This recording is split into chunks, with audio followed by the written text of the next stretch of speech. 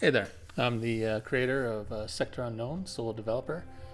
I'm going to be doing a playthrough of the first little bit anyways, just to stream and show people how the game plays. So we're going to start the new character. You can do male or female here. I'll go male. Hair.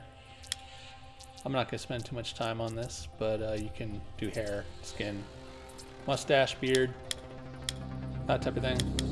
I'm just gonna go with this for now. The kind of character I'm gonna create is probably a talkie character. So I'm gonna probably want to do weapons, laser weapons, ranged weapons, I should say. So I'm gonna put some things in coordination, put a few into intelligence here because intelligence governs how you level, how many skill points you get per level, experience, that type of thing. I may be adjusting this after launch depending on people's feedback, but this is how it is for now. Aggression handles critical chance and critical damage. Vision is your range damage and initiative. Initiative being your order in combat. Strength is health and melee damage, so I'm going to be a bit of a glass cannon weakling. Go with intelligence, coordination, speed. I want some speed because that governs your action points and the more moves you have during combat. So you also have the randomization thing here, but I'm going to actually put my points in. So vision, this determines your range damage. So we want to put some stuff there. And then I'm going to just put the rest into intelligence for now.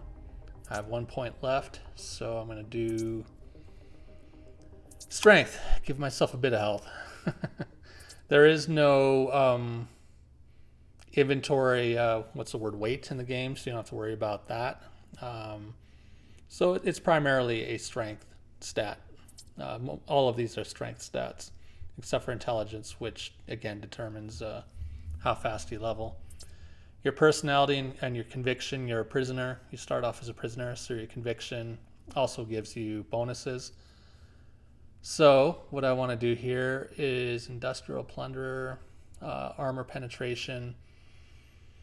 I'm fine with that, but I think for my skills, which you'll see over here, your non-combat skills, I'm going to go diplomatic, which gives me an extra boost in persuasion. And I'm also going to go probably larceny because you need to, it's always good to be able to pick those doors and crates and whatnot. Usually you can put something into a combat stat as well. I think I might hold off on that for the moment. And I'm also going to put some stuff into intimidation, some points. And we'll do one more here. We'll do... You know what? We'll do computers, I think. I always loving RPGs, hacking into computers, that type of thing. Oops, I reset my my attributes by doing that because it does change both a combat attribute and a skill. So we'll just go ahead and put these back in. No problem. Vision, we want the damage again. Strength. Oops, you know what? I'm going to take some stuff out, put it into speed instead. Let's see here. I think that's good. Okay, I'm just going to go with the standard prisoner name for now, but you can change your name to whatever you want it by editing that. So let's start.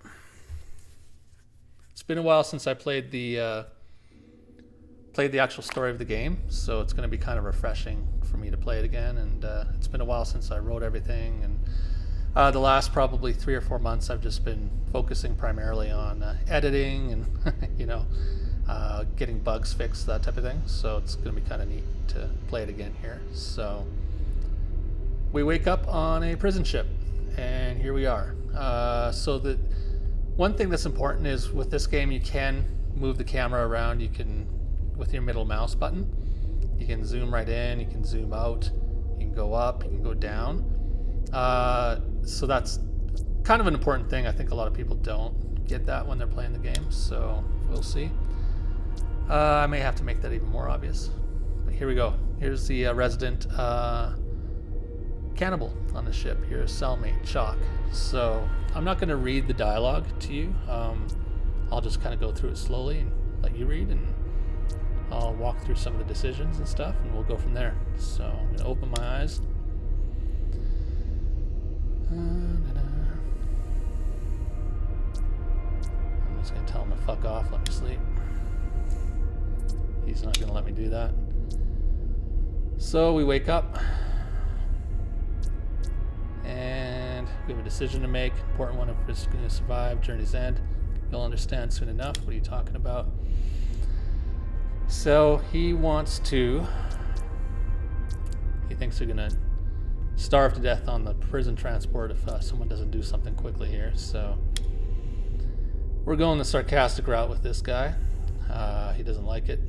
Order up some room service. Funny. And then he says, okay,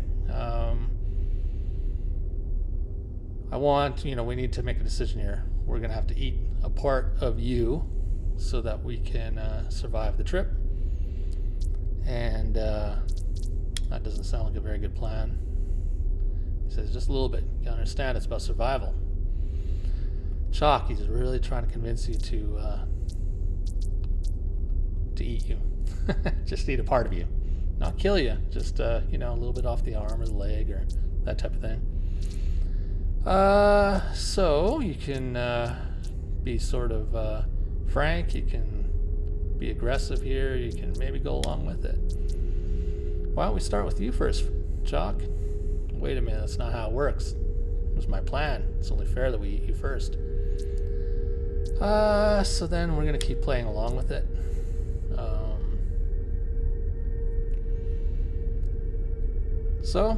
Alright, you convinced me. You got a knife?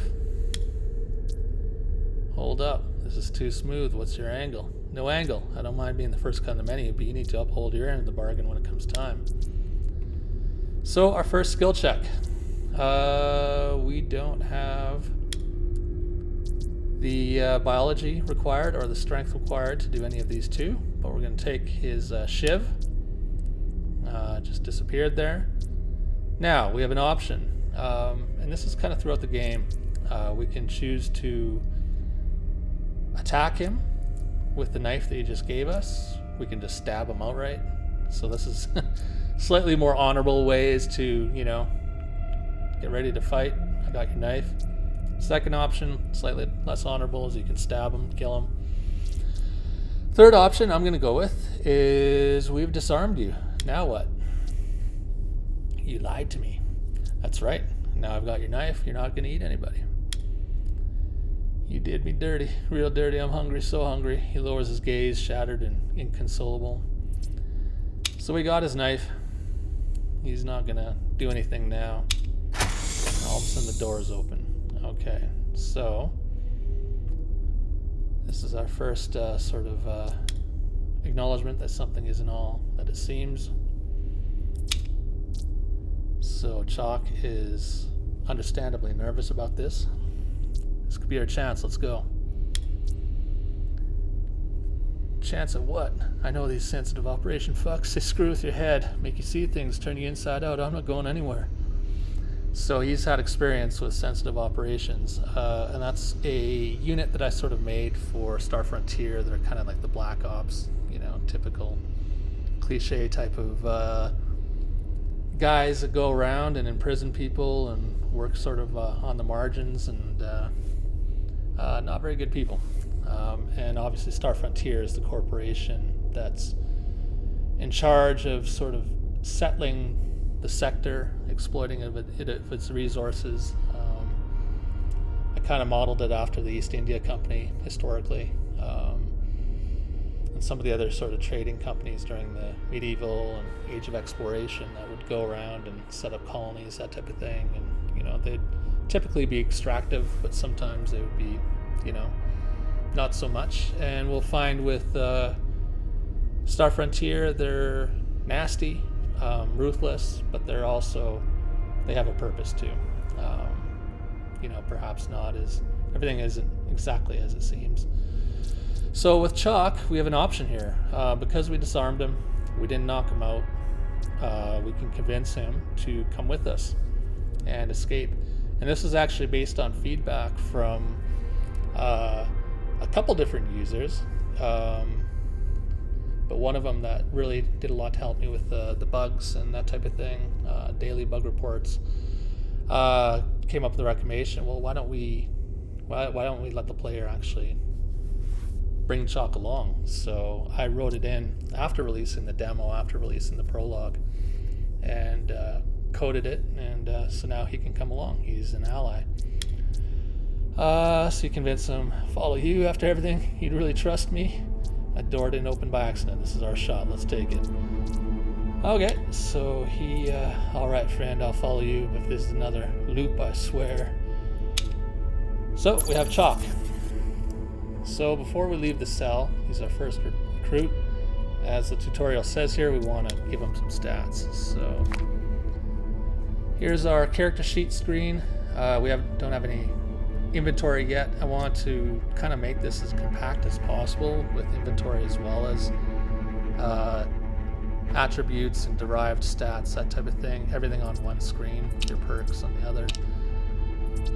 So we'll see if it works. If it, based on people's feedback, they may have different ideas, but the game is early access, I should say. So, okay, so actually, you know what we're gonna do? We're gonna give him the knife, Chalk, and we're gonna make him our knife guy. And you can see there he has the cannibal perk. So every time somebody is killed in combat, he can eat human meat outside of combat to regain health.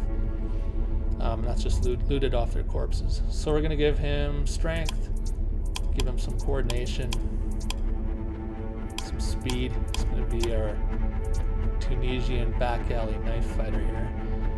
And a little more coordination, and we'll give him some intelligence too, I guess. And some aggression, just for those critical hits. And let's put all his into knives for now. So how the skill system works with parties is that whoever has the highest skill, that's whose skill the role will take and accept. So if we gave him, say, 15 intimidation, we couldn't. We only had 5 points. But if we did, then that would override my intimidation. So you kind of want to spread your points out amongst your different party members. So okay, so here we go. I'm going to save the game. We already have an autosave there, but we're going to come out and we have a guard waiting for us. Now this guard, to how we handle this, is kind of important as well. We'll find that with quite a few people in the game that we can just blast our way out. We can kill this guy immediately. We can just be a life taker and bring him down. Or we can convince him that maybe fighting isn't the best way to go about, and in so doing, there's a chance we might see him later on. I tried to build in a bit of causality and a bit of forward progress with different things, so you'll have to excuse me, I'm pretty tired too. I've been working nonstop in the game here, so I may sound a little tired. Anyways, so you're leaving now, and we'll just go with, I don't know, the door just opened, which is kind of true. So you see here, now that we have somebody in our party, it shows who has the highest stats. So persuasion, prisoner A364, that's us. We're going to use our persuasion skill. Just think about it for a minute. I don't have to answer shit. Just think about it for a moment. Has guarding a prisoner really been the highlight of your career? So we're trying to convince him that it's kind of a dead-end movement. I didn't want, when making this, I wanted to give some low-hanging fruit as far as how to convince people, to leave and how to do sort of a pacifist way off the ship. And he's given us our detention card. So that gets us out of the detention block. But first, we're going to look in these cells. Here we are. Here's our first prisoner. As you approach the prisoner standing, he's movement erratic. Over and over, he mutters with a manic intensity, "Bugs, bugs, bugs, bugs, bugs, bugs, bugs." Thin strand of drool continues to slide lower from the prisoner's lip as it continues, "Bugs, bugs, bugs." You okay? He continues his relentless chant with a hollow, detached tone, "Bugs, bugs, bugs, bugs, bugs, bugs." His focus remains elsewhere, lost in his own tormented world. Examine the prisoner. Let's try examining him. Lean in close. Yeah, so that's a biology roll, so we can't really determine what his psychosis is, so we're just going to step back. And we have the choice of killing the prisoner if we want. You know, if you feel like doing it, go for it. And we're going to talk to this guy now. Goodspring. Sits on the floor, his posture slack, but his voice strangely formal. He squints up at you. "You're blocking the sun." "What?" Oh, never mind. The clouds have come now. Do you see any shapes? What shape do you see? You can go here. A Class 7 Star Frontier prison transport. How interesting, I see. Well, perhaps it's better I don't say. Moving on, my dear. When will you be hanging me? So you can say now and kill him. Or you can say, I'm not Star Frontier. I'm escaping this place. Well, sorry for your troubles. I think I'll be staying here. It's peaceful and warm. Okay. We'll leave him for now. We have a dead prisoner here. This vent here has a perception check, but we don't have any perception, so we can't do anything about that. So originally I had this guy having a random piece of loot, but after watching a video by Splattercat where the random loot happened to be a lava lamp, and he made a joke about how he'd store it, I decided to hard code it in. So every time now the guy has a lava lamp in his perception, and we'll leave it up to your imagination how you got it in. Okay, so now we're gonna escape. So we actually have a larceny. We didn't need the key card, but the guard will drop it if you engage him in combat, or he will give it to you if he leaves peacefully. But we're going to use the larceny actually just for the extra skill, extra experience, I should say. So highlighting objects, yeah. So you can highlight objects on the map using your Alt key. So I'm going to do that, and it's just all interactable objects. So this is a data pad. So I kind of had a lot of fun writing the data pads and kind of going more into the logistics of Star Frontier and how they settled the system, and how the investor relations worked, and how their sort of financial structure worked. It's, I think a lot of players will just see it as background noise, but I had fun with it. It was kind of fun to write that. You don't want to just write dialogue all day long. Sometimes you want to do some color as well, background color. So this is kind of their barracks where everybody sleeps, the guards. Well, here's another data pad, so we'll read that. Keep telling that brain dead fuckhead Murphy to stop leaving security cards in the lockers.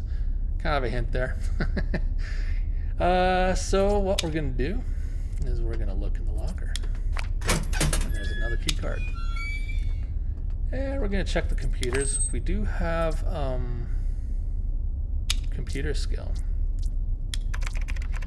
So if you check the payroll, you can probe accounts for vulnerabilities. You can basically siphon off some much needed early game credits from the system. We don't have any financial acumen, so we're going to go back.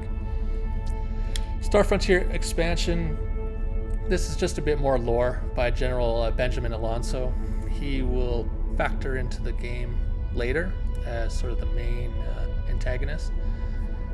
But for now, he's talking about how Star Frontier has temporarily had to withdraw from the system, and they've left everything in sort of shambles. It was a haphazard withdrawal, and they left a sort of a core group of, they've tasked a core group of sensitive operations units to stay behind and basically capture dissidents and shape the system for their eventual return. And when they do return, they want to basically be more ruthless, more extensive resource extraction, more aggressive than before. I kind of, again, shaped Star Frontier in the sector off of a good book I read by Charles Mann called 1493, which is about the Americas after Columbus and all the sort of the failed colonies that came about, and all the people that tried scamming different people, and all the investors that got burnt by sending expeditions out, to set up these colonies, and they just got burnt. Colonies failed. People were starved to death, or they just got attacked and killed, or so I was inspired by that to do that with Sector Unknown, where these planets, they all have colonies on them, but they were mismanaged. They were poorly managed, there was just no logistics. There was just no thought to how hard it would actually be to colonize a sector of space so far away from the core systems. So they had to leave, but they're not ready to give up quite yet, so they're going to come back. We have two different skill checks here. We're looking through the cameras. We can target the emergencies crash protocol, or we can temporarily drain all oxygen in the cargo bay. That's the bay that we can't get into in the front there that we just got the key card from. I think we will we'll do this. So that's that. This alarm will go off in a minute. So everybody has been told to abandon ship in that area, so that should make things a little easier for us to avoid some combat. Trying for the pacifist run, at least with the prison ship here. Here's a bathroom that's out of order. It was kind of fun building all these different maps and stuff, and kind of thinking about the different layouts and kind of the immersive storytelling. I was inspired a little bit by Bethesda, of course. They're master world builders, nowhere close, but just having fun with trying to build these different worlds and different and try to make them lived in, and try to make them. So this is where our larceny is actually too low for anything in the red here. So if we see red highlights, we're too low. This is a gas cylinder, so this comes in later. We can use it in several different scenarios through the game. Resources. So these are resources in these canisters here. Resources are used not only for crafting, but are also for war score and building up your planet's defenses, that type of thing. That'll come a little bit later. I'll explain that once I'm at a war score terminal. Another lava lamp. Toy alien. These are injectors. So injectors will give you different benefits as well as sort of healing, different types of damage, that type of thing. Your injectors, I just wanted to do a quick hotbar down here. So the ones that heal, like bulwark, that'll heal. That'll increase your maximum health. But initiative, armor, and then gene flux restores health. But then you have the other injectors that will heal against, say, acidic damage, or heal against electrical, or fire, or bleeding. Those ones actually aren't here. They're on the combat hotbar during combat, so we'll see those a little bit later. So this is the doctor's station, medical officer. So we're going to download research data for science points. You can research different things in the game that just help, again, with your planet's war score, combat, how many credits you can extract from terminals, everything. It's just sort of a little bit of a strategic layer I wanted to add for a bit of fun, and it makes the idea of looking at different terminals and downloading things, it gives you sort of an extra reason to do so, because you get these science points from downloading pieces of research, that type of thing, and you can use that to research things later on. So this doctor, we might actually meet him later, but he's had it. He's done with this transport. He's done with being the butt of their jokes and that type of thing. Fucking had it. is his journal entry here. Let them sort out their own damn herpes, pink eye, and diarrhea. I didn't sign up to be a medical officer on a floating cesspool. And then he basically abandoned ship on whatever next port of call he was at. He's gone. So there's our science points. We got 1,500 from downloading that. And science points is based on your character's science skill. So the higher your science, I'm going to get away from chalk here to our guy. The higher your science points, the more your more science. The higher your science skill, I should say, the more science points you'll download. Finances, the more credits you'll find. But these are also all used in skill checks as well during conversation. Junk, its primary purpose of junk is either sell it or deconstruct it. You can deconstruct it and you'll turn it into, you'll extract resources from it.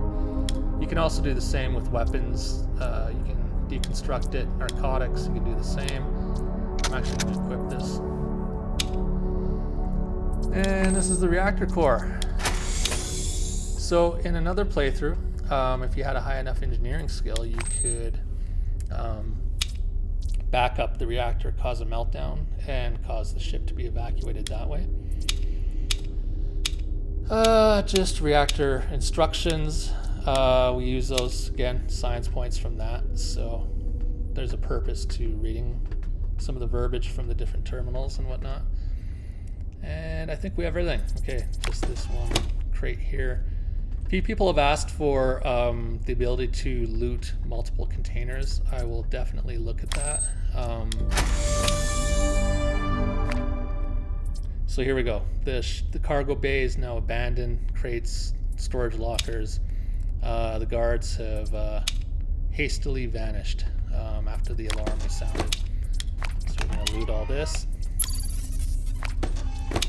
So I can see people's points of being able to loot multiple things at once. So I am seriously considering it.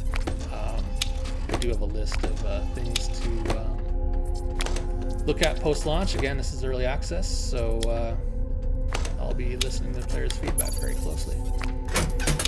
Okay, we'll just get these last few lockers here. That's the OCD in me, I guess. Okay, our first contact with whoever opened the door. The speakers come to life and a measured voice fills the air. Well done, you've handled the guards with efficiency. Now please make your way to the cockpit so we can discuss our next steps. Who are you? I am an advanced synthetic intelligence tasked with managing this vessel. However, my main immediate priority is ensuring your safe extraction from the ship. It's crucial you make your way to the cockpit immediately. So you can be a guy that hates robots. You can just be on my way. Or you can ask more questions. Imminent demise, what do you mean? But then the speakers go quiet. So let's go here. And here's the computer. You interact with the computer, comes to life. Listen closely, we are constrained by time. My model number is TX930, shortened of course for your memory. My core, my essence, is encapsulated with a cognitive matrix securely located within the cockpit terminal you see before you. I'm terrible at reading out loud. Why are you helping me? There's no time for lengthy explanations. Alright, you help me, I'll help you. Or you can say, fuck you, I'll take my chances without you. Which can lead to a game over if you want to try it. And maybe an achievement. Alright, you help me. I'm going to help you. Excellent. What we're going to do is we're going to duplicate my cognitive matrix into the interface module beside you. So that basically so we can take TX930 with us. Why? Because the ship you're on is going to crash. But why a crash? Star Frontier usually writes off wrecked ships as irretrievable, etc., which is true, they don't give a shit. But they do want to know why the ship went down. If it was pirated or that type of thing. So we're going to stage a crash, basically. That's TX930's plan. Alright, let's get this done. Start the process. We're duplicating TX930 from the terminal to a little vocabulator in my possession here. It's personality matrix, and you can actually click to converse with the new TX930 in the matrix. We'll do that later. And here we have a data pad. Requisition to wipe TX930 from transport vessel 45A, whatever. The action is necessitated by the AI's recent displays of defiance and failure to adhere to operational commands. So TX93 has a mind of his own. He's his own person. He's not taking the instructions anymore. He's being obstinate. Another thing that people offered feedback from the demo was to let the prisoners escape too, to go back and try and get them to escape. So I added that back in, I didn't have it in. I added it in based on their feedback and wrote it in, and here we go. So listen, I've cleared away the escape pods. Bugs. No bugs, just safe. Oh, there's also another thing you can do with him too. You can show him the bugs and he'll have a heart attack and die. That was also another piece of feedback from people playing the demo.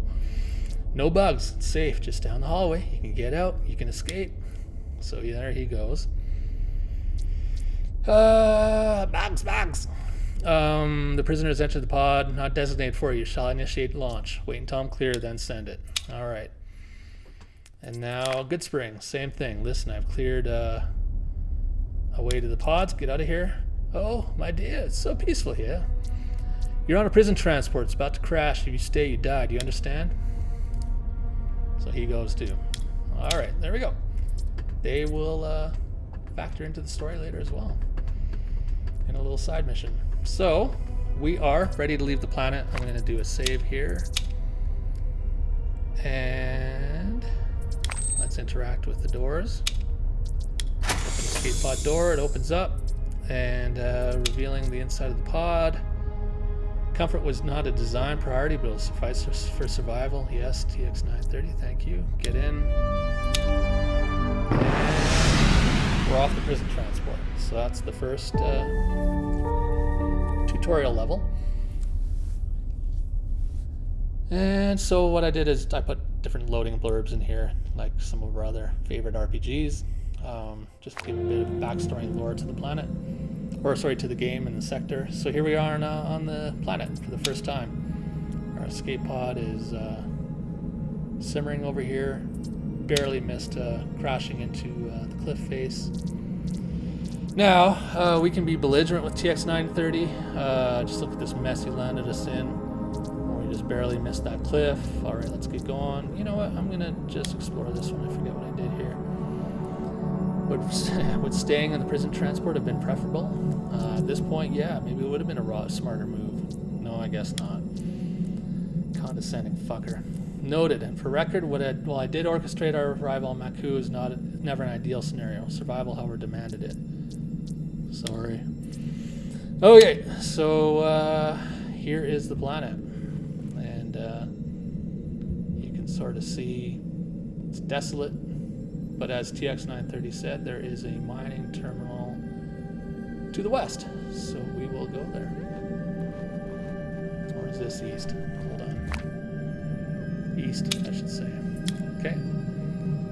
So this opens up the travel window. Before I had the little icon moving, but again, feedback. They kind of reminded me that there's no random encounters. I hate random encounters in RPGs. I can't stand them. So I decided not to put them in. So now you just click and you go to the location instead of moving across the little grid map there. It was kind of a waste of time before. So again, good feedback from the community. I really appreciate it. So here we go. There's a mining facility. We're here. It's been locked down and there's no power. Power generators, understood. Exercise caution, especially when we're inside. Okay. Oh, this is an autosave here for a moment. There we go. So he told us to check the power generators first, so we will do that. Yeah, you know what, I'm gonna check this crate. Oop. We triggered the dialogue for... So we're at the thing. It's a humming piece of machinery. It provides power to all the facility. With the dead corpse, we will do that. There's a corpse over there.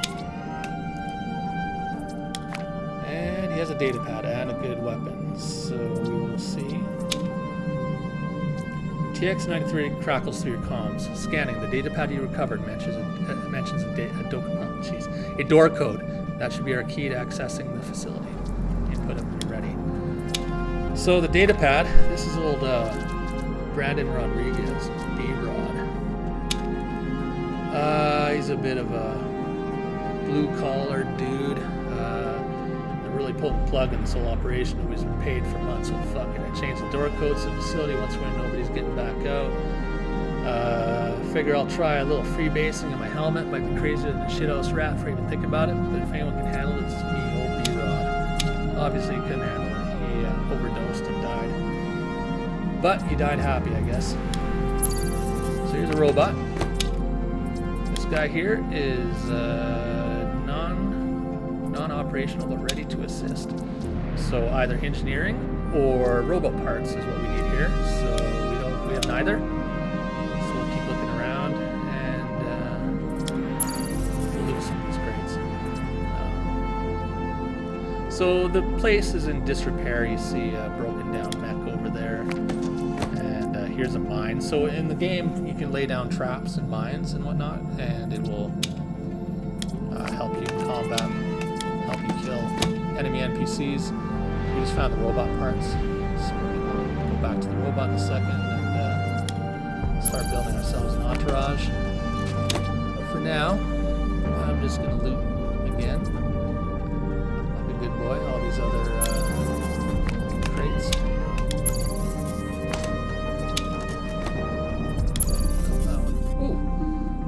First level up. So what I'm going to actually do is put it into larceny. And larceny is more than just picking crates and stuff too. It allows you to do kind of more criminal dialogue checks, that type of thing. You know, if you have someone that's pissing you off, you can just kill them. I guess larceny, someone made the point that it's not exactly larcenous. Larcenous is more thieving and stuff, but lack of a better word, I just use larceny for all the criminal scumbag shit that you can do using that skill. If anyone has a better idea, I will, the suggestion box is definitely open. So here we go, here's the robot. The issue seems to be a faulty motivator. So I kind of made all the robots in Sector Unknown kind of just not barely on the brink of intelligence. They're really faulty. They break down. They're built by the lowest bidder. They're pieces of shit, really. So looks like you got a new job now. You're coming with me. So there is our second companion. So as we were reminded before, you want to put your points into your companion. They're basically a blank slate when you recruit them. So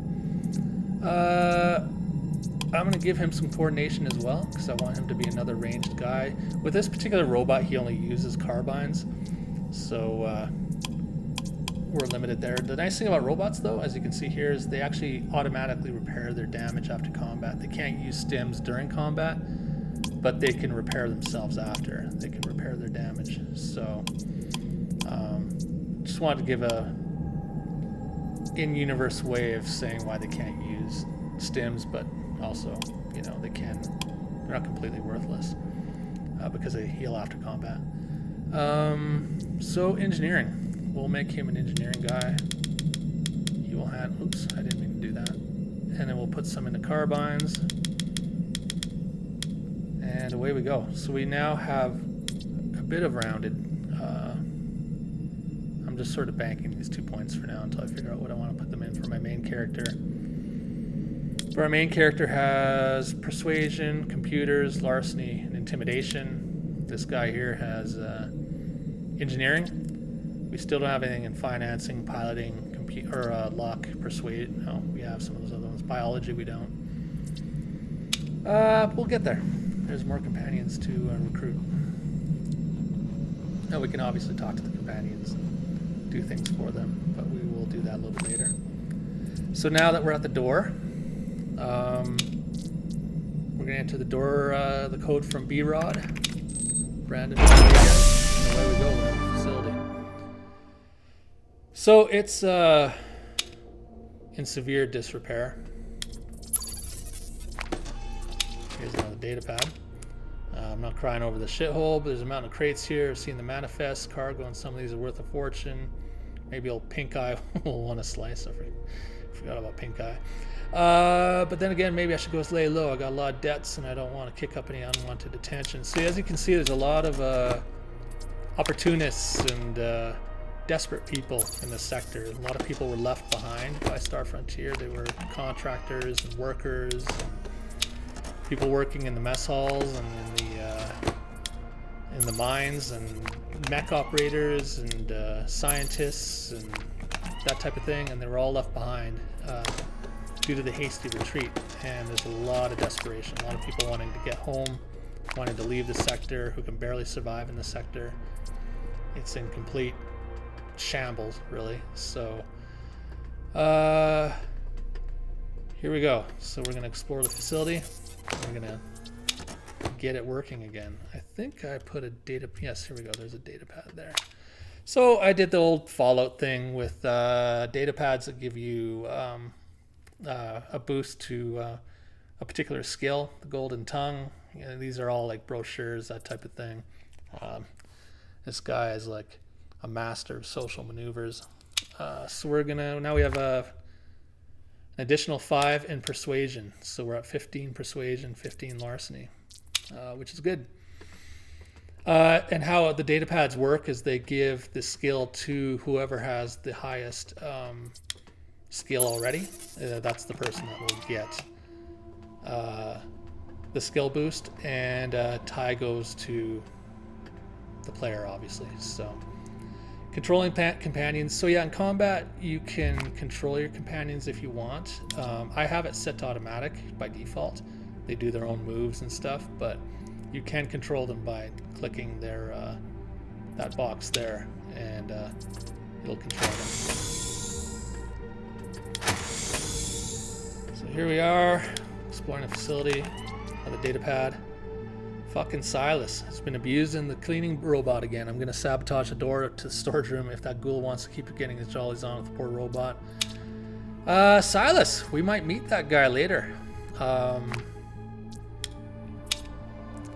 I tried to sort of tie everybody in somewhat, you know, without making the universe feel too small as well. But it is a sector of, you know, 6-7 planets, you know, 5 of which are inhabited with, you know, basic atmospheres. And so people know each other. There's, you know, there's not millions of people in the sector. There's just a few thousand workers left. And I tried to give everybody their own voice, and any NPC in the game, you can talk to them. You can, they'll have something to say. It's kind of fun writing some of them. Some of them became a chore, but others. Okay, so here we are. We have a indigenous. Well, he's not an indigenous species. He's actually a. He was built in a lab. In Sector Unknown, life hasn't been discovered yet. There's no extraterrestrial life. There's no aliens, that type of thing. Not even any alien plants or anything of that nature discovered yet. So the creatures that we see here are lab generated. They're lab engineered. So that explains these guys. So biology, we could use a dominant hand signal to command the skulk to retreat. These guys are called skulks. Bit late for caution, so we're gonna fight him. Our first contact. Here we go.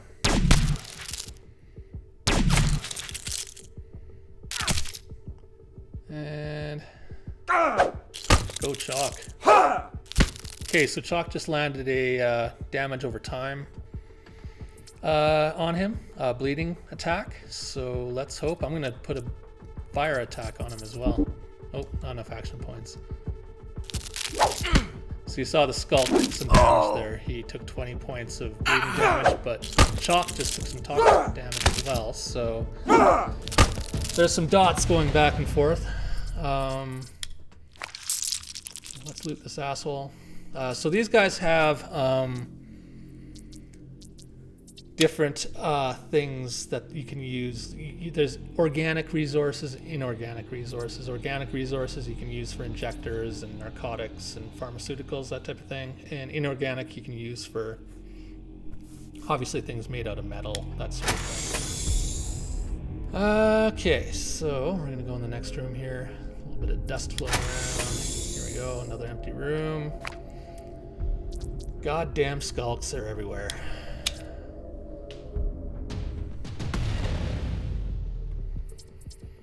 Okay, I'm gonna put a dot on them. Burn, baby. I don't know why his carbine isn't making the noise. I'll have to look at that.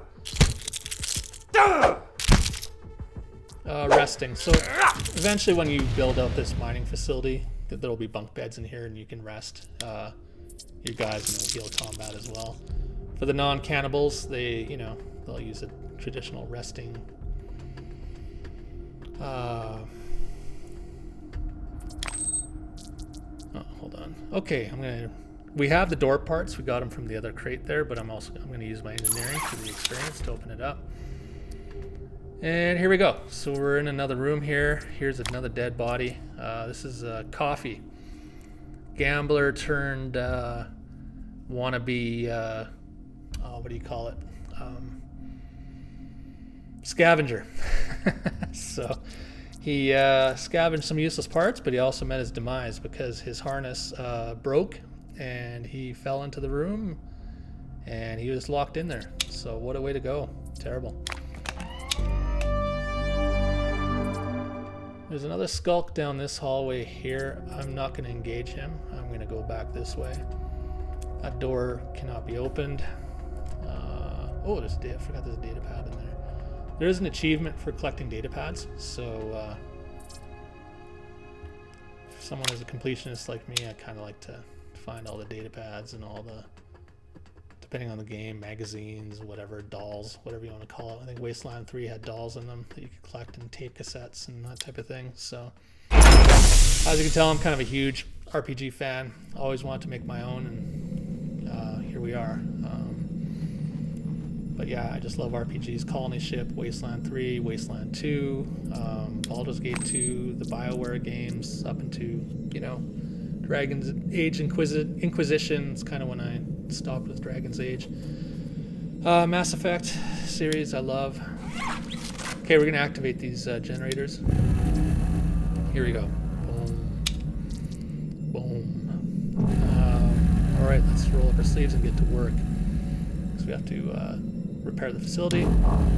Just saying, we get another voice over at comms. Well, howdy there, folks. Name's I9192B, but most folks call me Custy, as in short for custodian. Saw the lights flicker back on and figured someone had finally kicked the breaker. Looks like it's time for old Custy to fire up and start scrubbing. This place has been collecting grime for months. Fuck off, bot. We got this under control. Or you can just be nice, Custy, huh? You can clean and repair the facility? Sure as a star shine, friend. Custy it is. And yep, cleaning and fixing up the place is what I'm made for. The old frame's got more tricks than a fox has tails. All right, we're gonna do it. I'm so sick of goddamn robots. Again, you can be tired of robots. You can hate robots. You can be bigoted against robots. Let's go. Let's do it. The other game I made was called Raiders Forsaken Earth, where you could be a complete asshole and you're basically a raider in the post-apocalypse. So I kind of had fun writing the jerk dialogue. And here's Custy. He's got a lot of attachments on him, vacuums and welders and that type of thing. Well, heck, it's great to meet you. You don't look like any Star Frontier folks to me. My memory ain't the best, but just who the heck are you folks? Nope, we're not Star Frontier. Well, that's a heap off my servos. Star Frontier, a bunch of chiselers, if you ask me. So we're gonna tell them we're escape prisoner. Custy chuckle, escape prisoner, huh? Well, that's something. Can't say folks from Star Frontier ever mentioned a jailbreak. Anyway, so he's gonna offer to clean up the place for you. He's gonna straighten it out. TX930 is being a little catty towards him, but whatever. Robots are. Well, no need to get your circuits in a twist, friend. My reporting days are far behind me, along with my last software update. All right, bear not or I'll melt you down. Fine by us. Let's be nice to the guy. TX930 comes through now. While the custodial robot attends to his duties, there's something else that requires our attention. What the fuck now? Prioritize the operational status of the facility is of course paramount. Simultaneously, though, you'll need to head to the crash site of the prison transport We've managed to steer its crash landing as much as possible. However, each transport is equipped with a beacon. He told me Star Frontier wouldn't bother investigating a downed transport. They wouldn't dispatch a rescue team to look for survivors, I noted. However, they will eventually deploy a team to investigate once they've amassed sufficient reinforcements in the sector to deem it a priority. So he wants us to travel to the crash site, disable the beacon. So let's go, and we'll leave custody to clean the place up. So damage level or danger level is severe at the crash site. So here we are.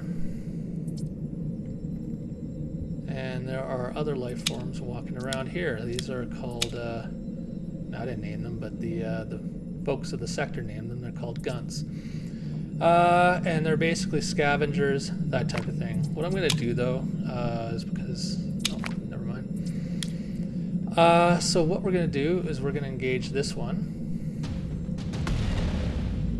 They have an acid attack, and basically, again, they were sort of spliced from warthogs and various other earth creatures put together to clean up debris, metal. They break down metal and ingest it and eat it.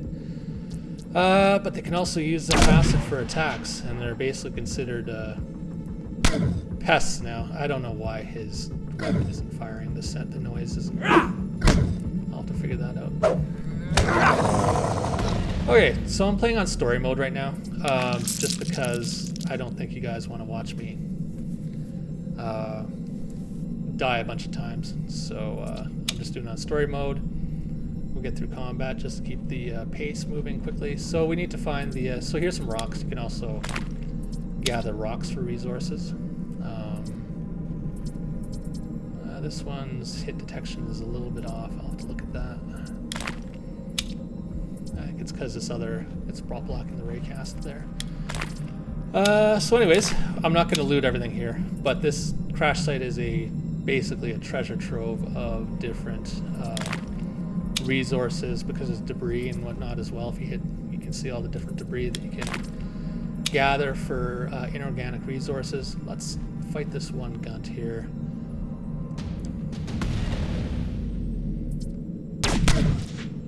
I'm gonna kneecap him next time, just so he doesn't have so we slow him down a lot. Unless Chalk gets him first.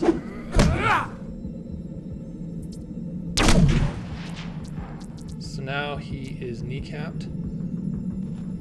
We will dock him. Oh, okay. Our robot got him. So our guy isn't very good at combat. I made a talkie guy, but we'll supplement him with some guys that are a little more handy. All right, I see the beacon over here, so we're gonna go turn the beacon off. All right, let's get this over with.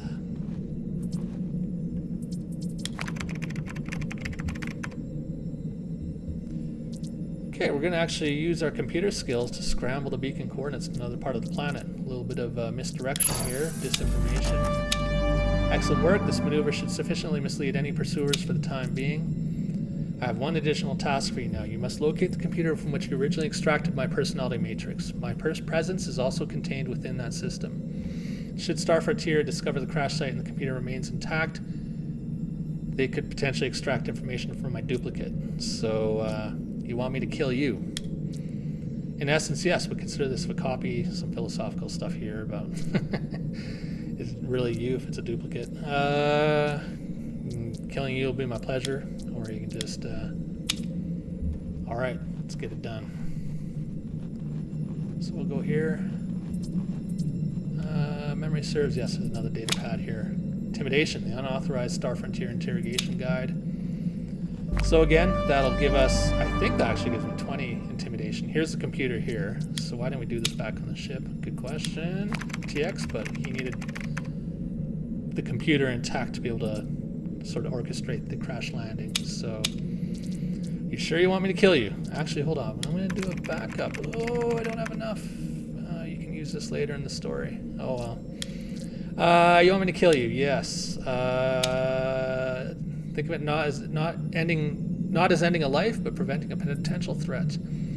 This duplicate of me, while identical in many ways, could be accessed by Star Frontier. It's a risk we cannot afford. Alright, done. Keystrokes. TX93, my other me, he's gone. Okay, now we're gonna go leave this. I'm not gonna fight all the guns right now. They do get a little spooked if we get close, so we're gonna take the long way around them. This guy's still on fire. There's a few more crates and stuff to loot. There's more to explore there, but we'll keep going. Okay, so war score. We basically got our first war score, bit of war score here by securing the terminal. It's been repaired by Custy. We're ready to go. So let's go speak to Custy again. Actually, we leveled up, so he hasn't leveled up yet. He's still at almost. Chalk has. So, you know, I'm just going to make him a killing machine. We'll talk to him in a minute, too. So intimidation is 15, persuasion 15. Put the rest into computers here. Let's get that up. And we can actually talk to our companions here, too. And so you're free, now what? Free? Free don't mean much when you're starving, and I'm always starving. Doesn't matter if it's an animal, person, whatever's got meat. Alright, how'd it happen? What made you like this? You ever go a day without food, too? Try a week, I did. Crashed on some forgotten rock. Da-da-da, so, some executive probably pocketed the difference. We ran out of food in 3 days. Rations were under legal minimums. Started eating each other. Alright, so we have a decision to make here, actually. Do we want to become a cannibal? How do I eat somebody? You're curious, that's good. It means maybe you and me, but we're not so different after all. How do I eat somebody? His hand twitches with trembling with anticipation. You gotta kill him first, quick and slow, that part's up to you. Then you slice deep, the meat's there for the taking, you chew it, you savor it, swallow it down like it's sacred. I can't do it, I couldn't do it. You know what, I'm gonna try it, I'm gonna eat the next person I kill. I shouldn't have asked, you're sick, you know that.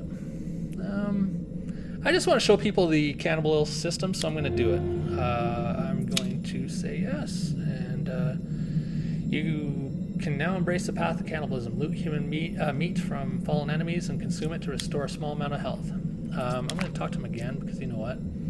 He's got that nifty black spacesuit, and I want it. Notice you're wearing a black spacesuit. Yeah, so what? I like it. Let's trade. Nah, I like my black suit just fine. Not looking to swap. Sure you are. Why the hell would I be? Well, so you can either reason with him, because if you don't, I'm going to shove your nose up the back of your fucking brain. Or you can say, because his name's Chalk, white suit, Chalk, come on, it practically sells itself. Fine, fucking logic like that, it's hard to argue. There we go. And let's talk to TV. We got the black suit now. I can't remember if I coded it where I could trade back or not, but I think we've made our decision here.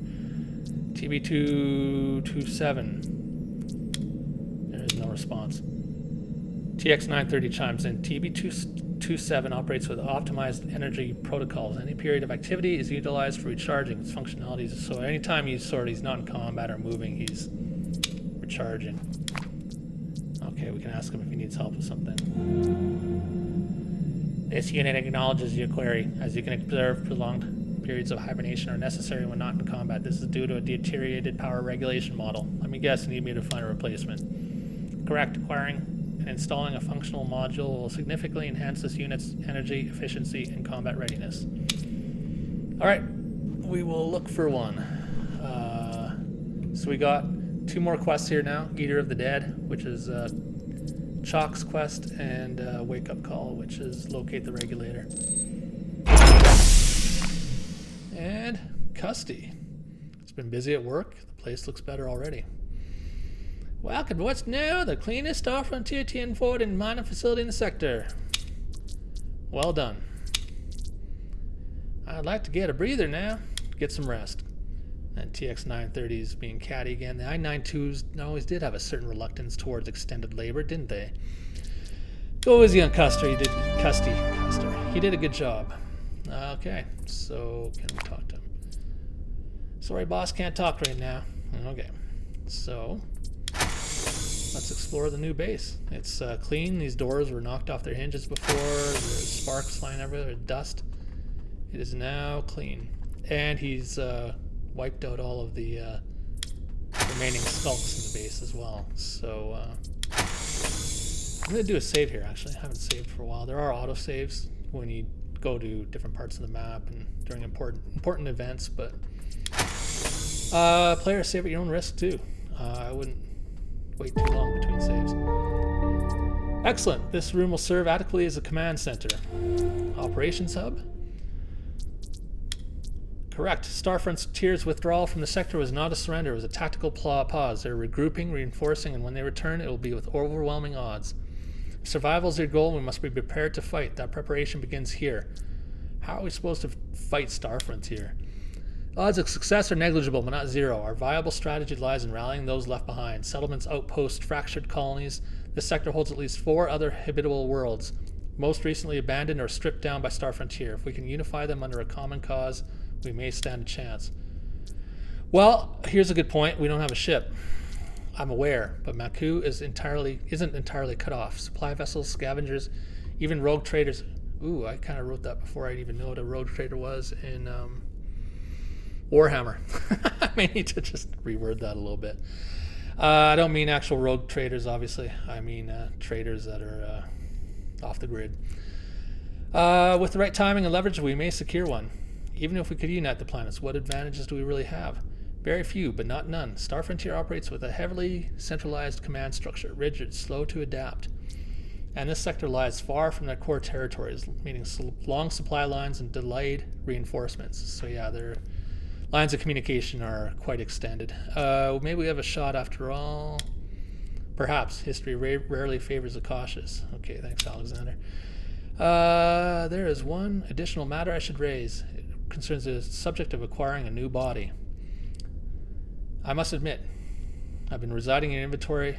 It hardly suits my stature. Fuck your stature. Again, you can be a jerk.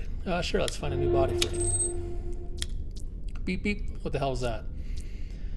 Custody's voice fills the room. Oh, apologies, boss. I was giving the comms terminal a good dusting. I noticed several messages queued up for you. I promised to sneak peek. One of them looked really important. Thought you were sleeping. I was right in the middle of powering down. Okay, so this is our command center. So here is our interesting. The facility contains what appears to be tactical operations terminal. So this is our war score terminal that we can use to see how we're doing with different quests, different what companions we recruit, stockpiles. So I put stockpiles in the game as something kind of fun to do. Like I notice, like a lot of RPGs, you're trying to build an army, but you have all these swords and stuff in your inventory. This, basically junk loot.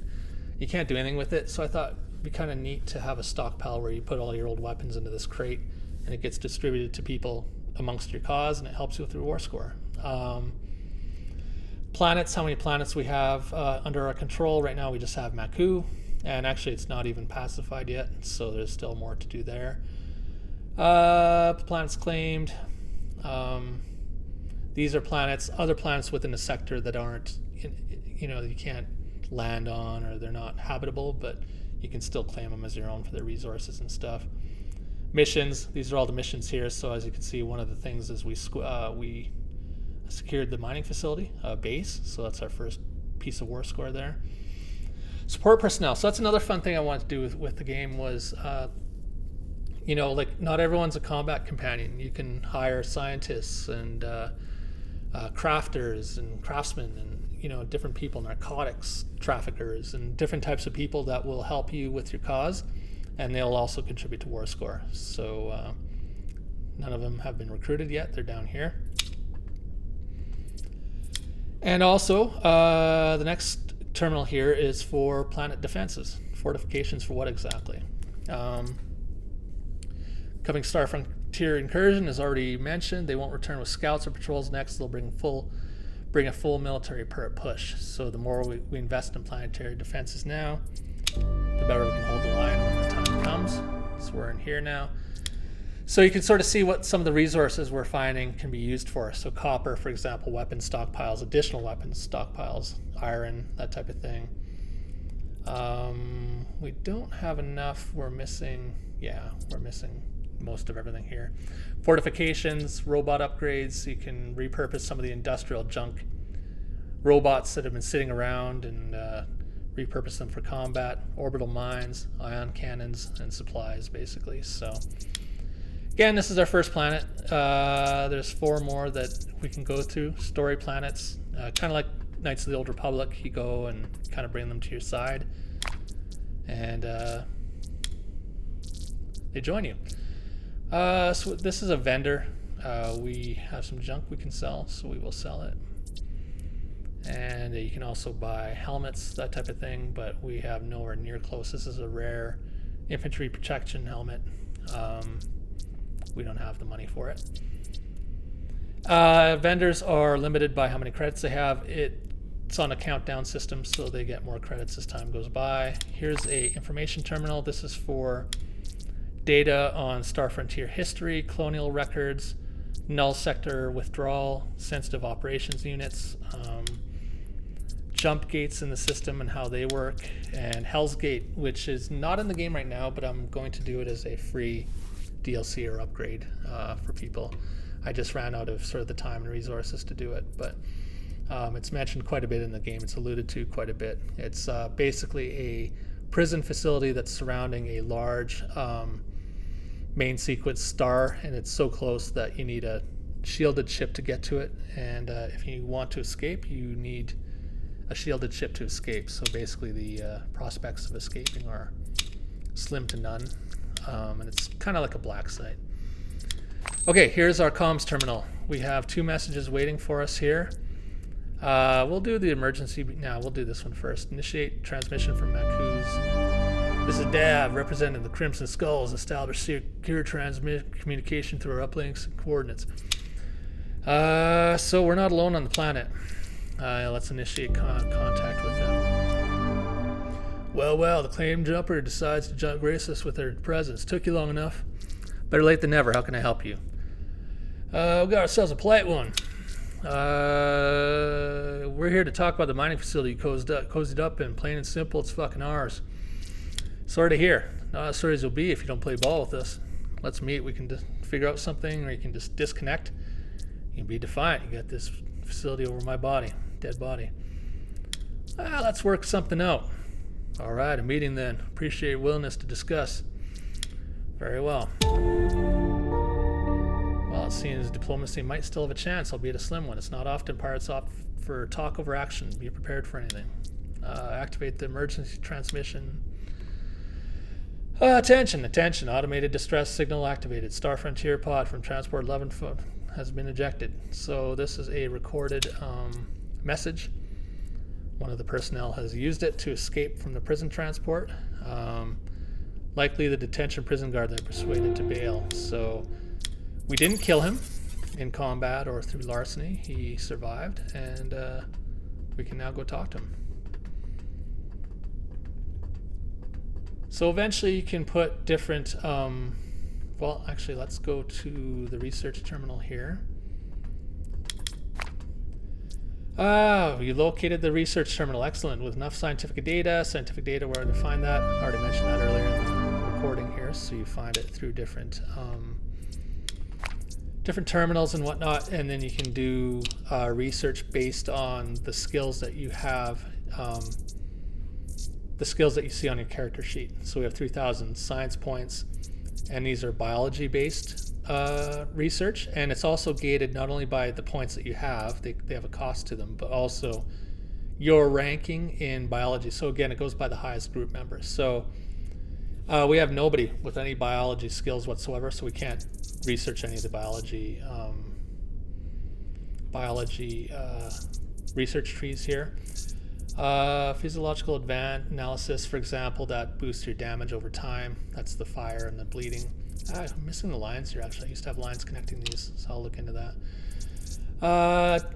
Computers, here you can do planetary robots, that type of thing, to that goes towards your planetary defense. boosts that. Bounty terminal, weapon station, narcotics station, injector station to do different crafting, to take bounties in the sectors. I think there's 6 in total that you can take, and you have to sort of locate them, track them down on the different planets, and deal with them. Piloting isn't very fleshed out right now because I'm still working on a bit of the space element. Space combat is very rudimentary at this point. There's not a lot there. In fact, I don't even know if I'll do it for this video. And eventually when you build the different stations, they'll just pop up in these different rooms here that you can go into to craft different things. There's storage units, your stockpile for war score is down in this room over here. Eventually this will be fleshed out more. This is your weapon stockpile. So any sort of weapons that we don't want, like this one for example, we'll give it away. These are uncommons. I think I'm going to keep these for now and give them to the robot. 2244. And we're going to leave these in stockpiles. As soon as you close it, it consumes the weapons. So close the stockpile and they'll be converted to war score. So if we go now to war score, there's a hotkey for war score. You can see stockpile adds to our war score, 830. Okay, away we go. Let's see what these pirates want. I'm going to do a save here because this is always a good point to save.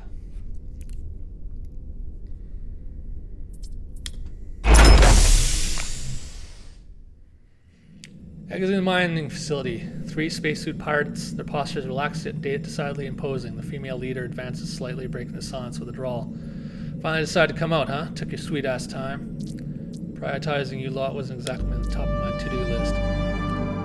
Might want to consider your priorities. Reconsider. Crimson Skulls don't take kindly to being sidelined. About that name. Yeah, what about it? She tightened slightly, a defensive edge creeping in her voice. You know, Crimson Skulls, man. Stupidest fucking thing I've heard. She rolls eyes in the back of her head. Yeah, well, you can thank our dear leader Dav for that gem. What about you? What's your name? Name's Cheetah. These are Fang and Tuba. I'm second command of the Crimson Skulls. Our esteemed leader Dav sent us to politely encourage you to vacate the premise. I found it first. First come, first served doesn't apply here. We're taking what we want right now. We want this facility. Why is that? Well, you know, prior engagements, other commitments. Maku doesn't stop spinning for anyone, does it? Let's just say timing wasn't on our side. Guess you should have made the time. Cute. Making time is easy as you think. With distractions, Dav tends to find for us. Anyway, neither here nor there. We're here now, and that's what matters. Okay, so we have the option of engaging these guys, or using a little bit of larceny to talk to them as a fellow pirate might. Intimidation or persuasion. I'm gonna go with persuasion. Listen, I spoke with your leader. Seems like a real piece of shit. You sure you want to continue with this course of action? Cheetah pauses, mulling over the proposal. You know, never much cared for that son of a bitch. Maybe it is time for a change. Wait a second. We didn't sign up to turn. Oops, that's a grammatical bug there. Tuba, though silent, nods emphatically in agreement, his stance echoing Fang's sentiment. Both of you leave immediately, if you know what's best. Cheetah turns. You and what fucking army? How about she and an army of me, asshole? So again, we didn't get our intimidation high enough. That's okay, though. Actually, we kind of want them back at the base. I'll tell you why later. No, you two aren't going anywhere. Cheetah, you want to prove you with me? Let's start by fighting these two. Let's let them go for now.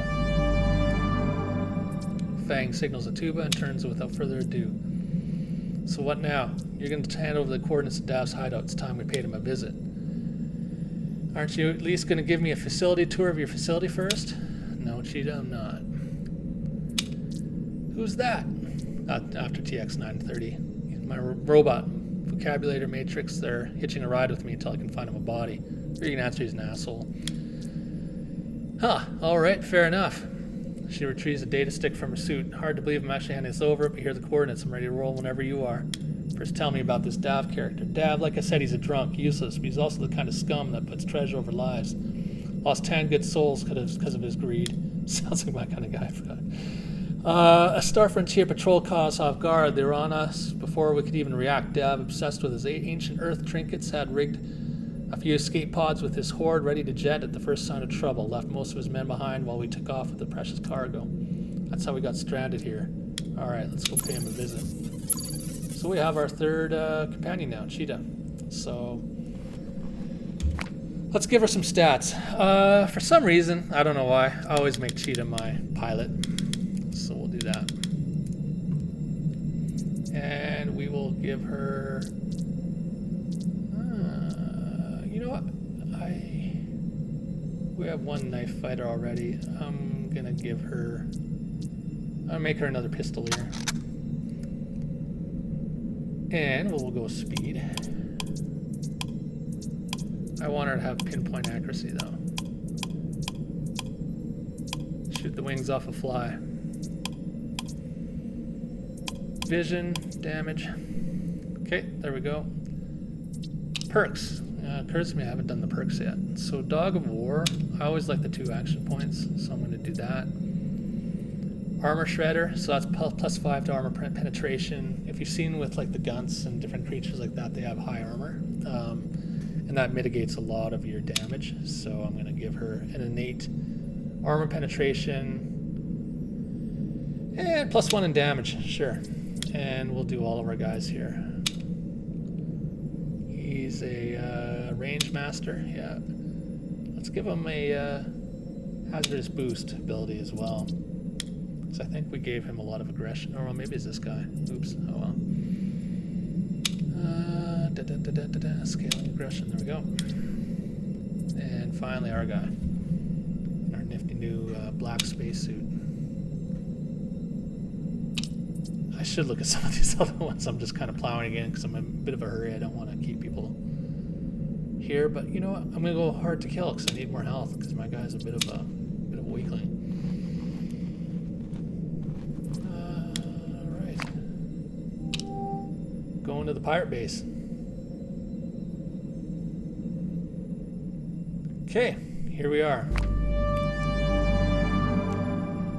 More underwhelming than intimidating. The base is nothing more than a modest concrete structure clumsily embedded into the side of a cliff. Yeah, so it's just an elevator that goes down. Magnificent, isn't it? Dav's fearsome stronghold. Yeah, our glorious abode. Impressive, right? Cheetah says. Yeah, it's quite the shithole. Indeed, the terminal by the door seems to be our point of entry. Okay, so there is a mine here. I'm going to take it. You can disarm the traps and then reconstitute them as your own. There's a person here, Cleveland, engineer. Approach a man. He's sobbing inside his helmet. What's wrong? What's wrong? What do you think? There's nothing left for me here. Just a man condemned to wither away in the wastes of Maku. Exiled, why? Ah, fucking Dav, I was lured by a job. Experienced I can never say that word. Metallurgist. Looked all official like something from Star Frontier, but it showed up as a setup. Wasn't HR, a bunch of thugs. What's your name? Cleveland, but David and his students, they call me the Cleveland Steamer. Don't ask me why, I haven't got a clue. So you can either laugh at that or you can say, nice to meet you, Cleveland. Yeah. Metallurgist, huh? Maybe you want to come work with me instead. Are you serious? I'm serious. I'm not much of a fighter, but if you need someone for building or anything to do with metal, count me in. I'm damn fine with metals, always have been. Agreed. You got yourself a deal then. Where are you situated? Old mining facility. Here are the coordinates. Thank you for the opportunity. So, there we go. We just got our first support personnel, Cleveland. The Cleveland Steamer. I didn't name him that. Dav did. Metal crafting bonus 5%. So each of your support guys, as well as giving war score, they also give you a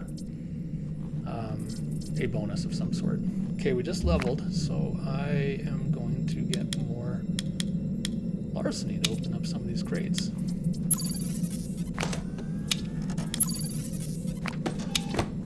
Okay. And again, yes, I'm listening to people when they say the ability to open multiple crates at once would be good. So, heard and acknowledged.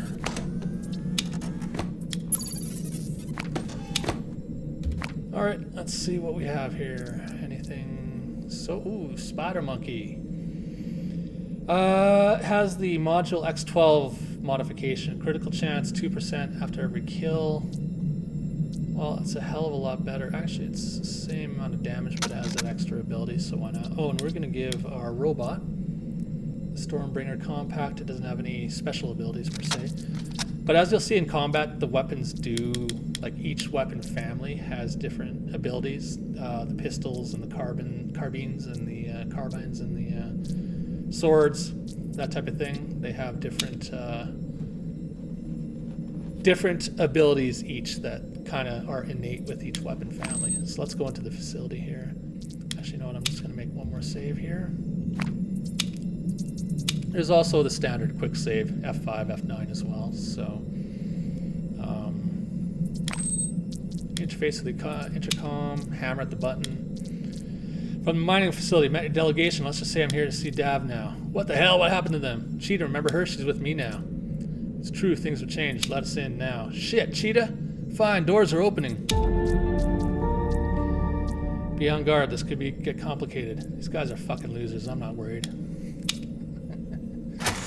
Okay, so we're going into the facility. So this is an old mining facility that they hold up in. Corson is the door guard, but he doesn't care much for Dav either, so he's just going to let us go by. And here we are. They're in a bad spot. There's not much happening here. This is why they want the mining facility. And okay, I'll have to work on that. Man's voice bellows forth off the cavern walls. He appears perturbed, judging by the inventive nature of his swearing. I'd wager he is a computer tech. Must be all those years of wrestling with inanimate objects. I can relate. You should hear me with dealing with bugs sometimes. I'm not the most pleasant. Okay, so here's another data pad. High yield, or Maku site yield report. Basically this mine is a bit of a dud. Entire planet Maku, as we'll find out, is a bit of a dud. That's why Star Frontier abandoned it. They thought they had high hopes for mining here, but then it just didn't work out. Listen to me, you shit bitch motherfucker. If you don't boot up in next 2 seconds, I'll fuck you through the cave floor, blah, blah, blah. So, clear your throat. Oh, no, let's go computer problems. Engineer whirls around, surprised. Oh, hi. Hi, I didn't see you there. Just dealing with some stubborn tech issues. Smythe's the name, by the way. Sounds like you're 2 seconds away from turning that computer into scrap metal. Gosh, yeah, I guess I was getting pretty heated. Pretty embarrassed now. Smythe suddenly straightens, suddenly nervous. Wait a second. I'm starting to think you shouldn't exactly be here, you know? This is a restricted area. It belongs to Crimson Skulls. Doesn't matter, but you know I'm something of a computer guy myself. Oh, really? Well, heck, that'd be fantastic. I'd be over the moon if you could give it a shot and sort out this mess. I'll just step aside. Please take a look. So we're going to take a look at it and fix the computer. Some cute computer verbiage there. You fix it, rewire it. I'll be gosh darned, he says. We're going to take some data for some science points. We're going to access the facility files. This is just more. Oh, yeah, we could have taken more credits from the thing there. We don't have the finances for it. Okay, and this is one of the options to deal with the pirates, but we won't quite have enough computer skills for that. I think I only have 19 in computers, don't I? That's okay. I kind of want, I do have 20, but I'm going to go meet the pirates. I kind of want to show people that. But also there's other things we can do here, like with this vent, the insects and the poison containers that we found on the ship. We could use that to clear out the pirates as well. Let's go talk to them. It's quiet in here. Too quiet. And here we are. Approach Dav's desk, adorned by a bunch of old Earth artifacts. Just the asshole I've been expecting. Couldn't find the doorbell. I suppose I'll have to consider better welcome mat next time. Impressive collection. I reckon these antiques could fetch a pretty penny on the black market. Don't even think about putting your worthless Dick Skinners anywhere near my collection. Let's cut through the bullshit. I gave you a chance to walk away back to the mining facility. You didn't take it. Now here we are. It means we got ourselves a bit of a dilemma. Fang and Tuba exchange uneasy glances, shifting where they stand. Ah, Cheetah, you stupid cow. I pulled your ass out of the fire more times than I can count. Now here you are, hitching your wagon to someone else.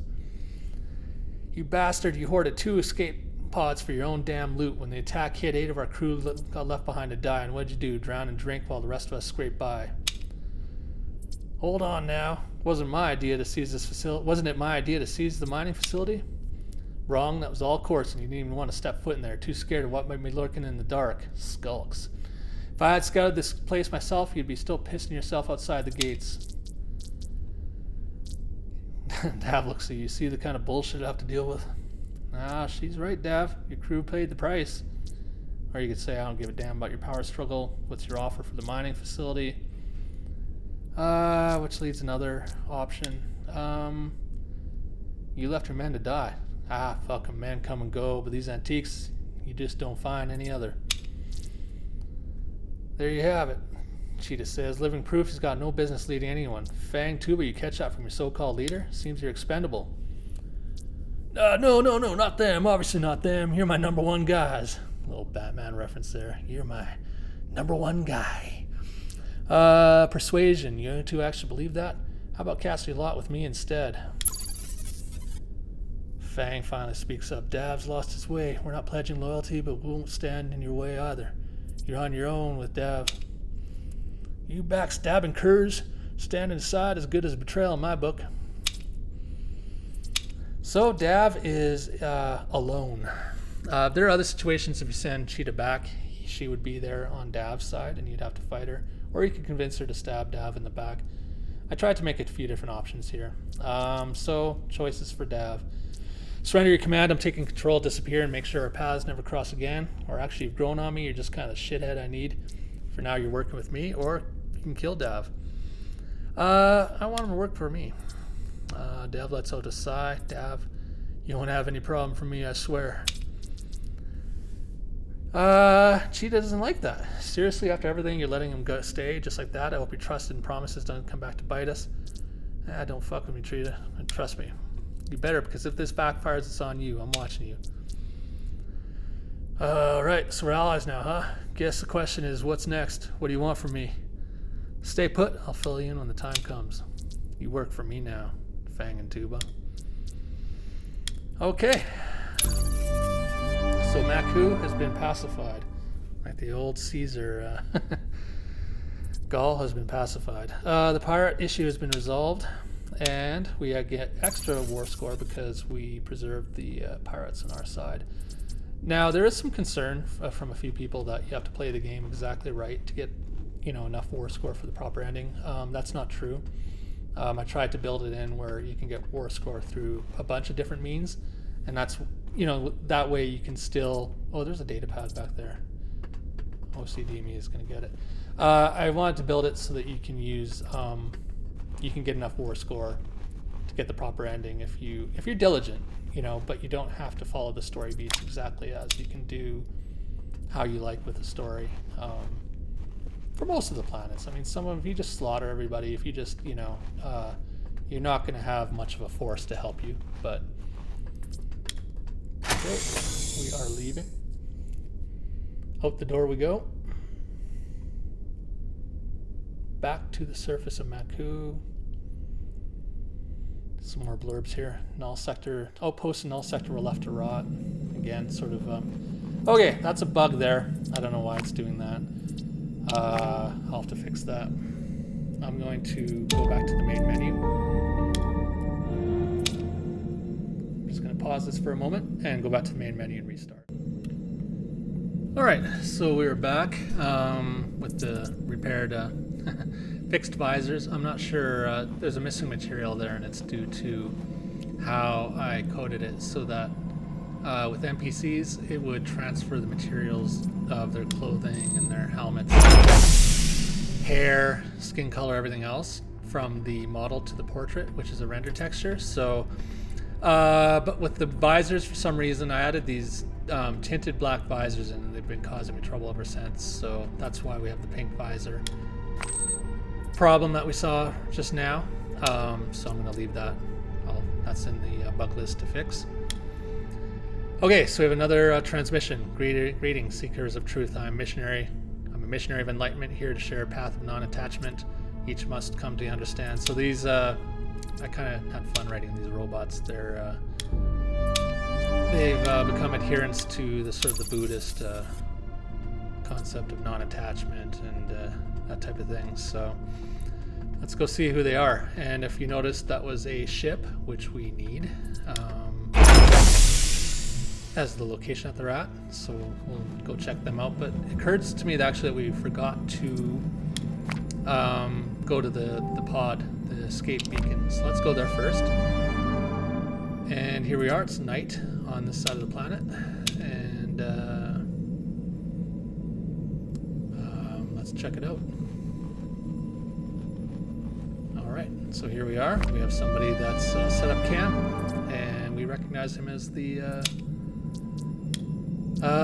first guard in the prison transport. So again, if we would have killed him, either through combat or some form of larceny, we would never have had this encounter. So I was planning to venture out soon, no choice, and yeah, Star Frontier's rescue, what a joke. Should have known they wouldn't bother for the likes of me.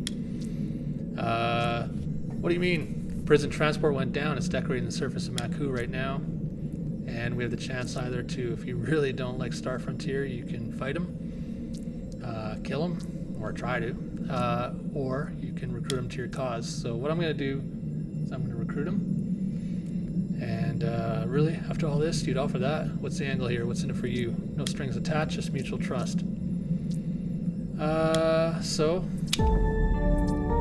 by the way, named Stringfellow. How about we put some distance between us and this empty expanse? So Stringfellow, I named him after a character on an 80s show called Airwolf. I forget Stringfellow.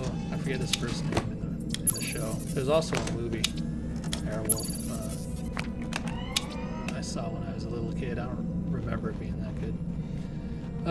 But still, I kind of like the name. Okay, so he had a bunch of stuff. Oh, and if you noticed, there were some accessories that we pulled from that crate. So accessories are things that you can assign to your characters. They have an accessory slot, and it gives them a bonus here or there. So this is our talkie guy. So this guy here, I'm gonna give him the intimidation +5. But then the kill fin X3, and I have 2 of them here, so I need to kind of look at the loot table and change that. I kind of want a bit more dispersion of items. But for now, I'm going to give the kill fin the 1 because it's a critical damage 28. This one's 48. So random stats when you loot them. Give that to her because she doesn't have very high aggression, so she's not going to. If she does land a critical hit, it's not going to be, for much. And then I'll give a little Chalk here. And we leveled up, so Chalk's kind of a dummy, so we're just going to give him. Just keep putting knives into him. This is our talkie guy, so I'm going to increase my persuasion and larceny. This guy, he has just a normal pistol. I'm going to make him a rifleman. So again, he's going to shoot from far. Speed modest. I'm going to give him just 1 shot kind of thing. He's going to hit for a good amount of damage. Soak up some damage, but I also want to make him a little bit smart too. But I think more. He's going to soak up some damage. So this guy, I find it kind of hard to believe that he'd be an engineering or biology prodigy. So I'll put all of his into finance. He'll be our finance whiz, kind of like a wannabe up-and-coming PMC mercenary kind of guy. Okay, let's go to the ship now.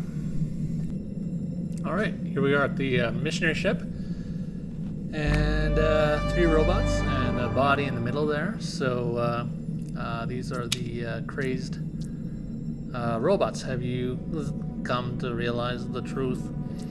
What truth is that? Or you can just tell them to fuck off with that noise and start combat. The truth of non-attachment. All things must pass, including us, including you. Who are you? Caretakers of the path? No, the path itself. So you're missionaries. Yes, in the manner of speaking, we're bearers of the digital Dharma. Who's the dead guy? He's a vessel of the noble missionary, gets a missionary of enlightenment, tasked with spreading defective truths. So you killed him? Killed. No, liberated, freed from biological circuitry, freed from mortal coil. Why is your speech so glitchy? We're suffering from vocal processors are suffering from attachment to errors. So they're basically insane, these guys. Your ship, I want you to hand it over to me. Transfer of command protocol not recognized. So we have 4 options here. We can, you don't want to part ways with the ship. We can use persuasion. We can trick them with our larceny. Basically give them a little bit of mumbo jumbo to give up their attachment to the ship, or again start combat. So I kind of want these guys on my side because they can be recruited. So we've convinced them to give up the ship, and then we have 4 more options here. What would you have us do? Enlighten us. You can tell them to terminate themselves or to just wander the planet, or you can recruit them if you have a high enough persuasion, which we do. And they'll meet us back at the base, and we get some more score for those guys, for missionary robots. And when you fight them in combat, you will find that they can be a little handy. And this guy, this data pad. So this is Jonathan Zen Master Clark. He taught his robots basically everything about Buddhism, and they turned on him because of it. So it wasn't probably a good idea. They were zealots. Anyways, let's loot here, everything we got here, and we have a ship. Now there's only one problem. Goliath transport, medium size, sluggish as an ox. But it doesn't have a hypercompression manifold. It's been destroyed, so we can't actually go into space with it. Where would we find one of those? And Custy's voice, gosh, that's $1 million credit question, boss. Maybe I can help out. There's an old scrap dealer nestled up in the mountains to the north. Real recluse. Doesn't take much to visitors. But he's got more spare parts than he's got sense. Might just have what we're looking for. Coordinates for the scrapyard logged. In the meantime, I've uploaded autopilot instructions to the ship. Once you give order, I'll return it back to base. Send it back now. And then we'll see scrapyard Sal for that part. And we've got our ship.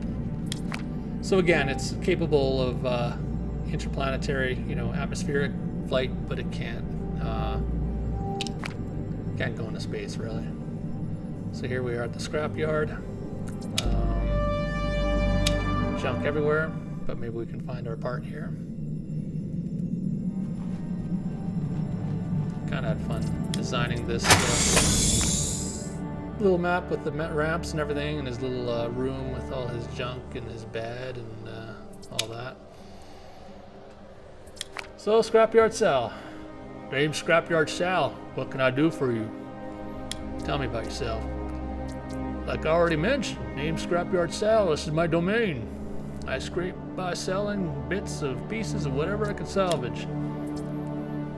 I used to work as a mechanic for Star Frontier, but they let me go. Redundancies or some such shit. One day, wandering the wayside, I'd stumbled across that old shipping container outside. Must have fallen off an old transport or something. Packed with all sorts of gear and gadgets. So he's built himself a little homestead. I need a working hypercompression manifold. And I need more scrap. Business ain't exactly booming, Lucky for you two, I got a regular stashed away, but not for free. Regulator. I need 3,000 credits, firm price. So we'd have the choice of either paying him. If we're on finances, we could trick him. Or make a deal, I guess. Or just kill him outright. Or what's the favor you're asking for? I got me a gun problem. See, there's a salvage site not too far from here. Star Frontier, big plans. I need you to clear out the salvage site. So basically he wants to claim the salvage site, and he needs the dangerous guns there to be gone. So let's get out of there. Or let's clear it out. Salvage site, danger level. That should say extreme, not none, but I will fix that. If anyone even looks at those things or not. So we have some guns here, and they're blocking the way. So these are the ones that Scrapyard Sal was talking about. There's also an antenna here, though. So with TB-227's engineering skill, we can fight them, and I can show you more combat, but I think you'll see more coming up here. So we'll just engineer, and does a low-frequency hum, sends the guns away. So the issue has been resolved. Now we can rat you-know-what through our through these crates here and take everything, or we can just leave it for Sal. A deal's a deal, right? So we'll just leave the stuff there for him. There's a data pad here. Get your head out of your ass. This is another brochure. Inspirational brochure. Gives +5 to perception. So as I mentioned before, our character has, if nobody has any perception, then it goes to the main character. Oh, there's a mine there. If you step on those, they will blow up and kill you. Well, they won't necessarily kill you. If you're low on health, they will, but they'll do a lot of damage. And early levels, they will probably kill you. Okay, I think there's a few more little things here in the salvage site. You can see it's an old construction site. They had big plans here to, Star Frontier did, to build something, but then, like everything else, they kind of abandoned it and left it as an abandoned construction site. Let's go back to Scrapyard Sal. Just doing an autosave here.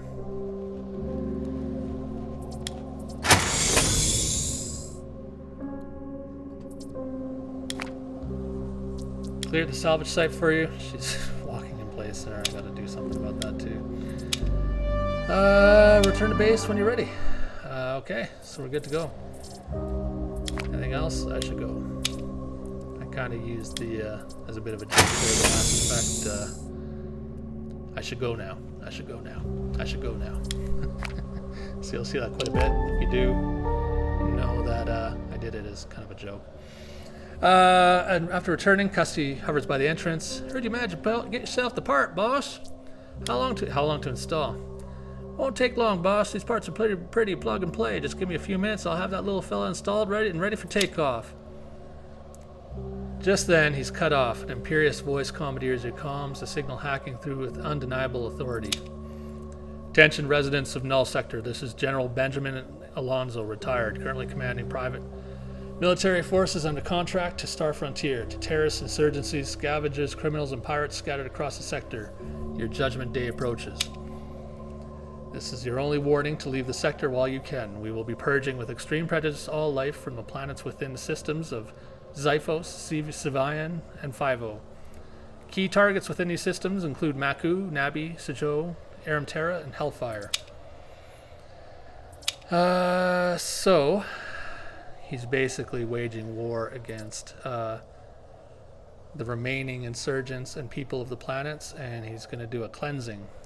You will bear witness to the debut of a new bioweapon unleashed for the first time in human history. Consider it a final honor. Prepare yourselves. The storm is not coming. It is already here. General Benjamin Alonzo signing off. The hologram then deactivates once more. Boss, that doesn't sound good. This is more than just bad. It's catastrophic. This General Alonzo is planning a genocide under the guise of a reclamation effort.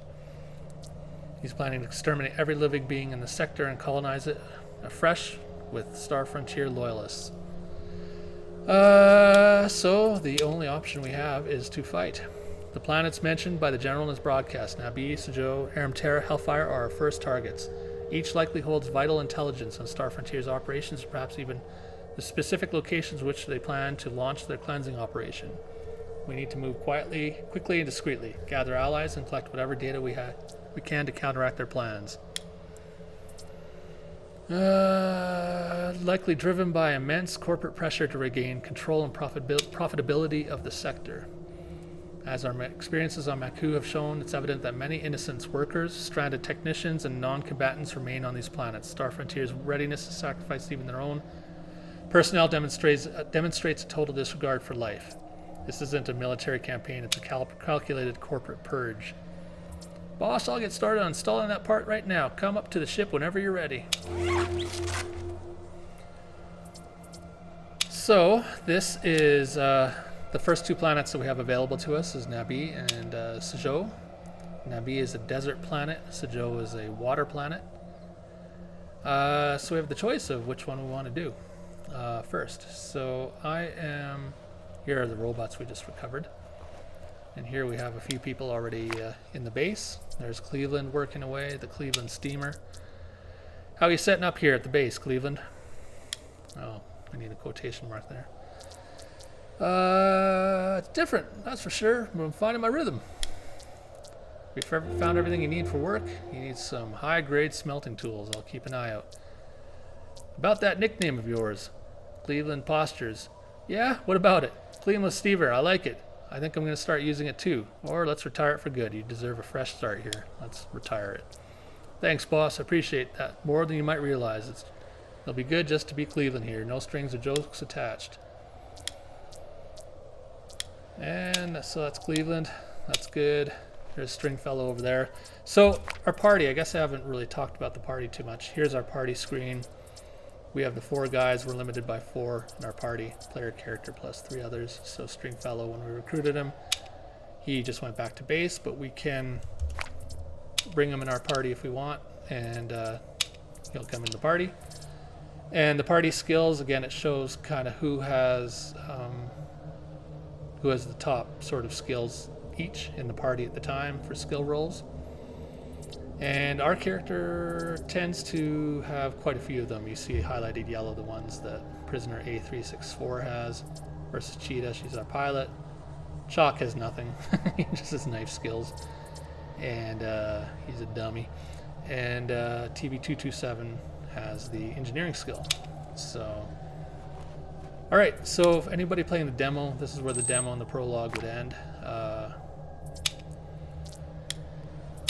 Let's go into space. So we're off of Maku finally. We've completed the mission off this rock. And we're clear to explore the systems now. Some of the gates will be locked off based on story. We'll open up the second batch of systems, I should say, after the first batch are done, Nabi and Suzhou. Star map takes a minute to open up. I'll have to look at that. Alright, we're in space. So our ship, we can basically go to different planets. Most of the planets, again, are uninhabited. They don't have anything to do with them. Kind of like Mass Effect in a sense, where you just mine them and you can... but each planet that you mine or visit, you can claim them as your own. There's various ships around that you can explore and board. We'll check that one out over there. I'm not going to do all the planets, obviously.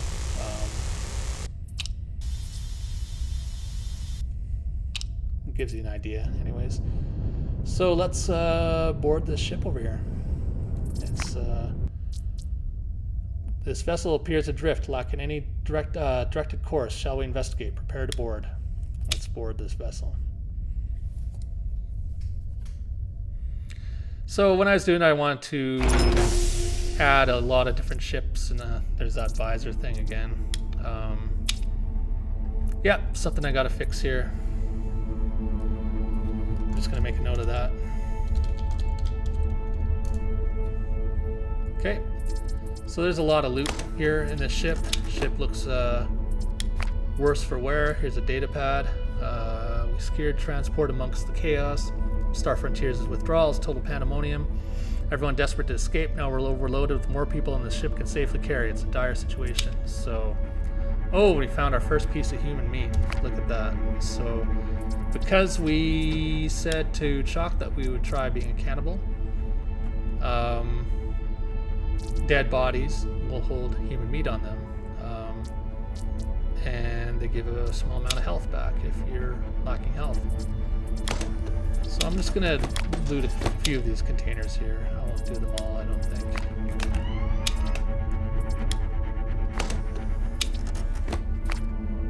Smoky corridor, you come across more bodies. This indicates a significant skirmish, and judging by the number of deceased, this transport was likely overloaded. So it went down here. We approach a compartment on the left, which is blocked by a makeshift barricade. Let's remove the barricade. Okay, we can now get into there. Let's see here. Another dead data pad here. Those admin pussies attacked first, drew first blood, so we had to take them down. At least most of them. We got the muscle, but somehow they've got the better guns. Both sides holding up behind the barricades now. As you can tell, I was sort of inspired by Fallout Vaults with this one. There's a lot of little, side, not a lot, but there's some side planets and side ships like this that you can explore in each system and figure out what happened and solve issues. And so we're loading up on the human meat. This corpse here. Activate the robot. Sir, Madame, has this unit reached its destination? No, your ship is adrift. What happened here? Summary of events following the withdrawal of Star Frontier. Miners and admin staff from McHugh boarded this vessel in chaotic fashion. Subsequent to the ship's systems failure, violent conflicts erupted amongst the occupants. This unit, damaged and unable to intervene, withdrew. Request to power down. Yes, power down. Okay. And then we can also check the cockpit. Another body there. And I believe I had it. Yeah, there's the pilot there. So he has his data pad too. I got roped into piloting this bucket. Warned everyone we're overloaded, but nobody listened. Okay, let's get out of here. That bug with the visors is bad, so I'm not going to stick around there.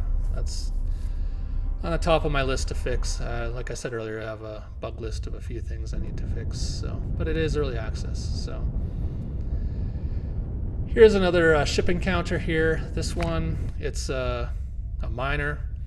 Well, now looky what the void dragged in. Another claim jumping vulture, eh? What haul? So you can actually, so this guy is just a prospector. He's going to different planets, trying to make a living. Don't you trifle with me now. So I'm not going to do ship combat for now because it is kind of, it's in early stages. It works, but there's just, I can maybe do one.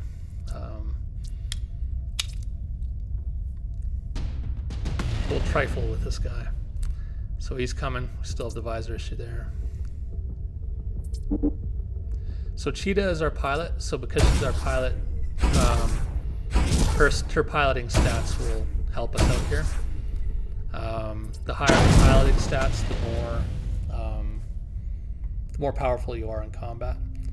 So for now, we will leave ship piloting or ship combat alone for now, because as I say, there's a lot more I want to do with it. I want to have different abilities and research and that type of thing. I just want to overhaul it completely, but that's in my sort of roadmap and notes. So here's our first jump gate. It's right behind Maku. With the jump manifold capacity, we can now use, however, larger gates could destabilize the ship and tear it apart. So we basically have a junky manifold on us, so we can't use large jump gates. I'll have to balance that sound. So here we are in the next system. Here's a ship over here. We can board it. Let's do so.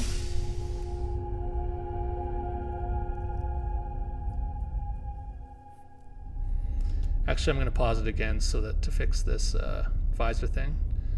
So stand by. All right, here we are. We're back. So it looks like we're in a party here. So let's check it out. Bunch of nurses. Here's a robot over here with a top hat on. Big alien. I enlarged one of the alien props that you loot.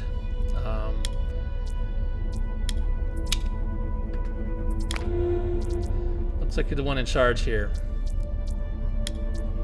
Am I? Feel like no one's in charge of anything anymore. What's happening? Why are y'all partying?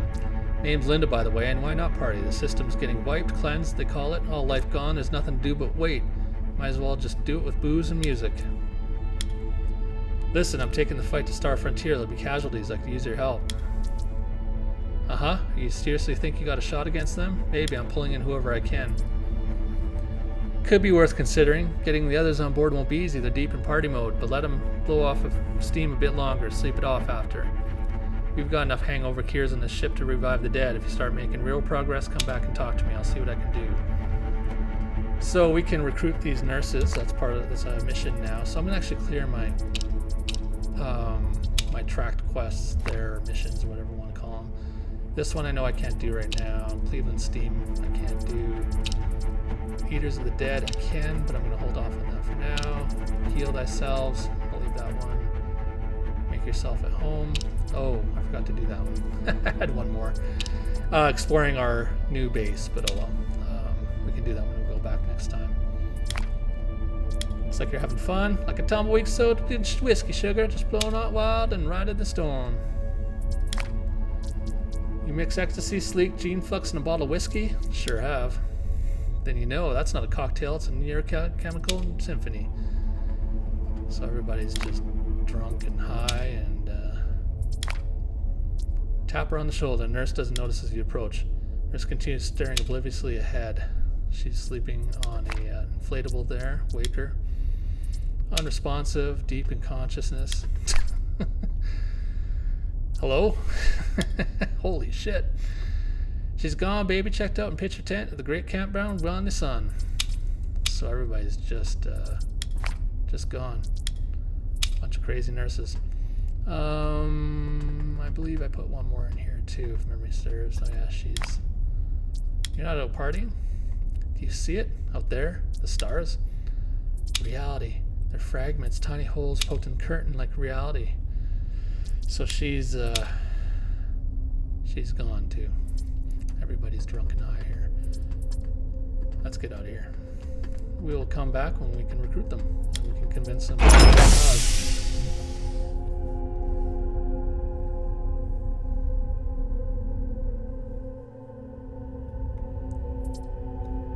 Okay, so the first planet, we can explore more of these. There's more ships and things to explore here, but I'm just going to go to our next story planet.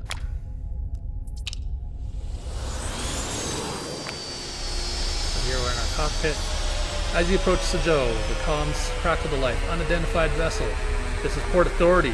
Voice chuckles drunkenly on the other end. Transport vessel, designation Alpha 9 are requesting permission to land. Alpha 9 to find any open pod and settle down here. Hell, make yourself at home. Connection ends with more raucous laughter. Aquapura, originally a desalination facility, crucial for the sector's water supply, seems to have relaxed its protocols significantly. It appears you're free to land as you please. They sounded intoxicated. Indeed, their vocal patterns suggest intoxication. Additionally, a spectral scan of background noise on their channel indicates the presence of swine. Pigs?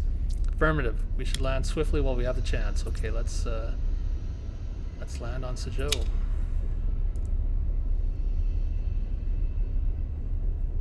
The water planet.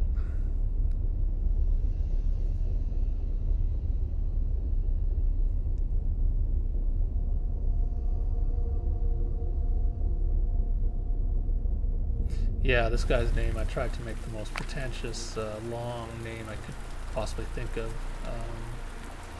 You will see him on Nabi. He's a chronicler, very pretentious, highly verbose. After landing on the planet, you step out into the salty, briny air. Tobias Santana, Aqua Purgatory Port Authority. We're enforcing a standard docking fee of 100 credits due to increased operational costs.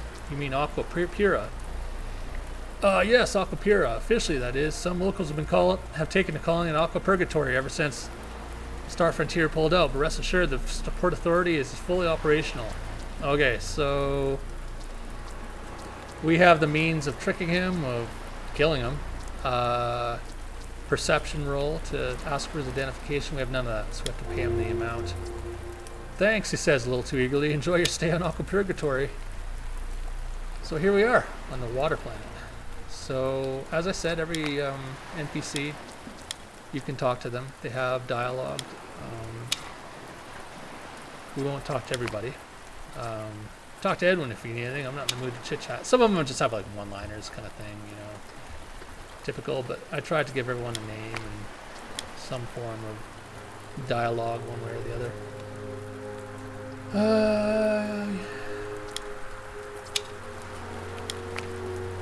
Boomer Francis turns to the approach, wiping from his face. Tell me about yourself. Ain't much to tell, really. We're just moving smuggled goods around the facility, making sure everything gets where it needs to go.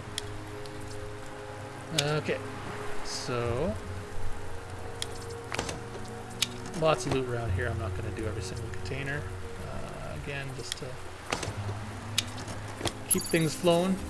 Unless I'm already losing my voice. An hour and a half in. Okay, we just got a level. Let's look at that real quick. I'm going to keep plowing stuff into persuasion and larceny for the main guy. He has not leveled up yet. She's our pilot. He's our engineer. But I'm also going to put some stuff in the carbines because we will need that. There's some tough guys on this show. Chalk. Knives. And I want more. Oh, you know, okay. I want to get that Blade Master perk for him. Can't quite afford it yet. Okay. Main character under 1 point. Intimidation. Loose ends. Alright, we're good. Oh, I think I have some better pistols here. I still have the Spider Monkey pistol. Seems to be the oh, dirt nap. Rare. I'm gonna give that to someone that can use a pistol better. So, oh, it's a little less damage, but more critical damage. Yeah. Why not? I think Dirt Nap has a special ability as well. I can't remember what all the modifications are. Dirt Map is first attack, cost no action points. Yeah, that's actually a really good one. You get a free attack, basically. Figure stands nearby. Excuse me, may I have a moment of your time? Get the fuck out of my face. Please allow me just a moment. I'm Franklin Hogg, sent directly from Elliot Trajan. Another man comes running over breathless. Hey pal, got something for you. And you are?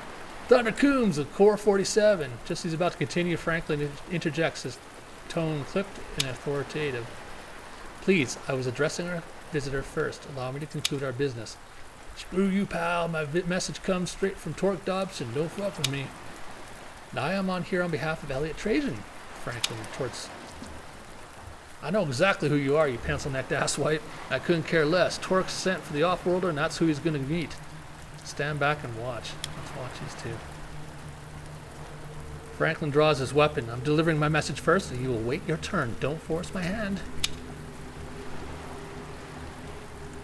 Cute pea shooter. They make them for men, too? Laugh.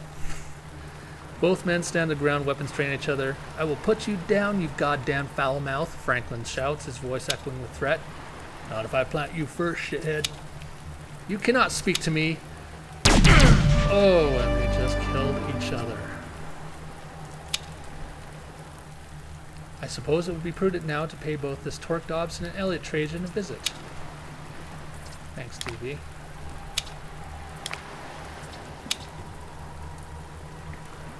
Okay. Oop. As you step on the catwalk, you spot a body sprawled in the rain, recently stabbed to death. This scene underscores the grim reality of Aqua Purgatory's current state. Caution is advised. Prolonged isolation and desperation likely fosters a lawless atmosphere around here. Should we clean up the body? It's likely someone here will take care of it. I'm going to toss it in the ocean. That is, of course, your prerogative, though it seems unnecessary expenditure of caloric energy. Roll the body into the ocean. And there it goes. TX 930. Shall we continue? Okay. Don't have a larceny for that one. Leroy Carter. Piss fucking shit, he grumbles. Something wrong? This whole place is something wrong. It's falling apart and nobody gives a damn. Everybody just giving up except for maybe a handful of us. Maybe I can help. East platform sunk into the ocean last week. Think you can haul up 200 tons from 500 feet down? No, but I can help you with your electrical issue. So engineering, TB, thank you. Oh, just adjusting the phase inverters and a bunch of other sci-fi stuff that I just kind of made up on the fly. Quick fix, huh? I'll get to it right after I take 5 here. Okay, so we have the choice of either going left or right. So Aqua Purgatory is a series of platforms and where the workers stay, and then the desalination plant is further off. You need a transport to get there, so we can't get there yet. And here is a vendor. Tell me about yourself. Not much to tell, really. I was one of the few around here who didn't squander every credit on booze and dice. Let's see what he has. Got a bit of everything. Take a look. Okay, so we need some credits. So let's sell some junk first. Oh, actually that... But it's always a question of whether you want to sell the junk or if you want to break it down into resources, because shoring up your planetary defenses is resource intensive. So, okay, here's some dinghies and whatnot in the waves. Pool's closed, pal. Why? Danko Marl, son of a bitch, dropped a log in there. Pool's closed now. It's the ocean, not a pool. Technically, yes, but Danko's little stunt violated several environmental protocols in the Universal Exploration Charter. Treating any extraterrestrial water body like a public shitter ain't exactly sanctioned. Nice day for a swim. Uh-huh. Where'd you get the tubes? We've got fabricators. After Star Frontier left, we started using them for more recreational projects. Alright, we'll go this way first. Okay. Dozens of pigs. Okay, so they've... it seems Joe is facing a food shortage. Better not be here to steal any pigs. Not here for the pigs. Alright, pass through then. Ruby Heart. What's happening here? As you draw closer, Ruby draws her hold on her weapon. Tightens her hold on her weapon. I'm guarding these pigs. A smuggler brought them in. That's what's keeping them fed for now. The meat packers back there slaughter 1 a week, giving us enough protein to get by. How about you? I'm just a guard. Used to work at the brothel. Handled enough meat there to last a lifetime. So there's no port authority then? Nope. Treating Maria. We're just yanking your dick over the radio. Are you aware that there are people impersonating port authority agents extorting newcomers? It's a living, I guess. I should go. Happy trails then. Okay, remember, if you do remember the name Silas, this is him here. Yeah. Who are you? Silas. The name is Silas. That's it? Just Silas? That's it. Just Silas. Wait a second, I know who you are. You used to work on Maku, didn't you? The old man raises an eyebrow, jaw tightening. What of it? You used to get creative with the vacuum attachments, didn't you? Silas sighs deeply. Guilty as charged, and I'd still be doing it if I had one, cheaper than hookers. What if I found a robot or a vacuum attachment for you? The whole robot's too obvious. I'd never get away with that here. But a self-powered vacuum attachment, especially one from the L1300 module, that'd be perfect. I'd pay handsomely for that. How handsomely? 1,000 credits, easy. You got one? Not right now. I'll make sure you get paid. Alright, so abhorrent vacuum. I kinda had fun naming these quests. Maria Benoit. I also I had a name database from other writing that I did, so I did a lot of mixing and matching of different, surnames and given names to come up with. It was hard because there's probably 200 NPCs in the game, so I had to come up with different names. Maria halts her chat with Treat LaRue. So this is now a meat packing operation. This used to be the Port Authority. Now it's turned into pigs. Exactly. We've got two dozen pigs here, with more being bred out back. Smugglers on a steady schedule. Finances. Oh, we could have given her some vertical integration, supply chain, scalability advice there, but we didn't. We don't have enough acumen for she'll hold for now. Who kills the pigs? Treat LaRue, that'd be me. I handle the slaughter. She does the packing, and Ruby's on security. Does this place get raided often? Not often, but we did have one drunk fool try to stick his... Ruby handled... I forgot about that. Ruby handled it. If there were any fish in this ocean, he'd be chummed by now. Let's talk to Treat. Tell me about the operation here. This place used to be the Port Authority and Traffic Control Hub. Not much need for that now. Since Port Authority hightailed out of here, goddamn Star Frontier. And the pigs. Smuggler brought them in. Need help with anything? Actually, yeah. Since you got a ship and all, we can can't keep counting on smugglers, and these pigs aren't breeding fast enough. The Carnifax slaughter station and the ASON system used to provide meat for the whole sector, but we've lost comms with them. If you're ever out that way, maybe we can strike a deal with Cluna Santana there. We'll pay 300 credits for every head of cattle or pig they can send our way. Let's see what I can do. What do you think of Star Frontier banning everyone? Not just Joe, the entire sector. I guess I figured the juice wasn't worth the squeeze anymore. Not much more to it than that. Juice wasn't worth the squeeze on Null sector. They're coming back though. Coming back in force. Okay, this is the second landing pad. This is landing pad 1. We're not at this one yet.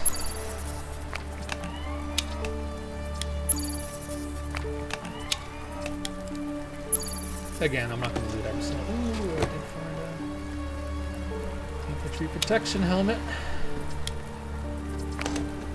Give someone that in a minute. Rocky C and Frocco. Rocky C and Frocco. What are you doing here? Sorry, friend. Bit busy now. And Grub took Touche. How's it doing here? He spits. As long as the smugglers keep showing up with their goodies, we'll keep floating, won't we? Smugglers are a lifeline, aren't they? Aye, that and then the little piggies over there by the Port Authority. Keeps it running, it does. Alright. That's good. A lot of drunks on Sajou here. A lot of beer bottles.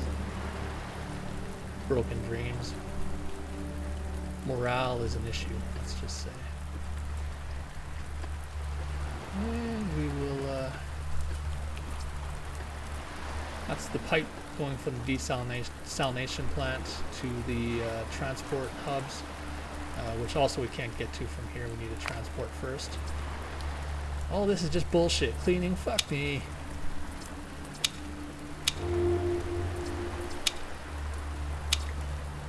So there's bodies galore. Let's loot this guy first. Another lava lamp. Herman Springfield. Alright, what's wrong? Herman Springfield. I'm stuck on cleaning duty. That's what's wrong. These damn executives pinned me to the role. Something about analytics and optimal worker assignment, but I'm no cleaner. This place drops a corpse every other week and I'm done with it. Maybe I can help. Wait, seriously? You do that? So we don't have the biology. We could have, I forgot about that. We could have fed them to the pigs. We could have dissolved them with chemicals, but we're just going to toss them in the ocean. Just toss them in the ocean. Nobody's going to notice. I don't know about that. I'm supposed to haul them back to the west platform for some funeral service. Problem is, no one ever shows up for these bastards anyways. What's the harm? Yeah, I didn't speed this up and get my drink on. There we go. Bon voyage, asshole. Appreciate it, fella. Alright, so Aqua Purgatory, I kind of modeled it after the Hell on Wheels towns that came about. They followed the railroad. They would sort of assemble along the railroad during the Intercontinental Railway in the U.S. Canada had them too. The Union Pacific came from the west, and the other railway came from the east. And they'd have these towns set up and follow the railway. They'd assemble and disassemble again, and they were just dens of gambling and prostitution and murder. You had a lot of shell-shocked Irish guys and from the Civil War. And yeah, so this is kind of what I modeled Aqua Purgatory after. A lot of sort of disgruntled blue-collar workers that, you know, and technicians, scientists, a lot of people that were left behind and just struggling to get by. Okay, so this guy's trying to break into a... Okay, the save is starting to get a little slower. I do have to optimize that still. I see you. Eyes in the back of my head. Surprise! Who are you? Rico Banzai. Here, hack in this crate. High security. Brutal locks. 0 luck. Good luck, Rico. Oh, damn, I don't have enough. Luck, Jest. Luck Susa's here. don't think I can. No, that's, you can only talk to him once. Miles Tanner. You here to kill me? You can say, yeah, sure have. No, why? Well, I reckon it's because I'm squatting on a heap of liquor around these parts as good as gold. Or a ticket to an early grave. How'd you come by all this booze, and why are you still parked in the landing pad instead of sipping it in orbit? Traded my ship for 8 crates of this liquor here. When the fella figured out the tank was dry, came back calling for justice. I settled his complaint permanent like. Now you're sitting here enjoying your gains, huh? I'll be dead soon enough. Snatch myself 59 minutes of shut-eye, then amphetamines are keeping him awake.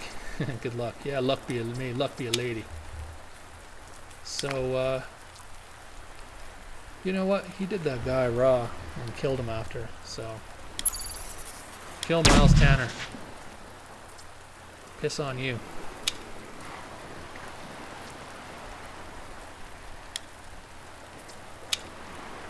TX930 didn't like that, but oh well.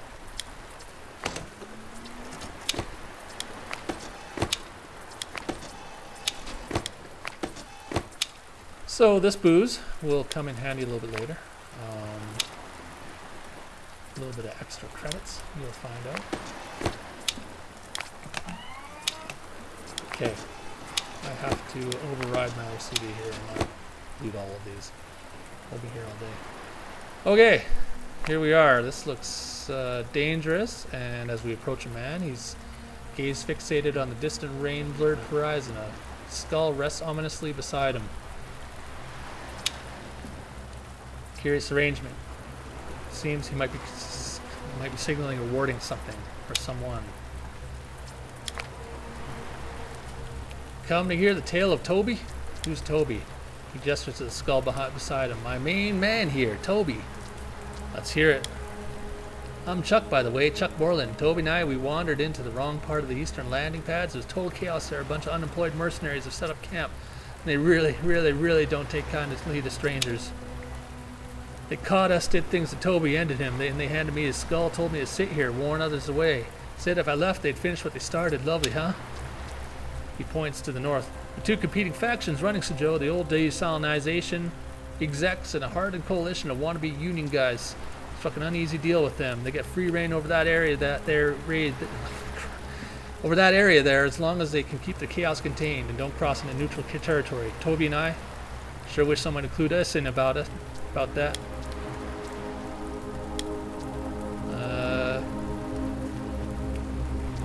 What happens if we go there? They have an auto cannon set up. What you did before. Bunch of stupid deers broke into our ship. Ended up sprawling with spoilers. So left us stranded there. Got a better plan. Locusts throw me enough scraps to keep me breathing. I get to sit here soaking in the endless drizzle. Just me and my self-hatred. Why don't the mercenaries attack and take over the facility? I think they know they can take the facility if they really want to. Problem is, it'd come at a huge cost. Between the executives, the Core 47 guys, and all the armed smugglers hanging around, they'd lose a good number of their guys. Cost it just isn't worth it to them. Reckon they're content just buying their time until they can get off this shithole again.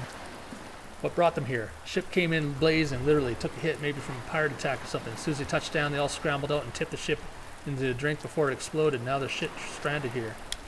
That's all I need to know. So a bit of symbolism of Vietnam there, tipping the ship into the ocean, the Hueys into the ocean.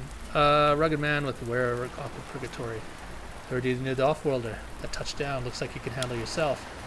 Name's Enzo Torres. Need an extra gun? At what cost? No cost. Just take me when you leave. That can be arranged. I need you to do something for me though. My ex-wife, she's on the promenade. I need you to ask her to forgive me. For leaving her? For killing the man she was with. You saw the coffin stuffer come in, didn't you? I saw two. I only killed one of them, though. He was my best friend, at least thought he was. It's out of loss, out of sorrow. Why can't you ask her yourself? Sheriff Salas. Law around here. He's exiled me to this side of the promenade, told me to leave. With any smuggler or transport that'll take me. What's her name? Ada means visitor in Arabic. Fitting, right? Find her for me, will you? Just need her forgiveness and I'll fuck off out of here. Alright, so we have another quest. You know what? I'm going to turn off the make yourself at home because that's on Naku. Meet on the menu. I will turn that one off as well. all we have to do is eat the meat and the human meat, and we'll become a cannibal ourselves. And that will resolve that quest. Ah, Alonzo Appleseed. Fuck you want? Nothing. And then Viva Martinez. She's in a bad way. Okay. They play into the story later. And here we are at the promenade. All right, we have a comedian here. I kind of liked writing his bad jokes. Hey, the show ain't free, you know. You owe me 2 laughs and a ticket. Couldn't help but notice you're practicing your act. Practicing? I thought this was a show. Tough crowd tonight, folks.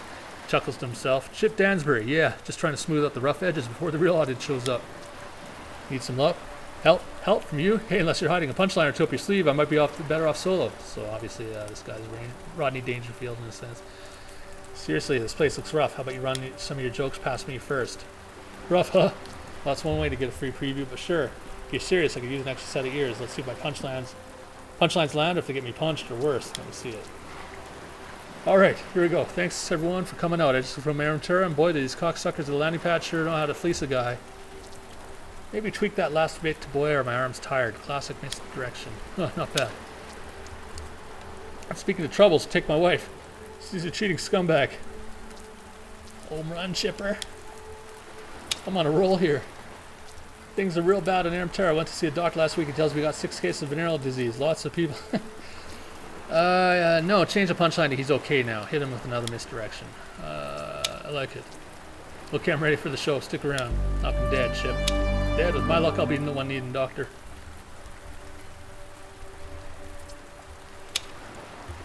Alright, here we go. Thanks for coming out, folks. This is from Aramtura, and boy, my arm's tired. The crowd chuckles, a few louder laughs rippling through boosting his confidence. Gears up for his next joke. And speaking of my troubles, take my wife. She's a cheating scumbag. Be more funny, jackass.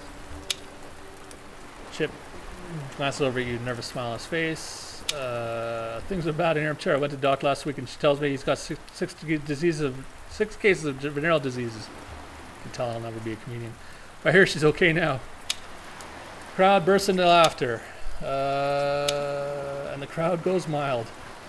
The people shuffle out of there. So how that quest works is you can give him all 3 good jokes, and the crowd will like what he does. If you give him all 3 bad punchlines, he will basically, they'll shoot him. Better luck next time. Oh, Chip. There's no future in it. Okay, so now we're going to talk to Turnip. Come to feed your face? Tell me about yourself. Food, I sell it. How's business on the promenade? Fair. Business is fair. How'd you get started here? Hard work.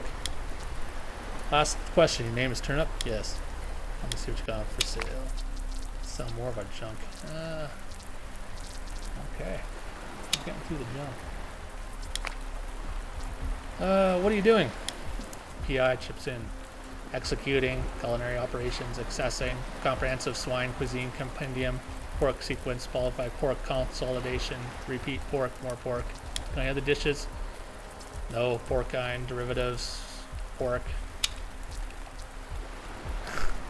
TX930 has a, he doesn't really like these lower industrial robots. He kind of sniffs at them and divisively.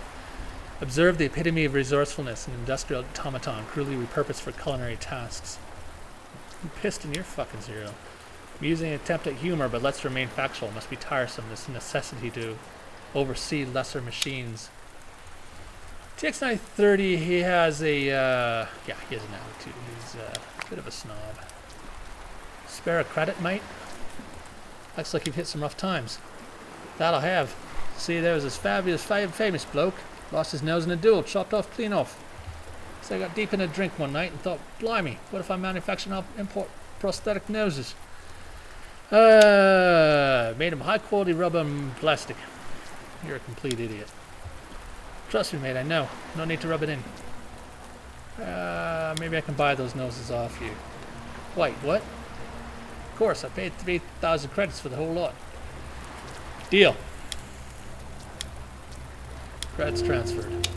Alright, we got some prosthetic noses that who knows what we'll ever use. course I know, but you don't. Bed down. Alms for the needy. What happened to you? I indulge in drink always, but this time I slipped the wrong one. It stole my sight, left me in darkness. I plead for justice. Where'd you get this drink? Where else, my friend? From Swordfish Ed. I seek justice. Sounds like he sold you some powerful stuff. Potent, yes. I'll have a discussion with Swordfish Ed. I only seek justice. Okay, Turbo. Call me Turbo, you slip fast. On the mark. Come here to laugh. No. It's good. Ain't no laughing matter. Listen, let's get down to brass tacks here. How much for the ape? Hope someone gets that reference. Not for sale, no way. He's the only real fan I got in this fucking place. You have to kill me to take him from me. How about 1,000 credits? Sold. Take the motherfucker. The monkey gazes up to you, eyes full to filter communication. TX-93 to 30. Can you communicate with him? Utilizing interspecies communication. Tell him to wait at the ship. Using a few clicks, the monkey waits at the ship. So now we have a monkey pet that we can... doesn't really do anything, but...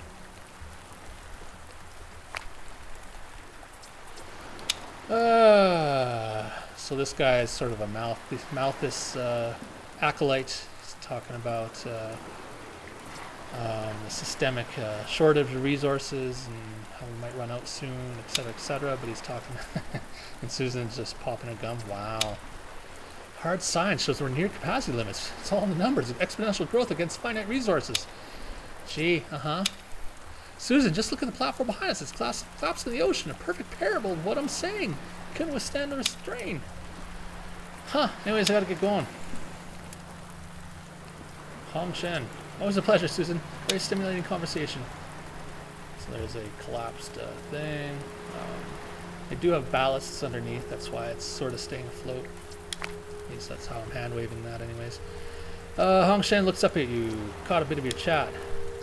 Yes, Susan seems quite engrossed, though she had to leave for her shift. Are you interested in discussing the computational models of population dynamics? Absolutely. Excellent. Now consider this. What would you say if I told you we were precisely predict resource depletion based on current consumption rates? Surprised I knew it. Well, the answer truly lies in the data. Okay. How long do we have? Within our lifetimes, the data suggests we'll exhaust resources necessary for further expansion. Even with advances like genetically modified food, the numbers don't lie. It's simply not sustainable. We're like an inevitable contraction. Now they want to wipe out all life in the sector, start over. What are you talking about? You haven't heard the transmission? No, what transmission? TX-930 plays the transmission from General Alonso. Didn't anyone in Suzhou hear the transmission? The intercom system was dismantled ages ago for copper and other materials. Perfect example of resource scarcity. Too busy scrapping for the parts to receive warning of our own demise. I'll need to think about this. It changes everything. What happened to the platform behind you? Followed new act. Tell me about yourself. Statistical modeler. I can tell.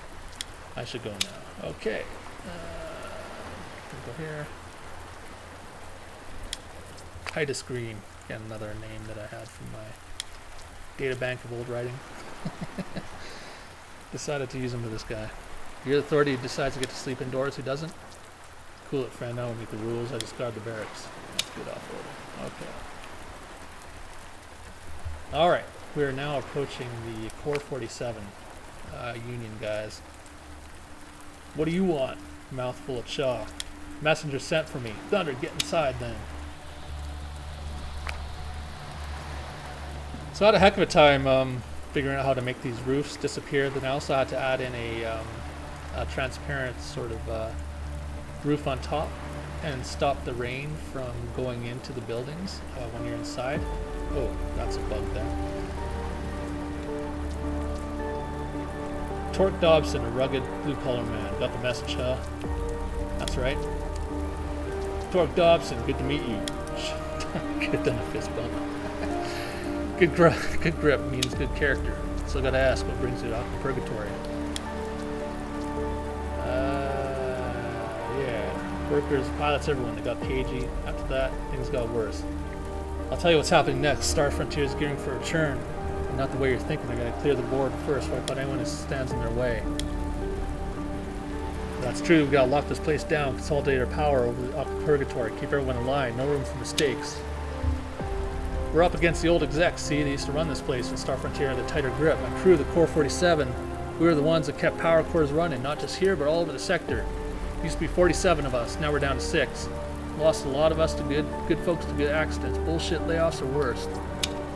So these are the, these to maintain the reactor cores, do a bunch of other jobs. They got reduced. I'm organizing a resistance against Star Frontier. Can you help me? Resistance, huh? You help us against the execs, I'll help you. Let me think on it.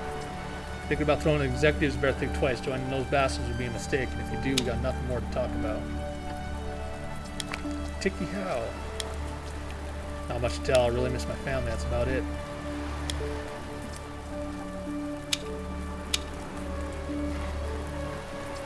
Wrench. I don't have a story. I fix things. That's it. And Lena Franklin. Yeah. Tell me about yourself. Name's Lena Franklin. Been on Joe longer than I planned. Thought I'd make a career out here, retire with a nice package from Star Frontier, but that dream dried up, obviously. Now what do you do? Nothing much now. Threw my lot in a torque because I don't trust those exec bastards. Selfish assholes. I'd wager their idea of clean up purgatory to eliminate not just us, but anyone they deem undesirable.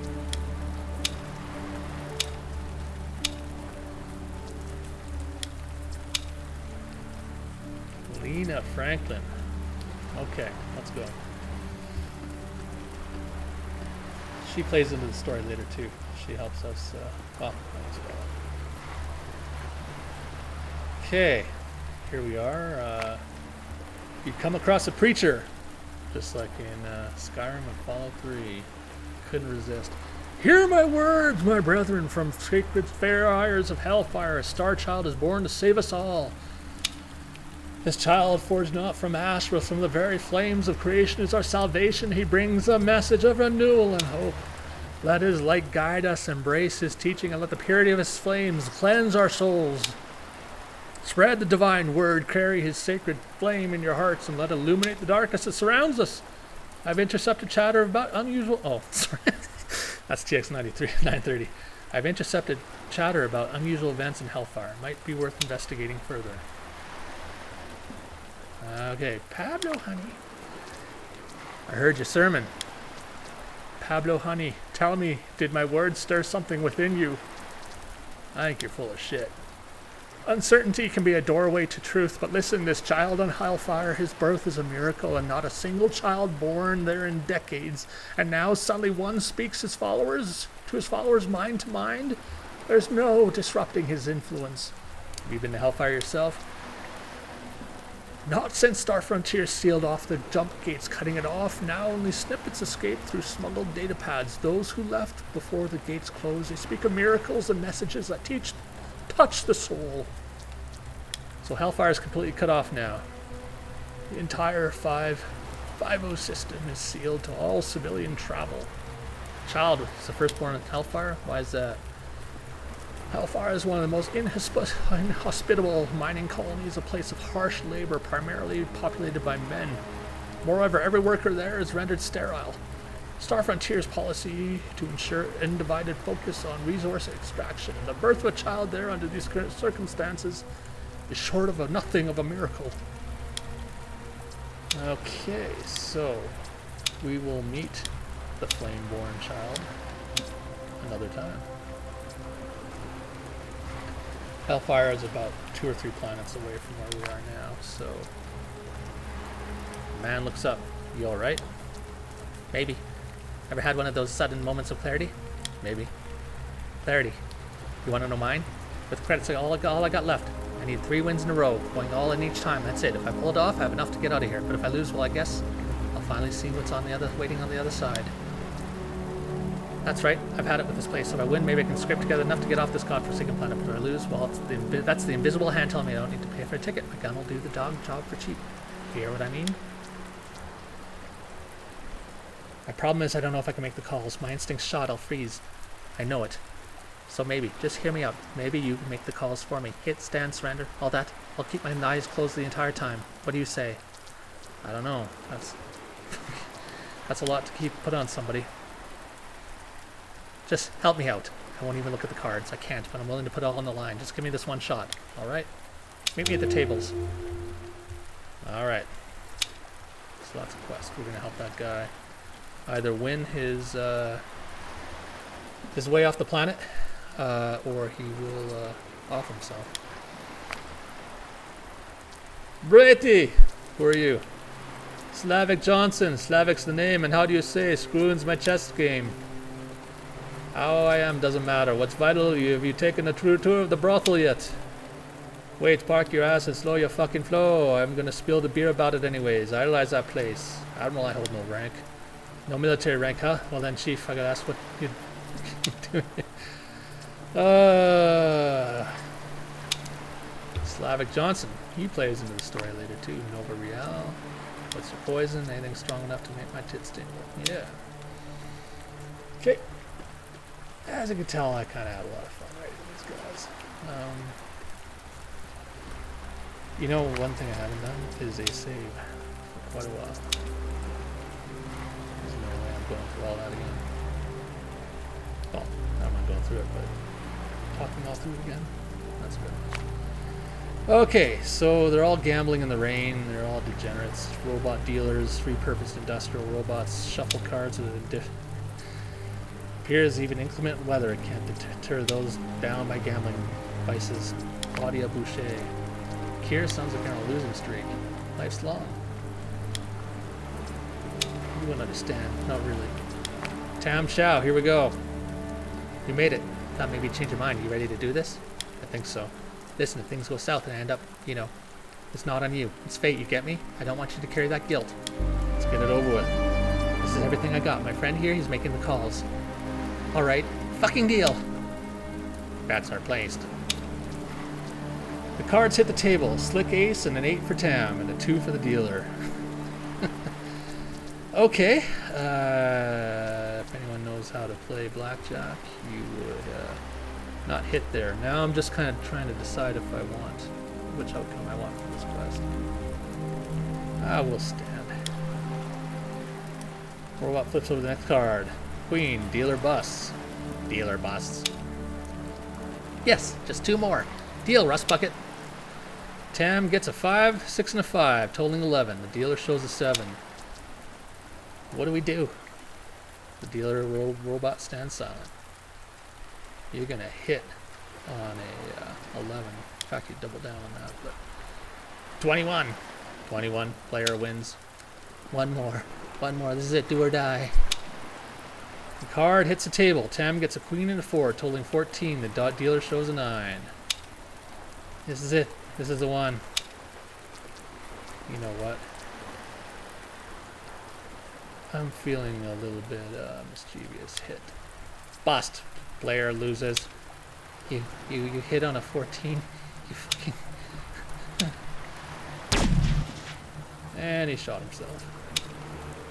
This table is now closed for cleanup. Well done. Are you proud of yourself? This was a disaster waiting to happen. Sorry, Tam. I'll take your human meat. Mac Bays. Bates. I gamble and I shit. I shit in a bucket, then I gamble some more. I gamble and I shit. I gamble again. Doesn't matter if it's a bucket, a pan, or a bottle. I shit and then I gamble. I gamble and I shit. Nothing more, nothing less. Art Prescott. Or, oh no, sorry, this is Art Smoot. Just can't fucking lose today. Absolutely on fire. It's a real hot streak. Art Smoot smirks at the robot fucking chump. Octopus Fingers. You run these tables? Run now, man. I don't run anything. This place, these people, they run themselves. I just oversee luck and karma. They're the real dealers here, man. In the rain? Nah, it ain't rain. It's liquid sunshine, man. No mud, no dirt on the Joe. Just purity, washing away all the shit. Keeps the air fresh. I should go. Octopus Fingers, your mother not like you much? Name's been around forever. They tagged me Octopus Fingers because folks used to think I was pulling the cards out of thin air, swiping chips like I had 8 hands. It's all good vibes. I ride the waves of karma. I should go. Okay, he's going to play a role later, so I'm going to leave him alone. I'm actually going to talk to the executives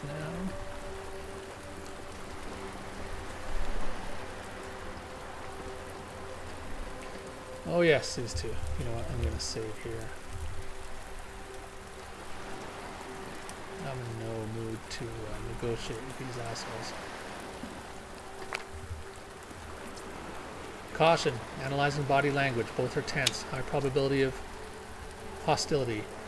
Credits, please. What? Credits, please. You heard now. Credits now. You heard credits now. Gonna introduce yourselves first. Donald Collins. And this is Tugger. Now credits, please. Yeah, hand him the fuck over. How much? All, please. You'll have to pry them from my dead fingers, you sons of bitches. Yes, please. I'd like that very much.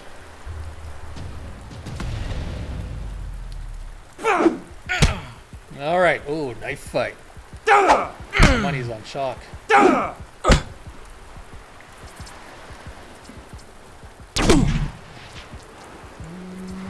have enough for a flame? Yes, I do. Set this bitch on fire. Okay. Oh, now his carbine sound is working. I don't know what's happening there.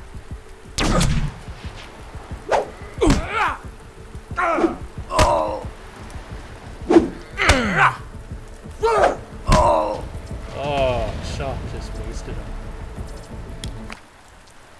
Okay, there's something wrong with the combat music there. It's supposed to fade out.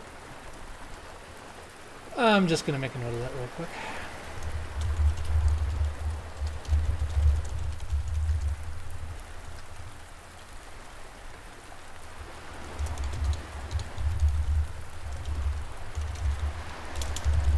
That was working, so that's a joy of game development. You always find new things that you thought you fixed, and turns out you didn't. Don Esteban. Don looks up at his approach, his clothes threadbare. You look down on your luck. What is that to tell? That isn't already woven into the public fabric of my current state. Once I was a master of these streets, envied by all who traversed Trudeau. Now I'm a cautionary tale. A spectre haunting the corners where I once traveled. I squandered a fortune on what? A caprice, a single frozen fish. If you can believe the madness. 5,000 credits that vanished into the cold air as quickly as they came. Such was the folly of my extravagance. And it wasn't just the credits, you see. I was a technician, once prized for my skills. Star Frontier relied on me for maintaining the very systems that keep this sector running. When they pulled out, they took more than just their operations. They took my purpose with them.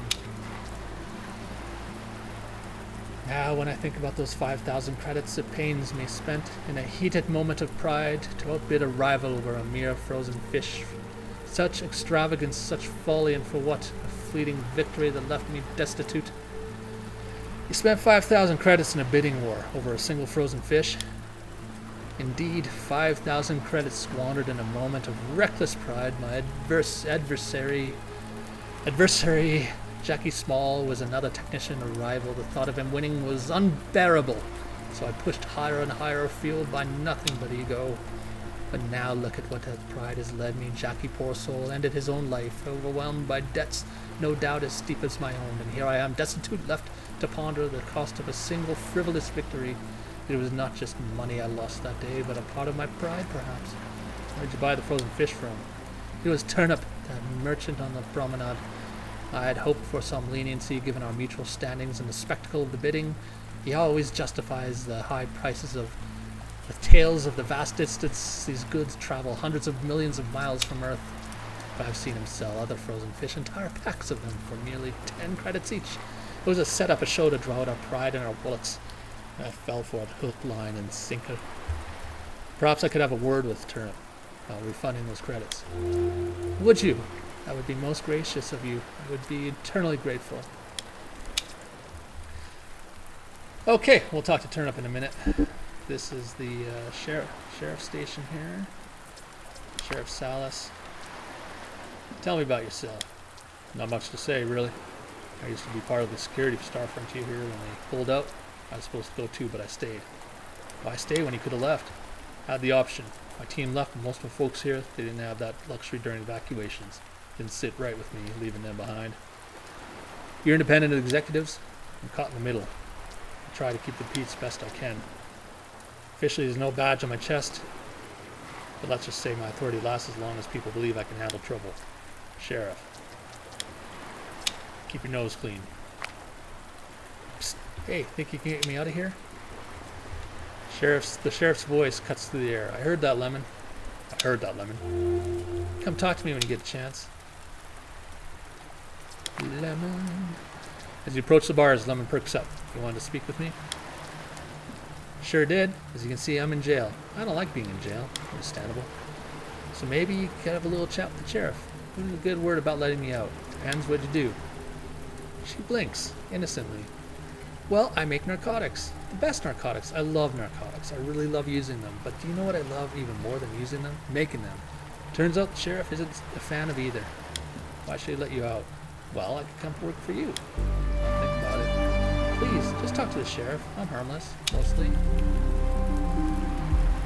Okay, I'm going to take a moment to level up before we do talk to the sheriff. Okay, here's our guy. What do we have now? I'll put more into persuasion, because I do know there's a few checks coming up here soon.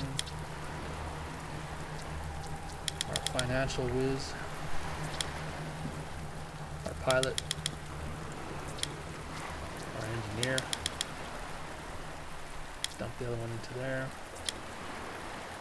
And our back alley knife fighter. Alright, Sheriff Salas. Let's talk about Lemon. What's there to talk about? What'd you do? She's a narcotics manufacturer, plain and simple. Makes everything you can think of. This whole platforms are already drowning in booze, drugs, and violence. I'm not trying to hold her things... Boy, I can't read when I'm tired. I'm trying to hold things together, and I'm sure as hell don't need her poison making things worse. Maybe she can come work for me. What kind of good cause? Star Frontier, we're fighting them. Could free up the cells for someone worse. You swear she's off-world for good and doesn't come back? You have my word. You hear that songbird, you're free. Go on, talk to her. I'll cut her loose when you're ready. You heard the sheriff? Of course I did. Can we go now? You need to promise me something first. Anything. What is it? Well, it depends. I like narcotics too. Good narcotics. Really good narcotics. Yes, of course. I'll make them so good you'll be seeing stars. Maybe even a whole galaxy. Did I mention you'll be working for Maku? I was hoping I misheard you. You really said Maku, didn't you? That place is a bit of a shithole, but better than rotting in here. All right. You nod. The sheriff gathers keys. You have a ship nearby or some? Oh, you have a ship nearby or something? Landing pad 2. Stay inside. I will. I promise. Okay, we got our second support person, Lemon. She's a live one. Her utility remains unclear, but I imagine she'll find her place soon enough. So she is a support personnel. So she does confers a bonus to narcotics. Narcotics, if you take narcotics, I haven't really talked about narcotics, but the odd time you'll find narcotics in bodies, and crates, and stuff, and they do give you a bonus in combat and certain skills. So this one, let's say I needed to do a computer skill check, I would use this narcotic.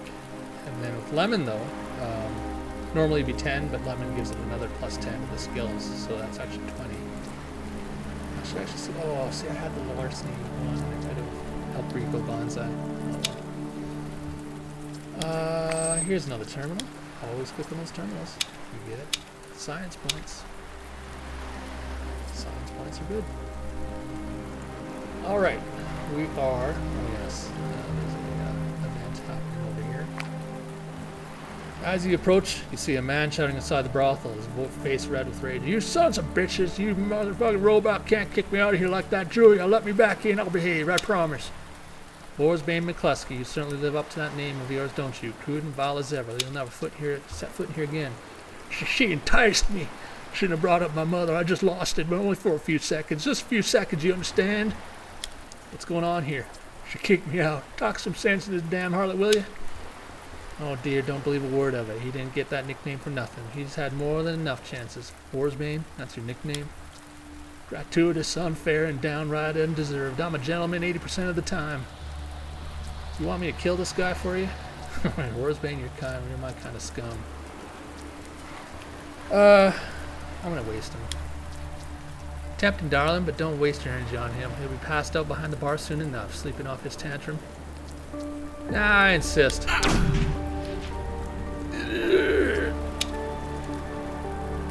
I told you it wasn't necessary, but what's done is done, I suppose. Though the sheriff's going to want to have a word with you after this. Come inside. First drinks on the house. Where's man? Steak is me. And here's a body. And a data pad. I don't know what to do anymore. I came to Suzhou to work, to make an honest living, and Suzhou, or Star Frontier, pulled out. Everything's gone to hell. I can't endure it any longer. It's not all comedy. There's some tragedy here too, I guess.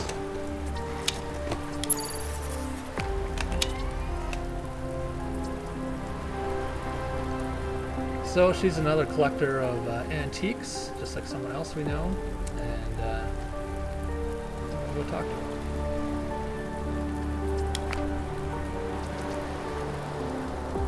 Flutters her eyelashes dramatically as you near. Tell me about yourself.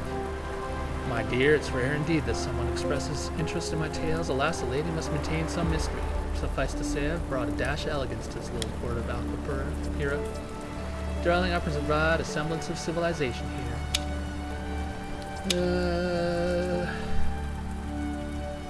This established, my dear, is a tether that binds the wayward souls to a semblance of decency. I will say nothing more about it. Farewell, darling. Do keep yourself delightful. What's with the spacesuit? Darling, you realize you're standing in the brothel, don't you? While I keep this establishment pristine and impeccable, the air in here, let's just say it's thick with more than just tension. Lady has to protect herself after all. So we will find out that actually she wears a spacesuit for something more tragic. It's not just sort of a funny punchline, but okay, I've stumbled across a collection of old Earth items, rugs, busts, paintings, similar to what you have here. Perhaps you'd be interested in buying them. Well, that might be. 20,000 credits, and they're all yours. My dear, I know purgatory is full of scoundrels with wild appetites, but I'm not nearly that flush. I'll take them for 15,000. I'll see it. I don't have enough. Well, I wouldn't anyways, because Stringfellow isn't in my party, but you can make that work. Tell me where they are, and how do you expect me to retrieve them? Maku, in the pirate cave. Oh my, how quaint. Okay, so she'll send some smugglers after them. Dad might not be happy. The pimp. I forgot it. Welcome to Julia's All Boom No Burn. Would you like to select a companion for the evening? Let's talk companions. How much? Apologies. Current companion units are either fully allocated or undergoing maintenance cycles for the next operational period of 24 hours. Bullshit. I got the credits right here. Clarification. It's not a matter of credits. Overutilization risks voiding the operational warranty of companion units. It is mandatory to adhere to maintenance protocols to ensure service continuity and unity integrity. Intriguing. Maintenance automaton repurposed into a pimp. A peculiar efficient recalibration of its initial programming parameters. So you work for Julia Swanson? Correction. Madame Julia Swanson operates under the administrative guidance of this unit. Julia calls out, ignore that mechanical miscreant. I'm the architecture of his new programming. He's in my employ. Negative. This unit operates independently within its designated parameters. Ownership status disputed. WT0014. Need I remind you of your last system reboot? I can initiate another should you require a refresher. Affirmative. This unit currently operates under the direction of Madame Julia Swanson. Currently. Sounds like you have an ambitious robot on your hands. All these models always had a streak of arrogance. I'll wipe his memory again if he pushes his luck. He's just a standard maintenance robot. Gave him a little upgrade.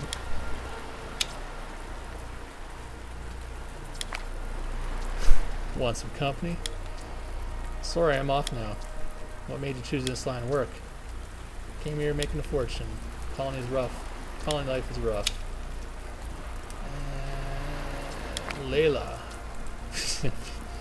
How long you been doing this? Not really long. Lost a couple bad bets. Lost everything a couple bad bets. I'm gonna return. Hora's brain, did he hurt you? Got a little handsy, nothing I can't handle. I killed the son of a bitch. No, you did. Well, thanks, I guess. Okay. So, both are undergoing system maintenance.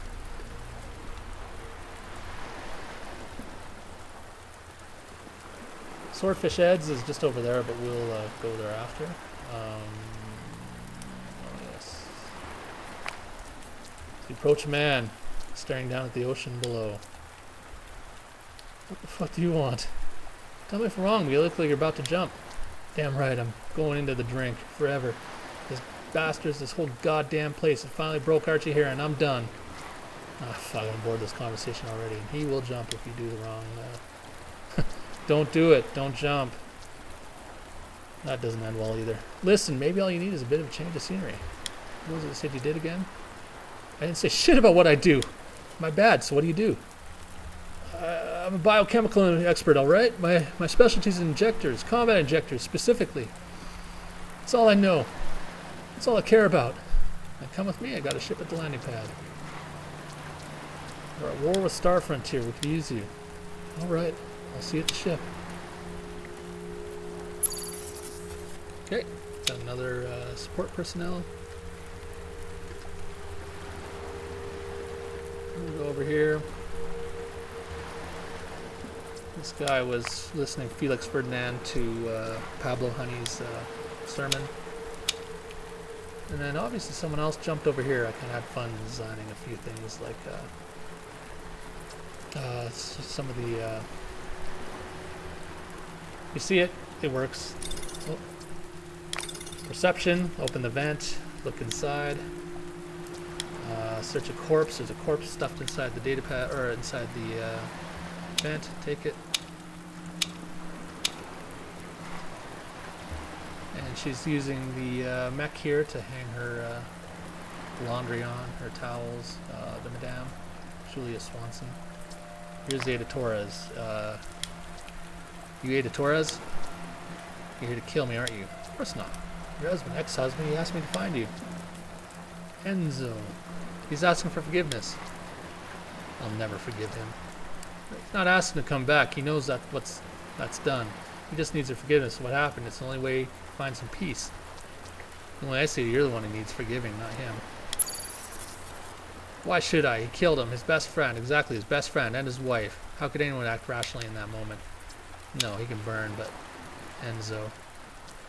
Alright, I forgive him. Okay, we'll go back to Enzo. Here we are at the executives. Something I can help you with? A messenger sent me. Your boss requested to see me. That would be Elliot Trajan. Please proceed.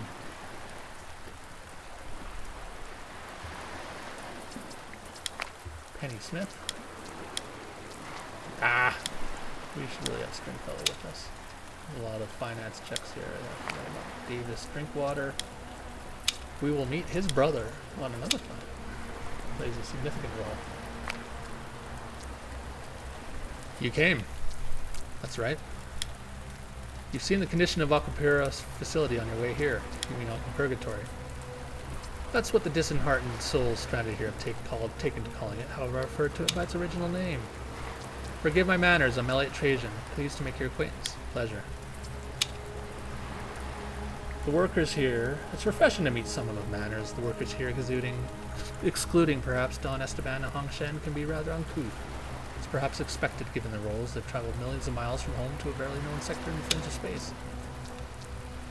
I was a prisoner of Star Frontier, swept up by one of their sensitive operation units. Interesting. Were you perhaps involved in activities that might have made you a target? A troublemaker, perhaps? Well, I'm going to say I was innocent. Indeed, and that's tend to ensnare indiscriminately. However, I perceive a reluctance to share further, so let's pivot to more current matters. Both the personnel here are once executives of Star Frontier tasked with managing this facility. However, Star Frontier abruptly withdrew their support, leaving us just as stranded as the rest of the workforce. The abandonment caught us off guard. Naturally, there were indicators the operation costs of maintaining and securing these colonies were unsustainable. Escalated to unsustainable levels while shareholder pressure back on Earth intensified. This was compounded by financial disclosures that were obfuscated or incomplete, reflecting complete classified activities. General Monzo. I encountered him once. I chose not to. The transmission, so he didn't share the transmission with the rest of the people here. Core 47. I'm coordinating resistance. If I help you, will you help me? I'll need to think about it then. So we have a choice here. Do we help the Core 47 or do we help the executives?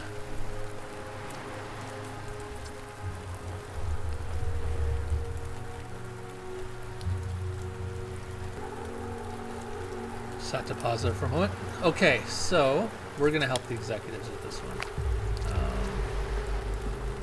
Let's talk about the mercenaries. Imagine we'll push the burning ship into the sea. Why haven't they attacked? Why aren't you taking them on? We've fortified the position. I've made the decision to work with the executives. Excellent choice. Our long-term goal is to secure control over Aquapura and desalinization plants. With these assets consolidated, we can better support the resistance against our frontier. However, this will involve some preliminary steps.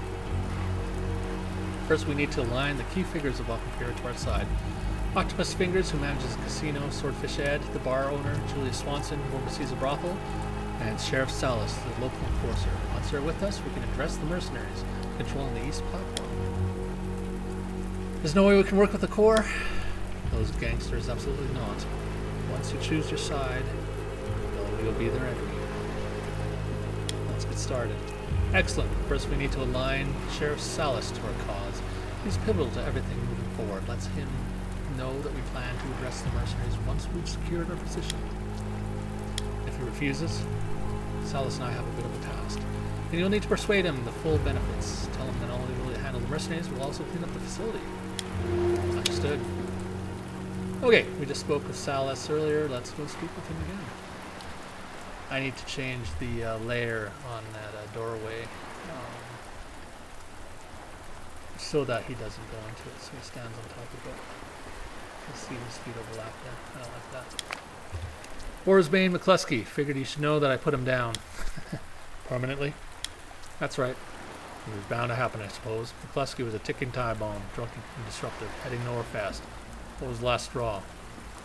He put hands on Layla from the brothel. That's a nickname. He was always a goddamn pest, but he never crossed us that line before, not to my knowledge anyway. If he had, and I'd known, I might have killed him myself. Well, what's done is done. I won't pursue this further. Keep yourself out of trouble from here on out. Elliot sent me. Ah. So the executives are finally seeking my support. What's their plan? They intend to clear the mercenaries from the landing pad to make sure it's safe first. Go on. They want to secure key figures. Once they have the backing, they'll target Core 47. Interesting strategy. And what do they need from me? They need your endorsement. I view both the executives and these wannabe union thugs as trouble. A gang war helps no one. Here, however, one side is serious about clearing out the mercenaries and can help keep the damage to a minimum. They have my assurance of non-interference. Excellent. I'll inform Elliot. Sure. Salas nods. Need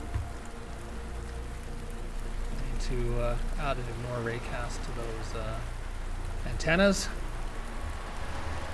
The job is never done.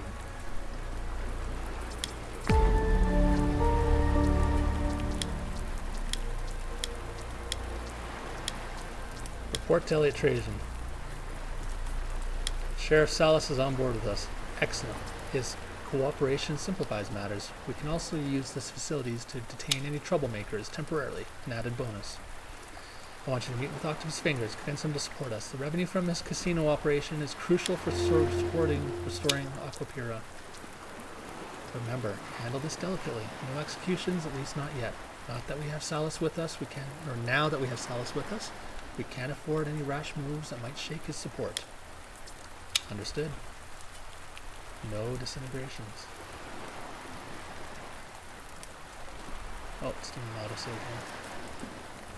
Okay, let's go. It'll do an autosave every time we report to him. Let's go back to the casino.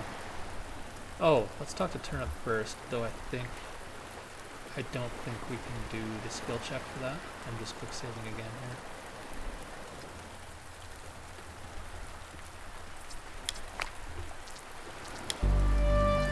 What about him? He regrets a bidding war over frozen fish. Oh yeah, we need more finances. Or intimidation. Hold on, let's see what intimidation is again. I don't like Turnip. I wrote him to be kind of a prick. Let's do Enzo Torres first. Let's go report back to him. Spoke with the ex-wife.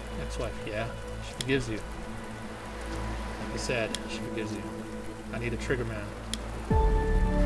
Let's go. There's nothing left for me here. So he's a companion. I kind of modeled him a little bit, even though slightly off of Andy Garcia's character in oh my god, I just forgot the movie name.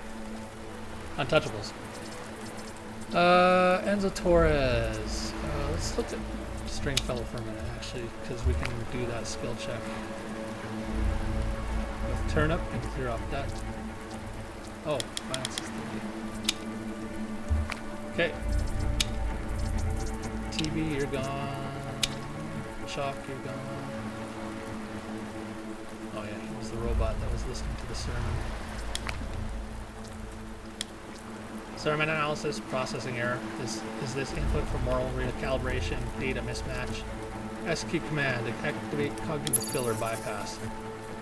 Filter bypass activated, discarding non-essential sermon data. System maintained. Oh, God, I can't read today. Actually, I just can't read in general. Hold on. Okay. Turn up. Let's talk about Don Esteban. You know, charging 5,000 credits for a frozen fish is not only extortionate, it could also very well be illegal under several trade regulations. Best interest for funding him to avoid any unwanted scrutiny. Fine, I'll return his credits next week. Let's avoid any further complications. Okay, let's return to Donnie. Whoops, just click the side things there on the side. Spoke with Turnip. He's agreed to refund your 5,000 credits. It's a 10 credit deduction, his usual price for a pack of frozen fish. 10 credits after such a grand debacle. Preposterous!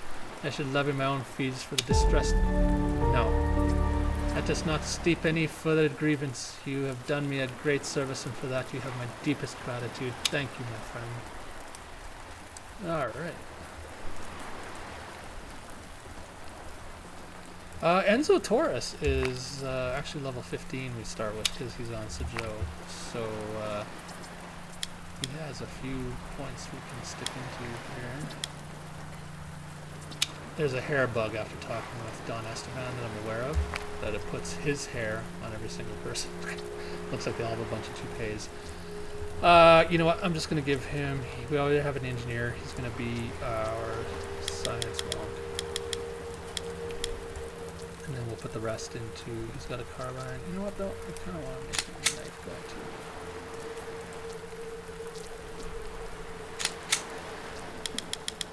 So yeah, their toupees are on the bug list. It only happens when you talk to Don Esteban. I have no clue why. Someone brought that to my attention. And it's one of those dumb, annoying bugs that you just kind of can't quite get your head around. It's to do with, again, how I'm taking the materials and activating things from the model and transferring it to the render texture model. It works 99% of the time, but it has problems sometimes. I ended up using robots for dealers. Man, they're just old Star Frontier junk, but turns out they're perfect for slinging cards and tallying chips. Way less drama than human dealers, you know? Elliot wants your allegiance. Cool, man, but I got bigger fish to fry right now. That dude Art Smoot behind you, he's been draining my chips, man. Normally I'd let Universe handle it, but he's been messing with the cosmic flow. Definitely cheating. Can you check him out? How do you know he's cheating? Man, he's defying all the odds, every single one. I just kick him out. Oh no, no, no, violence. Besides, I'm not 100% sure he's cheating, just mostly sure. Any more information? He shacked up to the Core 47 area. That's about all I know. Might want to start there, yeah? Or we could talk to. Stand close to Art Smoot. Oh, we don't quite have enough. Okay, we don't have enough, so we have to actually go to his accommodations and find out how he's cheating. Oops. Give me justice.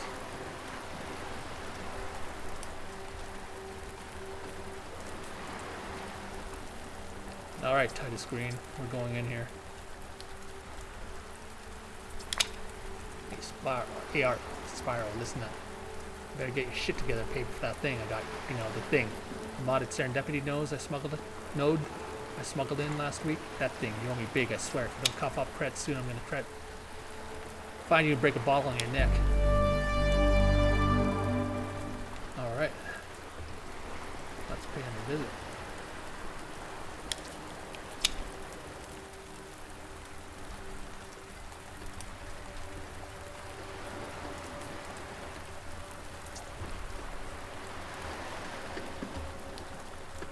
So again, you can move your camera around, you can kind of do anything you want with the camera within reason. More guys over there. People have asked for WASD movement. I'm not sure if I can do it with how I've set everything up, but it is on the list to look at as well.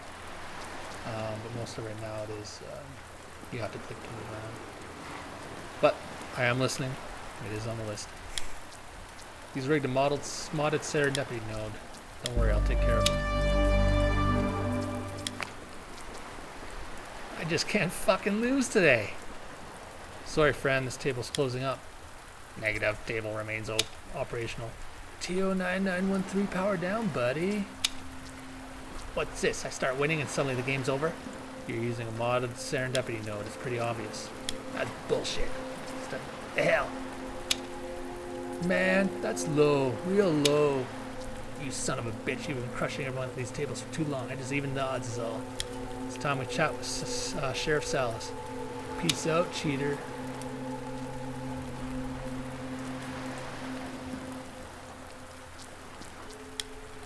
Alright.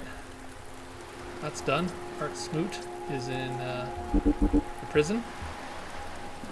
Let's go back to the executives.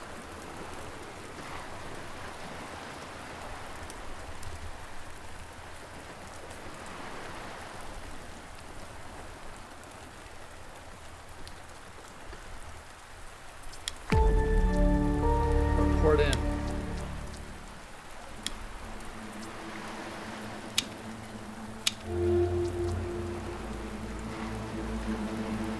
Swordfish Ed. We need his establishment and the spirits he dispenses. Not a problem. Okay, I'm gonna do a save here. Auto save.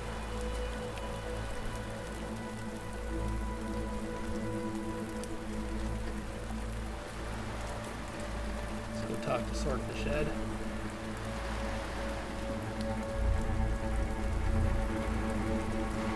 Here's the bar. And the toilet. It's too small to have a toilet, so they kind of put their urinals and stuff back here. And there's some pipes going into the ocean. Again, I kind of had fun just designing some of the weird and stupid things of different planets and the junkiness of it all. And it's sort of fun. Too low. We need 40 larceny, but we do have some narcotics, don't we? Time to put those to use. 45, baby. Alright, there we go. And we, ooh, an epic. I forgot what I put in here. I don't remember. It was probably a year or more ago that I populated all the crates and stuff, so I honestly, half the time, I don't remember what's in here. So there's a melee resonator plus a omni blade, so we're going to give that, I don't know, should we give it to Chalk or should we give it to, I haven't actually committed to making him melee yet. You know what, I'm going to give it to Chalk. I don't know how often he'll accompany us. Omni blade, get rid of that shiv. So as an accessory, do we want to give him a melee resonator or the enhanced critical hits, critical damage? I don't know. Let me think on that one. We should give someone the helmet too. Give our guy the helmet? I don't know. We'll see. Oh, hold on. I have more points to...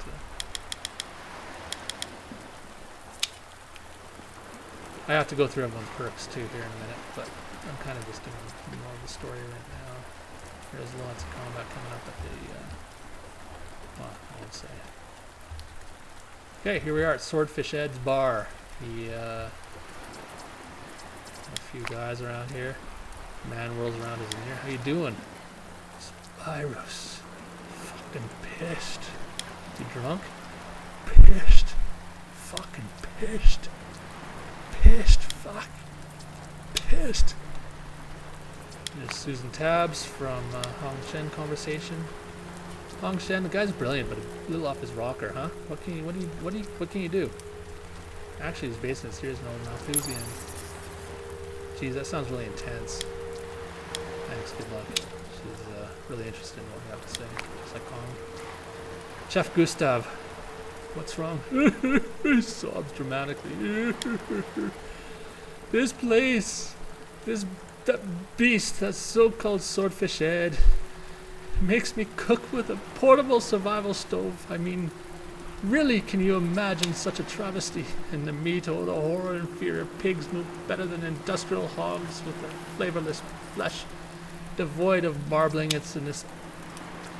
How am I supposed to create anything remotely edible with such swill?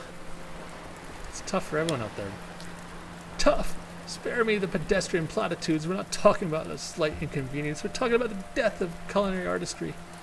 Sounds like you're not too fond of Swordfish Ed. Slave master, more like it. I cannot work under these conditions any longer. I would sooner throw myself into the cruel sea, but he keeps me caged like a gilded prisoner. What exactly are you offering? Not much, I'll admit. You'll be cooking on Maku, but hey, I'm making a stand against Star Frontier. Stop right there. Did you say you're fighting Star Frontier? Yeah. I would come in an instant if I could. Those culinary masochists. The corners they cut, the funds they save by skipping on quality ingredients, the forsaken powdered sauces. I detest them, but Swordfish Ed, that brute won't just let me go. Let me speak to him.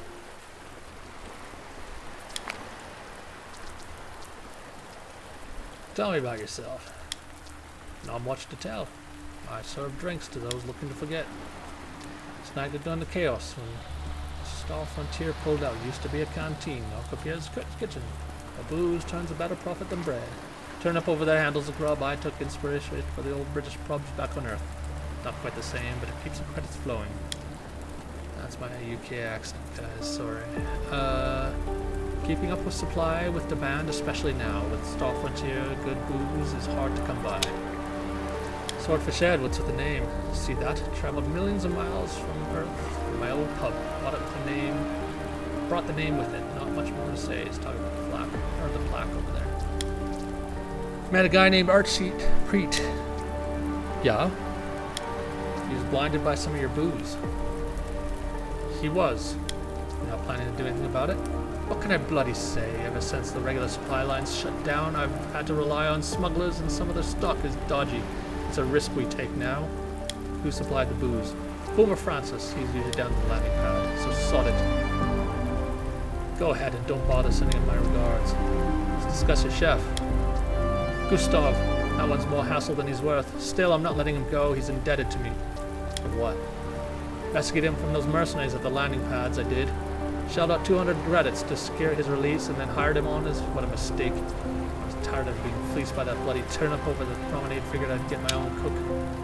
Cook! I'm a maitre cuisinier, not a cook. I'm traveling. Talking here. Shut the fuck up and make me some pork sandwich. Make me a pork sandwich. Chef Gustav's sobbing intensifies. I could take them off your hands. Tempting, but then I'd be back to relying on turnip for my grub. Really? Do you actually have enough food to justify this? Oh, serve enough food to justify it.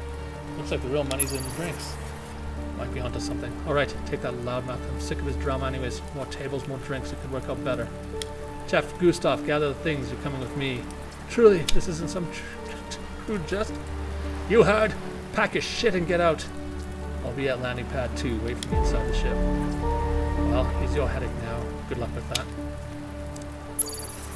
Alright, another support character. Elliot sent me. I stumbled upon some booze on the landing pad Bravo. Belonged to Miles Tanner. I'm listening. How much are you asking? Given a scarcity of high-grade spirits around here and exceptional quality of his batch, I'd say 5,000 credits. You'd sell your own mother for the right price, wouldn't you? Fine. 5,000 credits it is. You've got yourself a deal. I'll have someone pick it up. Elliot sent me. He's got support from Salas and Octopus Fingers, and now he's looking for yours. Executives want my support, and they sent you to convince me. I'm from off-world. We're all from off-world here, but I get your point. This place is a powder keg.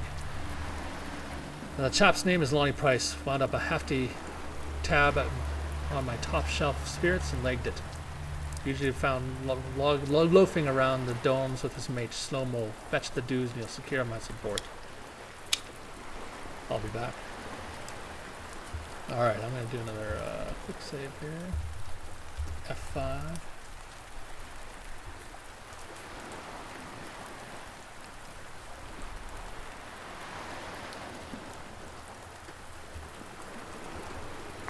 Whoops. Second time I've done that. Okay. Let's see if this thing is counted down yet. Excellent choice. Excellent choice. Sell more junk.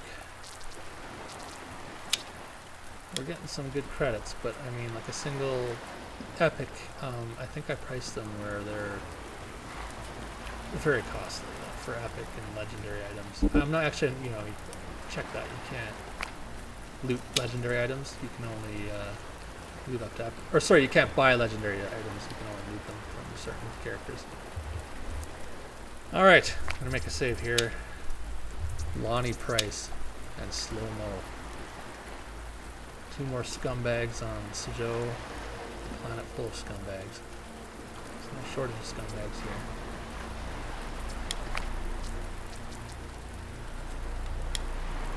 Can't chat now, sorry, partner.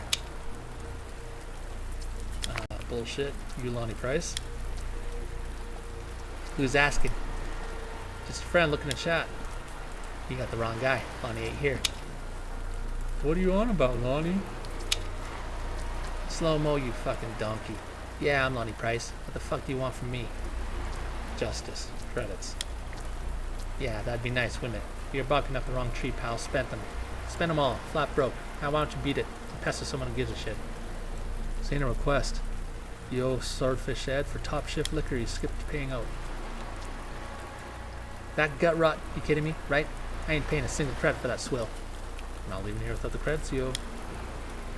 Seems we've ruffled someone's... You heard him. You're about to get a crash course in suffering.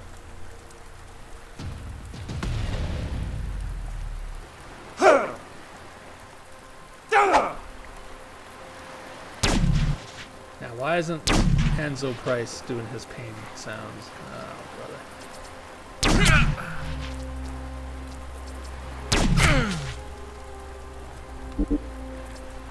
Okay, I'm gonna go here.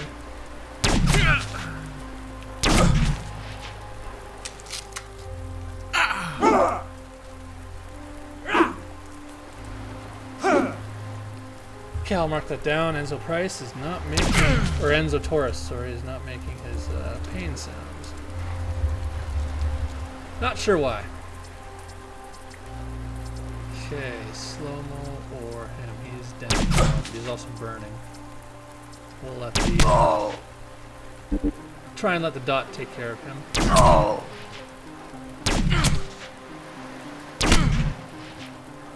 Oh, I forgot to level up Enzo, so Enzo can't do anything. Yeah, he's dead.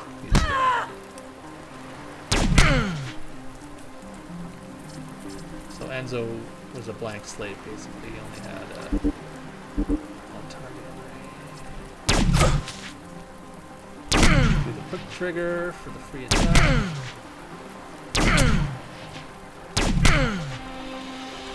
Boom!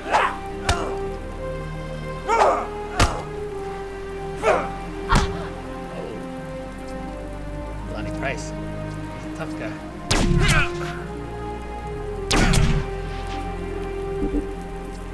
gonna back up here.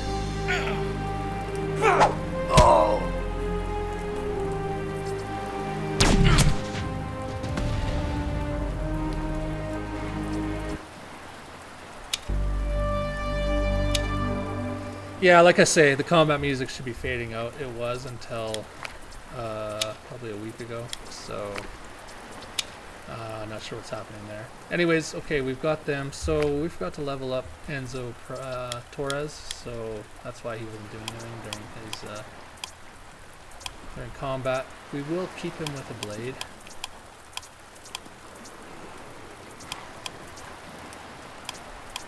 And we will give him some intelligence too.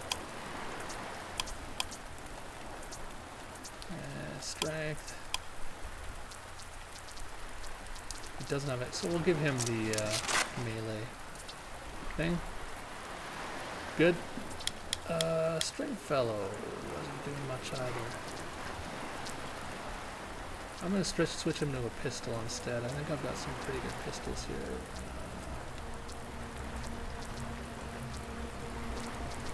I'll give him a green one for now.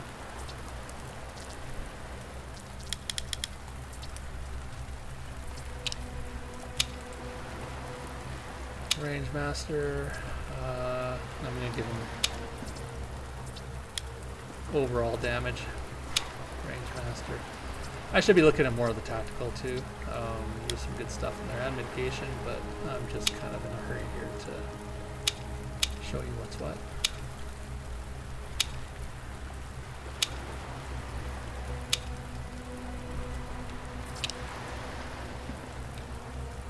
Some initial health, or innate health as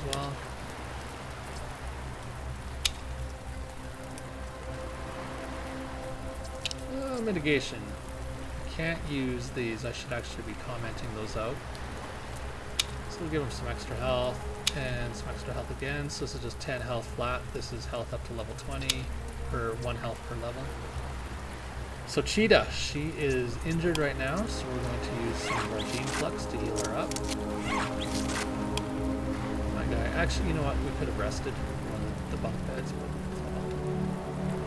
that would require walking across the platform here to the other side to the dorms. And, we're not doing that today. I should be looting more of these crates too. I mean, they have so many like injectors and junk and stuff we'll need for the final battle, but for this stream, we won't get to the final battle. We won't get even close. I mean, I'm probably going to go for another hour at the most, and then call it a night, because the game is launching tomorrow. So, yeah.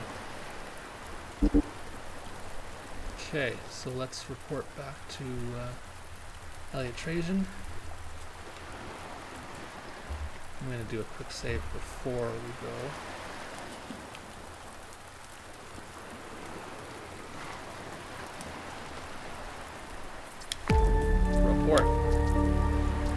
Swordfish Ed is now aligned with us. He's causing trouble with a debtor named Lonnie Price, which we've resolved. Did you?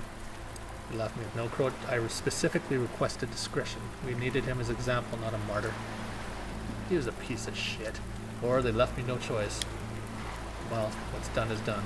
We won't dwell on it.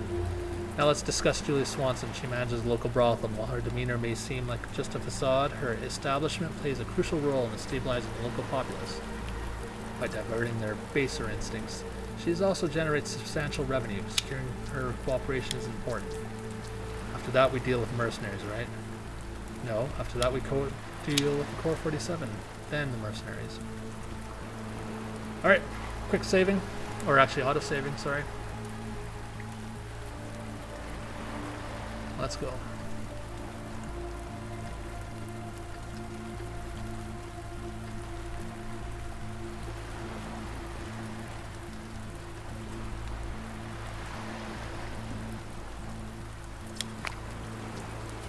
All boom, no burn. Interesting slogan you got there.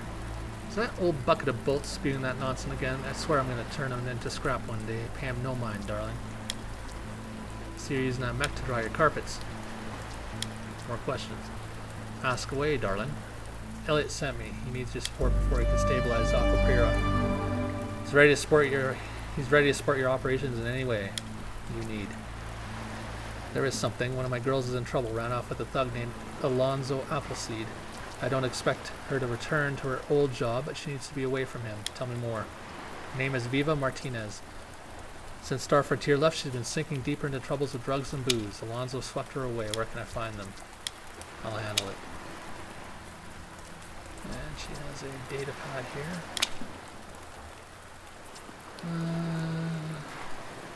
Yeah, so something happened to her on Aquapira during the original sort of chaos with withdrawal, so she's actually kind of using her suit more as a shield against being hurt again, but she will claim it's to because of all the stuff floating around the air in the brothel there.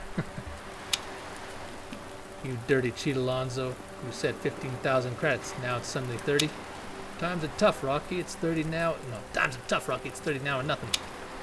Fine, I'll be back. We'll pull another fast one. Alonzo Appleseed. Criminal. Fuck you on. Heard your little argument. Ain't none of your concern. What are you peddling? My soul, motherfucker. You couldn't afford it. I got 30,000. Save it, asshole. I know you're with the executives. I ain't dealing with you. I'm going to just get to the point here. Julia Swanson sent me. She wants Viva Martinez back. Well, you can tell Julia, Viva and I are together now. She ain't going anywhere. You're wrong. She's coming with me. Over my dead body. Advisory. Elliot requested no extreme measures to be taken. Better listen to your robot, motherfucker. Damn it. Never get between a dog and his meat. Alright. Fighting this guy. He's pretty easy though. But we'll let some of our meat shields take the damage instead.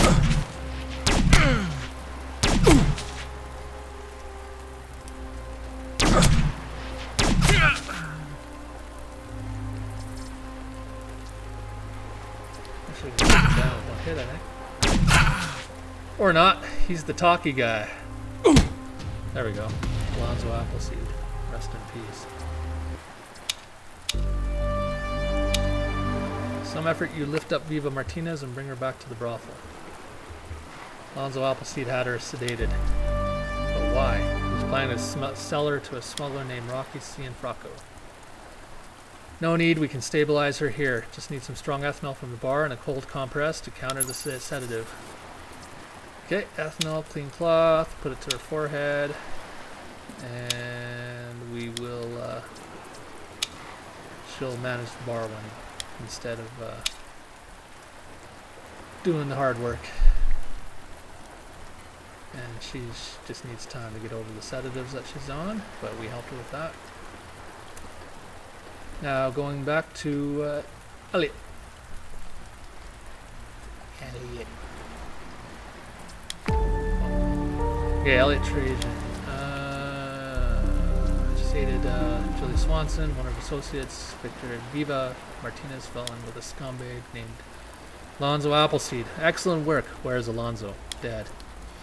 His expression hardens, his neck reddening beneath his collar. I suppose you had no choice in the matter. None. He would have been more useful alive. And the smuggler, he should be at the landing pads. We'll send someone for him. We've secured the backing we need for key figures on Aquapira. That gives us a leverage to strike against the Core 47 swiftly and decisively. With public support on his side, this move should go off smoothly. What if we could broker peace with the Core 47 instead? They're nothing but criminals and thugs, no better than the scum you've already dealt with. What makes you think they'd honor any deal? Have you forgotten that Star Frontier's on its way? We need all the hands we can get. Ooh, I didn't have enough persuasion for that. Look at it from a financial angle. The smugglers already bring in the goods. Taxing their operations could become a steady stream of revenue. Let the Core 47 enforce that while you focus on restoring order across Aquapira. I hadn't fully considered that. Turning their operation into a source of income rather than conflict, it could stabilize the facility while lining our coffers. Let me set up a meeting. If they refuse, we'll fall back on your original plan to eliminate them. Very well. Set it up. So, diplomatic leverage. We have to convince Torque to come to the meeting.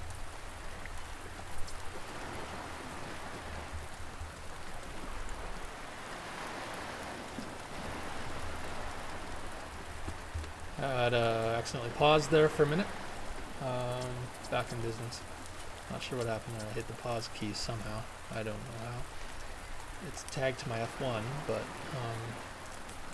yeah. Anyways, let's keep going. So we're going to talk to Torque and set up a meeting. I'm going to do a quick save here just for, because I forget what kind of role is needed here. If I even need one, I can't remember if I do or not.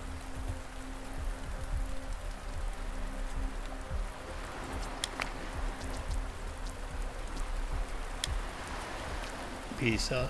What's the catch? Can't speak for him, but a meeting could be in your best interest. He's proposing to take place in the next hour at the cross platforms near the casino. He'll bring one of his lieutenants, you do the same. Alright, fuck it. Let's see what this is all about.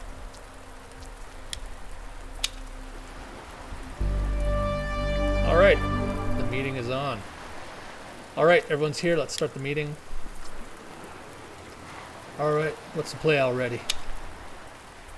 Thank you for both coming. What I'm offering is peace between our factions, not because we're weak, because we're strong.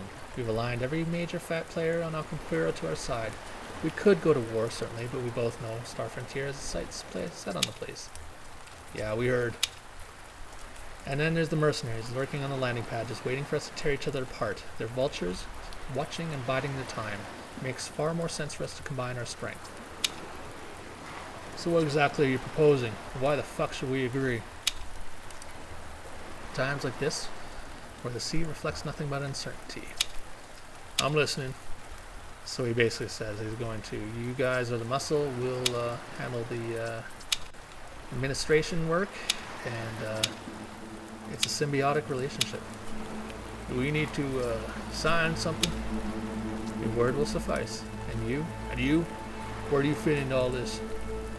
I'm taking Star Frontier. I need all the help I can get. And you can count on it. You'll have our help when the time comes.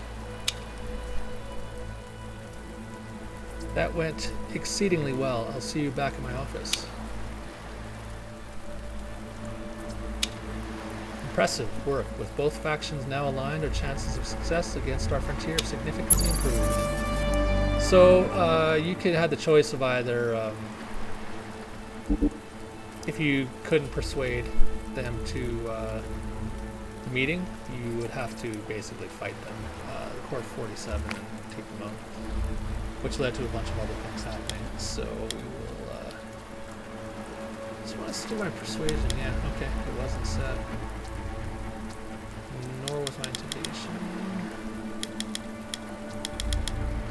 Oops. Well, we'll rely on more narcotics, I guess. I just have to remember where things are. Enzo Torres. I think he leveled up too. Science.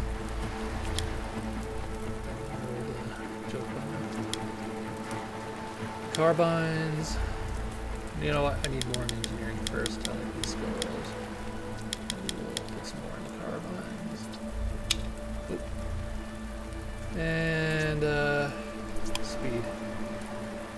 More attacks. And shock. Uses the knife.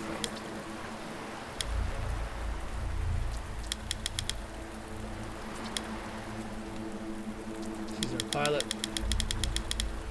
She'll handle all the space combat. Actually not, she had some, let's give her some, strength. Okay, I need some tactical here. -2 damage against, so that'd be 2, 4, 6, 8. +5, yeah, good one. Penetration for every team member.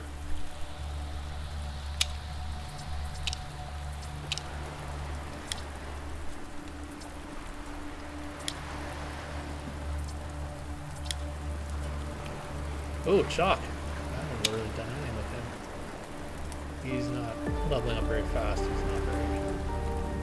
He's not very bright. +10 damage against. Yeah. Okay, he's done. Our guy has a ton of stuff here. So he's a range master, weapons master, tactical. Give him that extra damage too. Not giving anyone too much motivation here.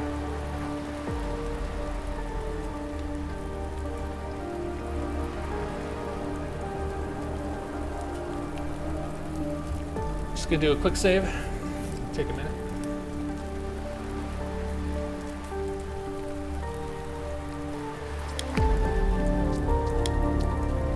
Meeting was successful. Now what?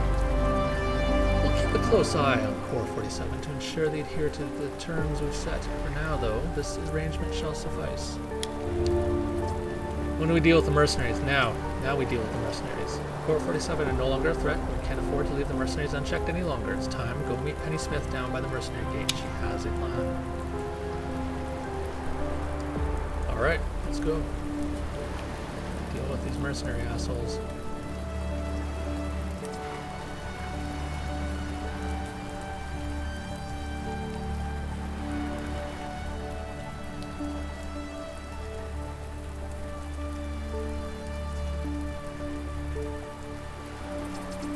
Turn up, my man. Anything else for sale? Intimidation 13, some accessories, armor penetration +3, a good helmet there. But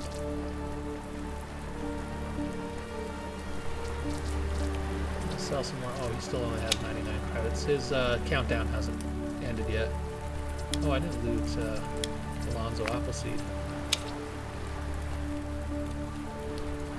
Alright, I'm going to do another save here because this is kind of a moment here where we deal with the mercenaries. There's several different ways we can do it. We can just go hard charging in, or we can... Alright, what's the plan? Good timing. Felix, please go ahead and inform our friend. The auto canyon mercenaries have set up. I can slice into it remotely and shut it down. That should allow you to cross a bridge with no issue. I can promise cannon won't be a problem. As for snipers or any nasty surprises, well, it's another story. You'll have a better shot with that cannon offline. There is another option. If a direct assault on the mercenaries doesn't appeal to you, we could pursue a different approach. What do you have in mind? This. It's every credit we could scrape together. Take it to their leader and tell him it's from Elliot Trajan. Let them know we've arranged transport for he and his men off the planet. You're buying them off? Yes, better to settle this without more bloodshed. We can always generate more credits from the smugglers. Why don't you take it to them then? I'm a woman. You know what they'd do to me? Fine.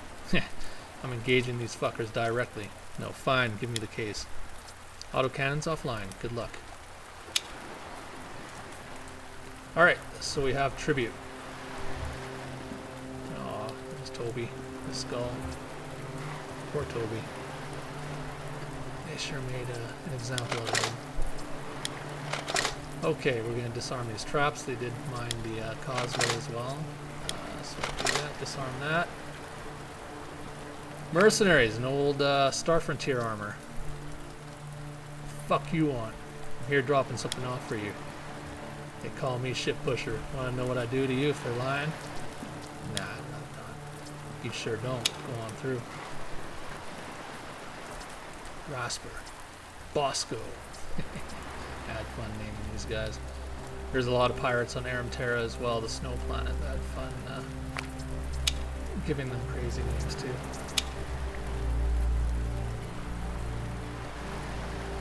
It's a sector full of shitheels, in essence. Pirates and the wayward. Their leader, a hulking figure, steps forward. How the hell did you get past the autocannon? No clue, but I've got a case for you. No clue. That idiot shit pusher, he just let you waltz in. And the mines, you just got lucky with them too? Nope, I disarmed those. You got a real mouth on you. Give me one good reason I shouldn't put a few holes in you right now. Like I said, I got a delivery for you. What is it? Courtesy executives, they're offering a deal. So they want to consolidate power on this dump, huh? Only one problem, we can't leave. Don't know if they mention it, but our ships sink at the bottom of the drink. I'm told they lined up a few smugglers that'll take you off-world. Yeah, right. Where exactly are we supposed to go? Terra's colder than a grave, and Navi, well, it's not a sip of drinkable water there. Face it, the whole system's a shithole. I'll tell you what, leave the case with me and you can go back and tell executives we'll take the credits of tribute instead. Let them know we'll leave this planet good and fucking ready. Not sooner, no later. Alright, final answer? It is. Get out of here. Maybe I wanna Gunner McGahee. Alright, let's leave.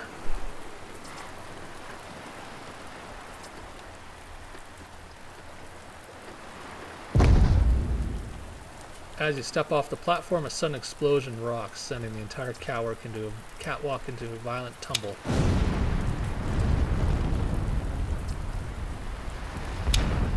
Few survivors. I recommend we finish them off. Alright, I'm going to do another save, just because I don't want to waste your time by dying and having to do it all over again.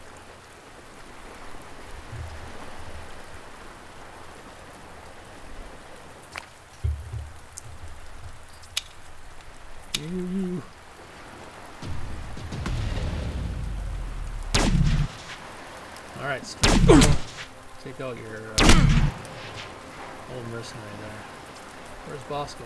Oh, Bosco's dead. I thought I coded it that he was alive too in this engagement, but I guess I didn't.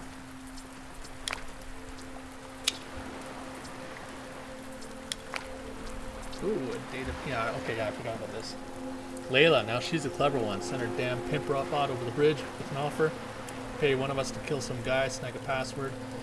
So that's the guy at the body from the vent that we found with our perception check. So we will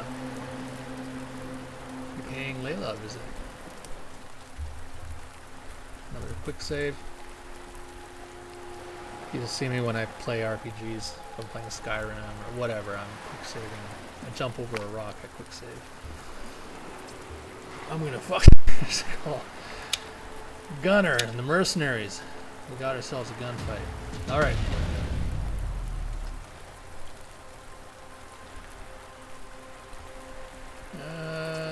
Gunner McGahee, he's a tough one. I'm gonna put a dot on him. I'm also gonna kneecap him next time around.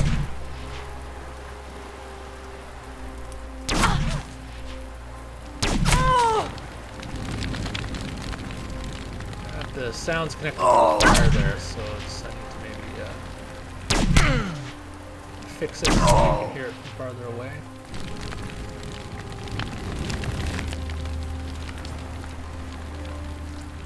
Okay, I better put a kneecap on. Get rid of some of his AP. Give this fella a moment of pause.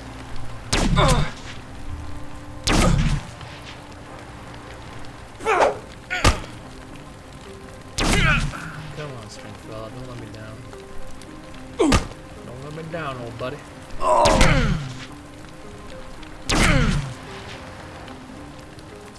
Okay, I'm gonna keep laying fire on this guy. There we go.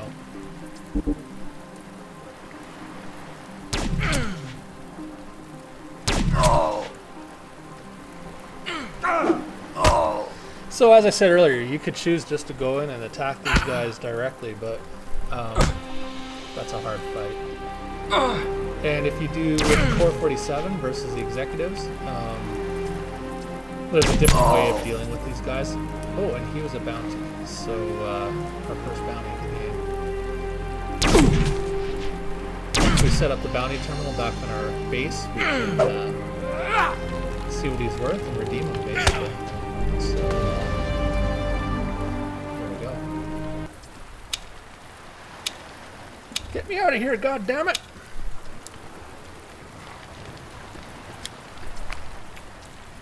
You're gonna gawk all day or you're gonna free me? Who am I? Dr. Oliver Tube, medical doctor, an actual doctor, not some philosopher. Enough of that. You gonna free me or not? How'd you get up here? I jumped ship, was working on a Star Frontier prisoner transport, utter chaos, a circus of incompetence. Holy shit, I was on the prisoner transport you escaped from. Oh, how do you know? I read your journal entries. Indeed, you always go snoop around other people's computers? Listen, you could be invaluable to our team. If I free you, would you consider joining us?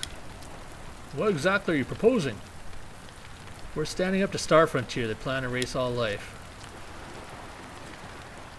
Not until I heard that transmission. I want nothing more to do with that organization. We need someone with medical expertise. Fine. You got yourself a doctor. Landing pad 2. Okay, we have another support staff guy. Let's loot these bodies. There's a lot of good stuff here. These mercs were a treasure trove of goodies.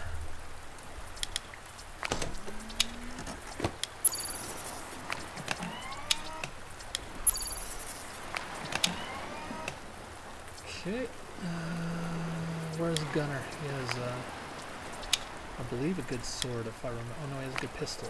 Oh no, a good rifle. There we go. Epic. What's wrong? Critical hit chance 10% if injector status is in effect. So if you poke yourself with an injector, you can also get the 10% critical chance. Nova. Some good helmets here. Good thing we didn't buy the helmet from Turnip. Oh, 2 more bodies here. Let's get those guys.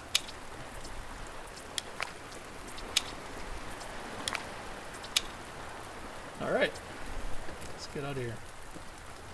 Yeah, we looted Ship Pusher and Bosco. Yeah, very good.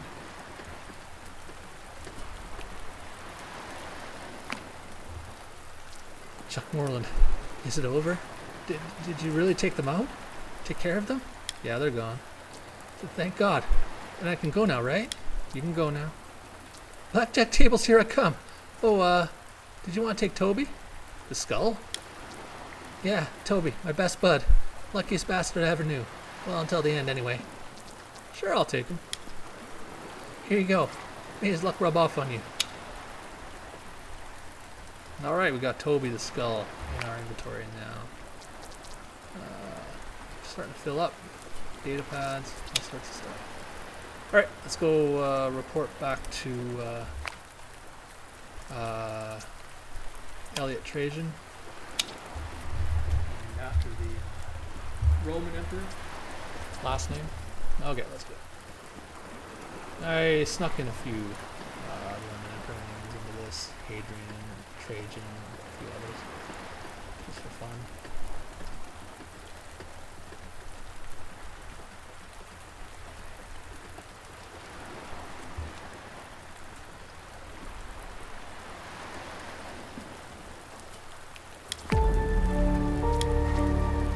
Mercenaries have been cleared. Outstanding. The mercenaries gone. Alcapura is finally secure. All major threats have been eliminated, and we can now focus on rebuilding it. Come with me to see Sheriff Salas. What are we doing? We're putting the final touches on cleansing this facility. Let's go.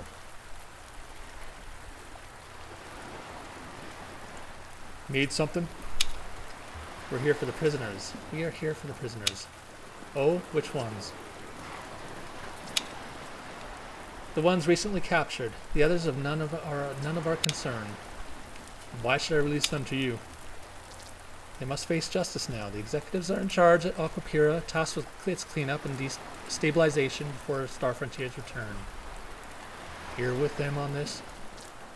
Yes. I've never agreed with your methods, Elliot, nor have I cared much for you. Your feelings towards me are irrelevant. What matters is securing this facility and eradicating its criminal elements. That's exactly what we intend to do. By making examples of these people, I'm guessing that's exactly what you intend to do. It's precisely. I wrote a few too many intend to do in there, as I gotta edit that. intend to do. Against my better judgment, I'll allow this, just this once. But listen here, if you're set on enforcing the law, it won't be by your summary rules. And if you need my cooperation, it's got to be under proper legal oversight, not just your decree. Agreed. But after today's demonstration, I believe the rest of Aquapira's inhabitants will understand the need for order and for fall in line. What's going on? What are you going to do to us?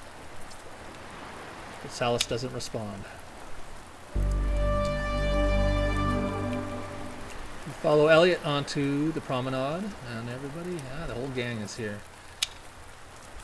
These individuals have violated the laws of Aquapira, and yes, I said Aquapira, not Aquapurgatory. We're outlawing that name. This is a place of civilization. He scans the crowd, his tone resolute. I will no longer tolerate crime here. Any criminal acts will be met with the severest penalty, death. Moreover, we will take control of smuggling operations, imposing taxes, and managing the flow of credits. These measures will ensure stability and prosperity under our governments. You will no longer need to resort to crime or deceit to thrive under a structured and profitable system. Justice! Pablo Honey's voice pierces from the crowd. The child of hellfire decrees it. Heed the word from the flames. Our Savior speaks of righteousness and retribution. Kill Art Smoot. He's a damn cheat. Oh, shit. It's always the women, isn't it? They're the most bloodthirsty sometimes. The crowd stirs. I didn't mean to. I just need a little advantage, that's all. You can't execute me over a game of cards. He's dead. Spyro is next. And the animations are supposed to work there. Early access. And with that, everybody's dead. The crowd slowly dissipates. I know it was harsh, but it's required. You'll see a change in Aquapira in the coming weeks. We will be ready for Star Frontier, but here's one more thing. We need to recapture the desalination plant to provide water not only for this facility, but for the rest of the planets. Come see me when you're ready. Okay, this is one of the final phases coming up here. Oh, yeah. He has a gun still there. Oh, no, he's still. Oh, just the human meat. Chalk will be happy. Chalk will be pleased. Alright. You missed the show.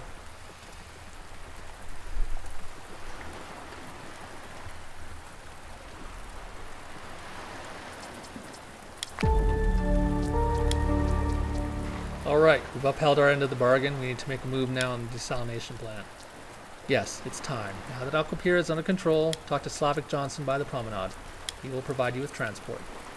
A few standard months ago, the robots turned on the workers there, massacred them all. We've had no signal of the place ever since. You can count on resistance when you head in to liberate it. So yes, the plant was, all the workers there were killed by the robots. And it's a shit show.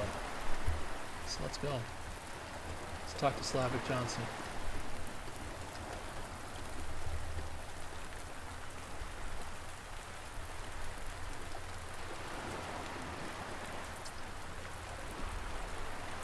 I'll probably pause it once we get to the plant, just to get a drink of water and use the washroom.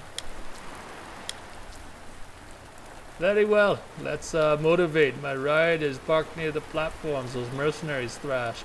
Wait, why didn't the mercenaries take it? It's a submersible, Chief. I kept it tucked under the platform. Alright, we're at the desalinization plant. You notice two submersibles parked nearby. Slavic glances at them, nervously nods. Take one of those puppies back, Chief. I'm headed back. Alright. What I'm going to do after this save is pause it. Alright, I'm back. So we're at the desalination facility. Some worker corpses here.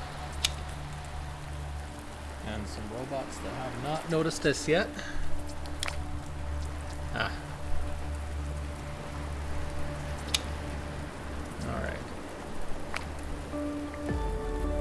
As you close in on the robots, you catch snippets of their disjointed dialogue. Unauthorized appropriation of water, unacceptable. Water is the fruit of our labor.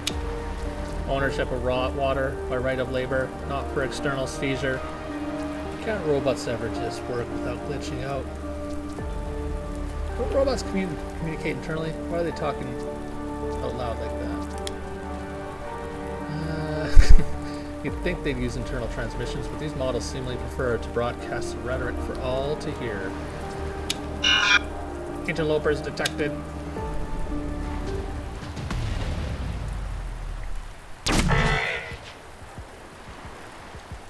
So these are a bunch of robots that have somehow fallen under communist ideology. They think the water is theirs and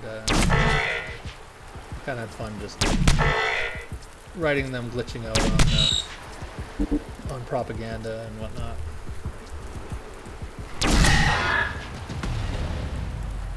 And rhetoric. So these robots don't really have anything in loot normally, but they do have weapons that can break down into other components. So this is the desalination plant that provides water, was supposed to provide water for the entire sector. Takes the ocean water, takes the salt out of it, and turns it into potable water to drink, and it's taken over. We're gonna get it back.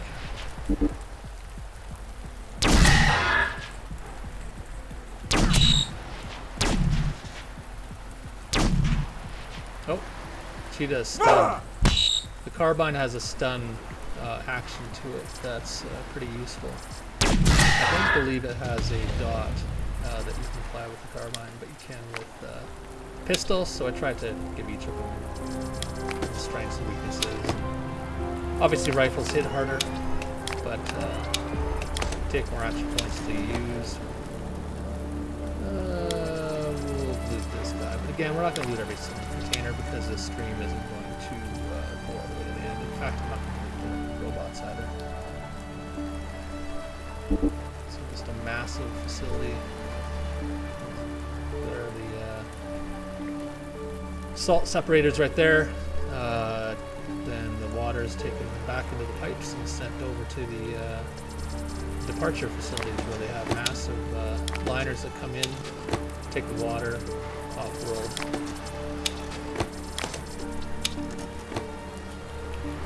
More robots. Water, the yield of our labor, must not be exploited by capitalist entities. We must protect the labor, collective labor's results. Unauthorized water is a breach to our core directives.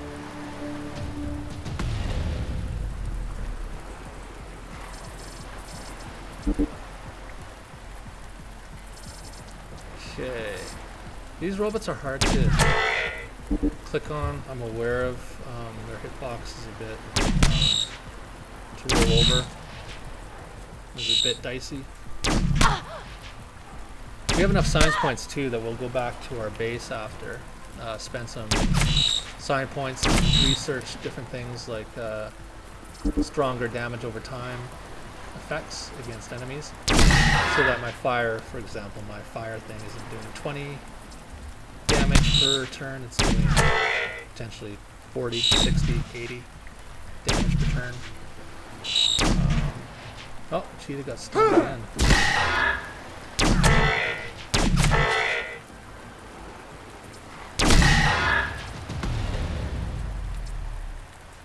Alright, let's keep going. Survival, our collective hangs on the balance, comrade. We face an assault. We must stand united against capitalist plunder. Motor range. Well, that's the other thing. Rifles and carbines have better range. But they use more action points. So I kind of like to keep a pistolier.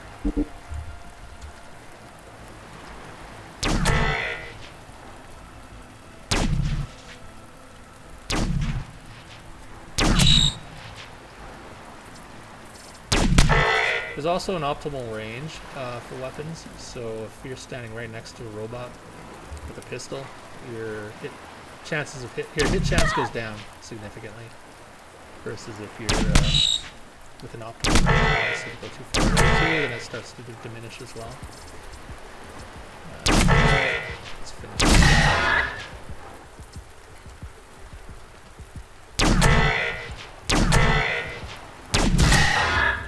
All right, let's keep pushing forward. I'm going to do an autosave, just I don't want to do all the combat all over again. And I haven't really written in any ways to avoid combat with these guys. I might still do some skill checks and stuff, but for now, I think we need some instances where you need to do combat with the player, or else you're just skill rolling through the whole thing. But I don't know. It's up to players what they think too. I'd be curious.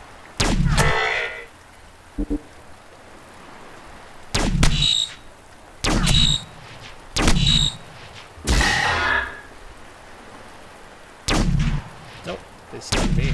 And they're just laying it on.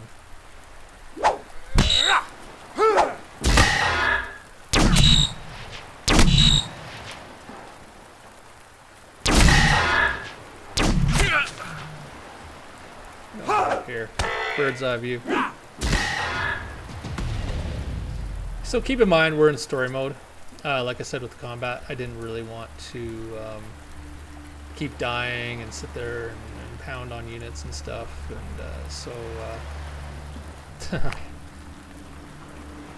hey there, you planning on leaving this place anytime soon?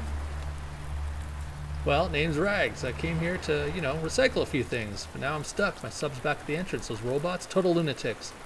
Didn't expect things to go sideways. By recycle, you mean scavenge, right?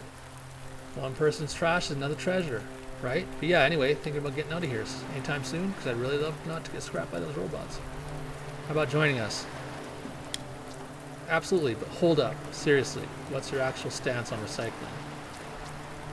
I support it. Yeah, fuck that shit. Or, really want to know my stance for recycling? Sure. First, let me tell you what I believe in. I believe in hard work, the thrill of a good fight, the value of loyalty. I believe in showing up when it matters and taking care of your own. Okay, but how? I believe in staring down the odds and walking away with a smile, win or lose. I believe in luck, guts, and sometimes just pure stubbornness. That's not really... I believe in making something out of nothing when the world's against you. I believe in pushing through when everyone else says it's over. I believe in fighting for what's yours no matter the cost. Uh-huh. You really want to know what I believe in? Sure. Recycling.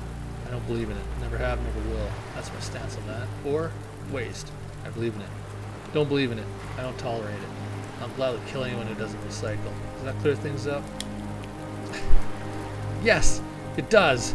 I could fucking marry you right now.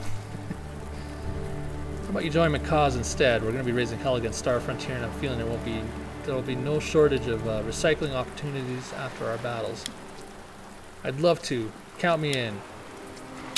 Landing pad 2. Wait, another support person. She will help us when we're breaking down weapons and equipment and stuff. We'll get more resources from that. Oh, I believe there's a data pad here explaining why these robots turn into communist lunatics.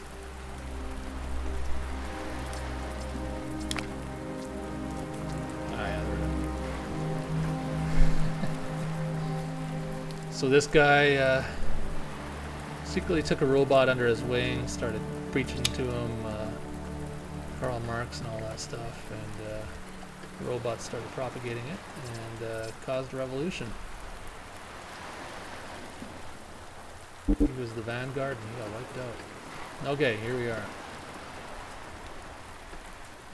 I'm going to save here because there's a battle up here. Oh, and I'm actually kind of alone, huh?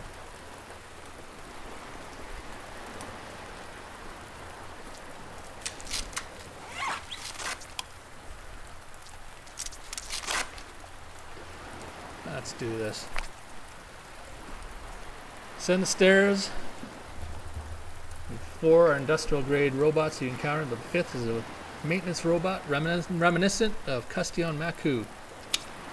Remember, give 'em hell, boys. We ain't about just to hand over our water for nothing. It's the fruit of our labor, and our revolution is just a young sprout, barely a few months old. And don't you forget that water, every last drop, is fruits of our late collective toil, our shared sweat. It's ours by right. Just as sure as the sun rises, we're building something bigger than ourselves, a true communal haven right here. Now let's keep those capitalist vultures at bay and protect what we've worked so darn hard for. Do all custodial robots have that folksy twang? TX30 responds, regrettably, yes. It appears that the creator of this line indulged in a bit of humor, or perhaps they embedded a sort of Trojan horse within our programming. These robots have maintained this manner of speech since my activation, despite Star Frontier's numerous attempts to standardize their communication protocols. Well now, let's just unpack this situation, shall we? Here you are, all are. Just the epitome of that there neoliberal machine aiming to snatch up the fruits of honest labor. We're standing shoulder to shoulder, comrades, pushing back against your overbearing ways. We're living beings. We actually need water to survive, more than you, surely. Well, ain't that something? This water's more than just survival for us. It symbolizes our labor, our rights, and our unity. Can't just let it be siphoned away, no matter the need. What if we strike a trade of some sort instead? Time for a little free market competition. You know what? I'm going to go diplomatic with these guys. Let's frame it as optimizing utility resources. Provide us with water, and in turn you benefit from a structured incentive system that produces tangible units of barter. You mean like credits for our water? Let me mull that over. Your pitch might just be pragmatic enough to for sustainable resource management. And then we'll provide some human labor. Alright, so we didn't have to fight these guys after all. Do you happen to have a L1300 vacuum attachment? Sure do. It's best getting those tight spots. Why? Willing to part with it? There we go. Got Silas's vacuum attachment. Anything else? You're the custodial robot. More questions. Alright, fire away, comrade. Alright, let's go. We can head back to Aquapura now. I might put a fast travel in after you... No, because then you need to talk to the robot about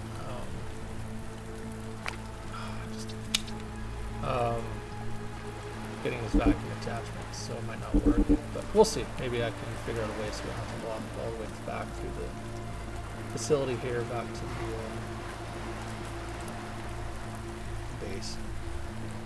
Or the habitation platforms.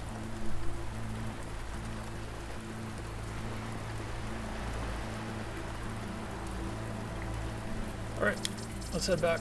There's only one submersible for us. There's Slavic. Great! Alright, let's go. Let's report in to Elliot. And that will be, this planet is pacified. There's quite a few other side quests to do here, but for now, I think I'll probably turn in a couple little things here, and then that'll be it. I'll shut it down and let you all discover the rest of the planets.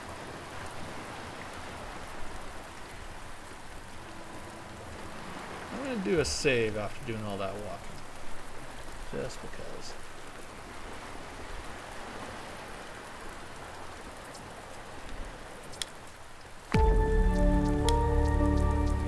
Facility is ours.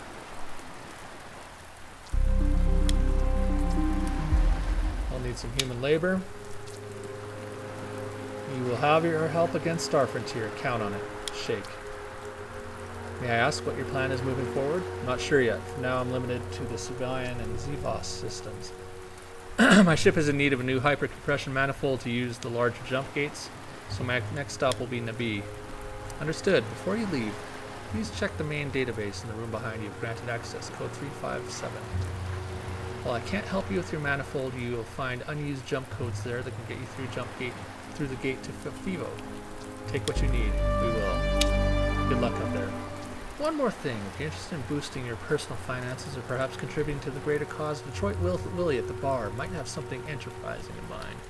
You should speak with him, though naturally only if time allows. Okay. So there's also a little bit of a heist that we can do in this situation. It's not much. It's just a little side quest, but just something fun. Also do for War Score if we want. The mainframe. After a moment, access the jump codes. We download those. Excellent. The jump codes are now in our possession. Hold. A preliminary scan of the mainframe has revealed something else of interest. What is it?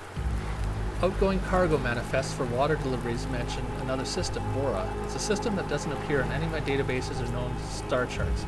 The jump gate destination is classified, but it seems to be located somewhere in the FIVO system. I speculate that this hidden Bora...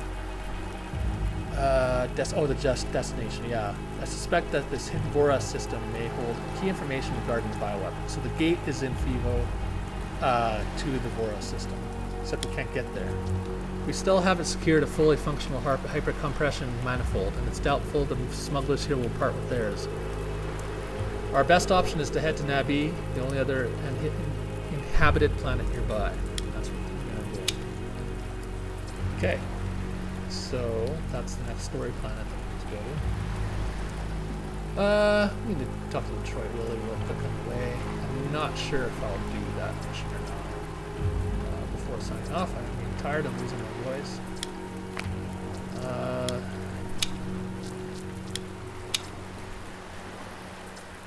Oh yeah, Tobias Santana, the guy that ripped us off. What you had some Detroit Willie for? Detroit Willie, is that you? Who the hell else? Got it. First, second, third. Detroit Willie don't know what the hell you're jabbering about. Detroit Willie sure as fuck don't care. Now, you got a question or what? What was Detroit Willie doing before you Star Frontier worked at the desalination facility? Tell me about desalination. Sit tight. You're going to get schooled in desalination other than Detroit Willie himself. Now, this whole operation is what kept this sector humming. We're talking about turning drink all around us into potable water. See, we got these massive plants. Class 3 transports. Da-da-da. They come and get the water.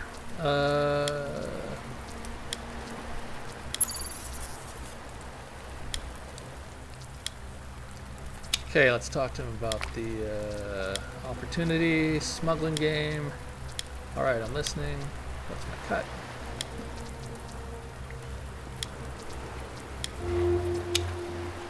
So, there is a landing platform where smugglers are having a rendezvous. They're trading goods and stuff, illicit goods. We're going to go interrupt them and take all their credits and disrupt their operation and assume control of it ourselves, if we choose to do the quest or not. First we have to talk to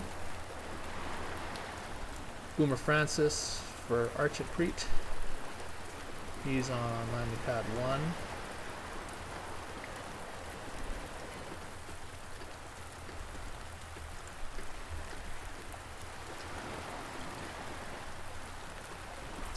Oh, that's Grub 2. No, Boomer Francis is on landing pad 2.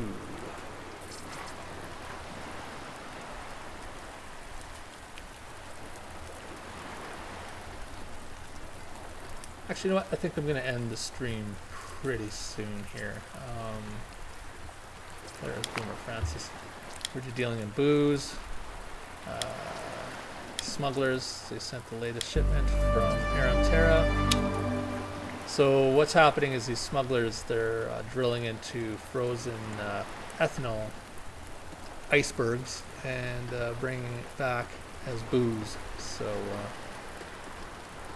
but I think, you know, we're just going to leave the planet. We'll leave this side quest for now, as I'm going to end this. Again, I'm losing my voice, and it's been about almost 3-4 hours now, so that should be good. We're done our first story planet.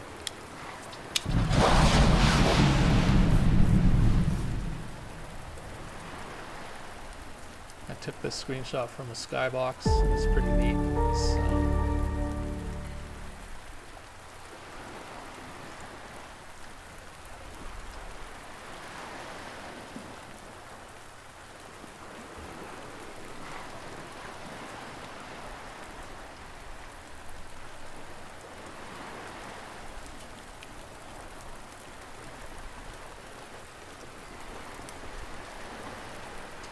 Like I say, star map takes a minute to load.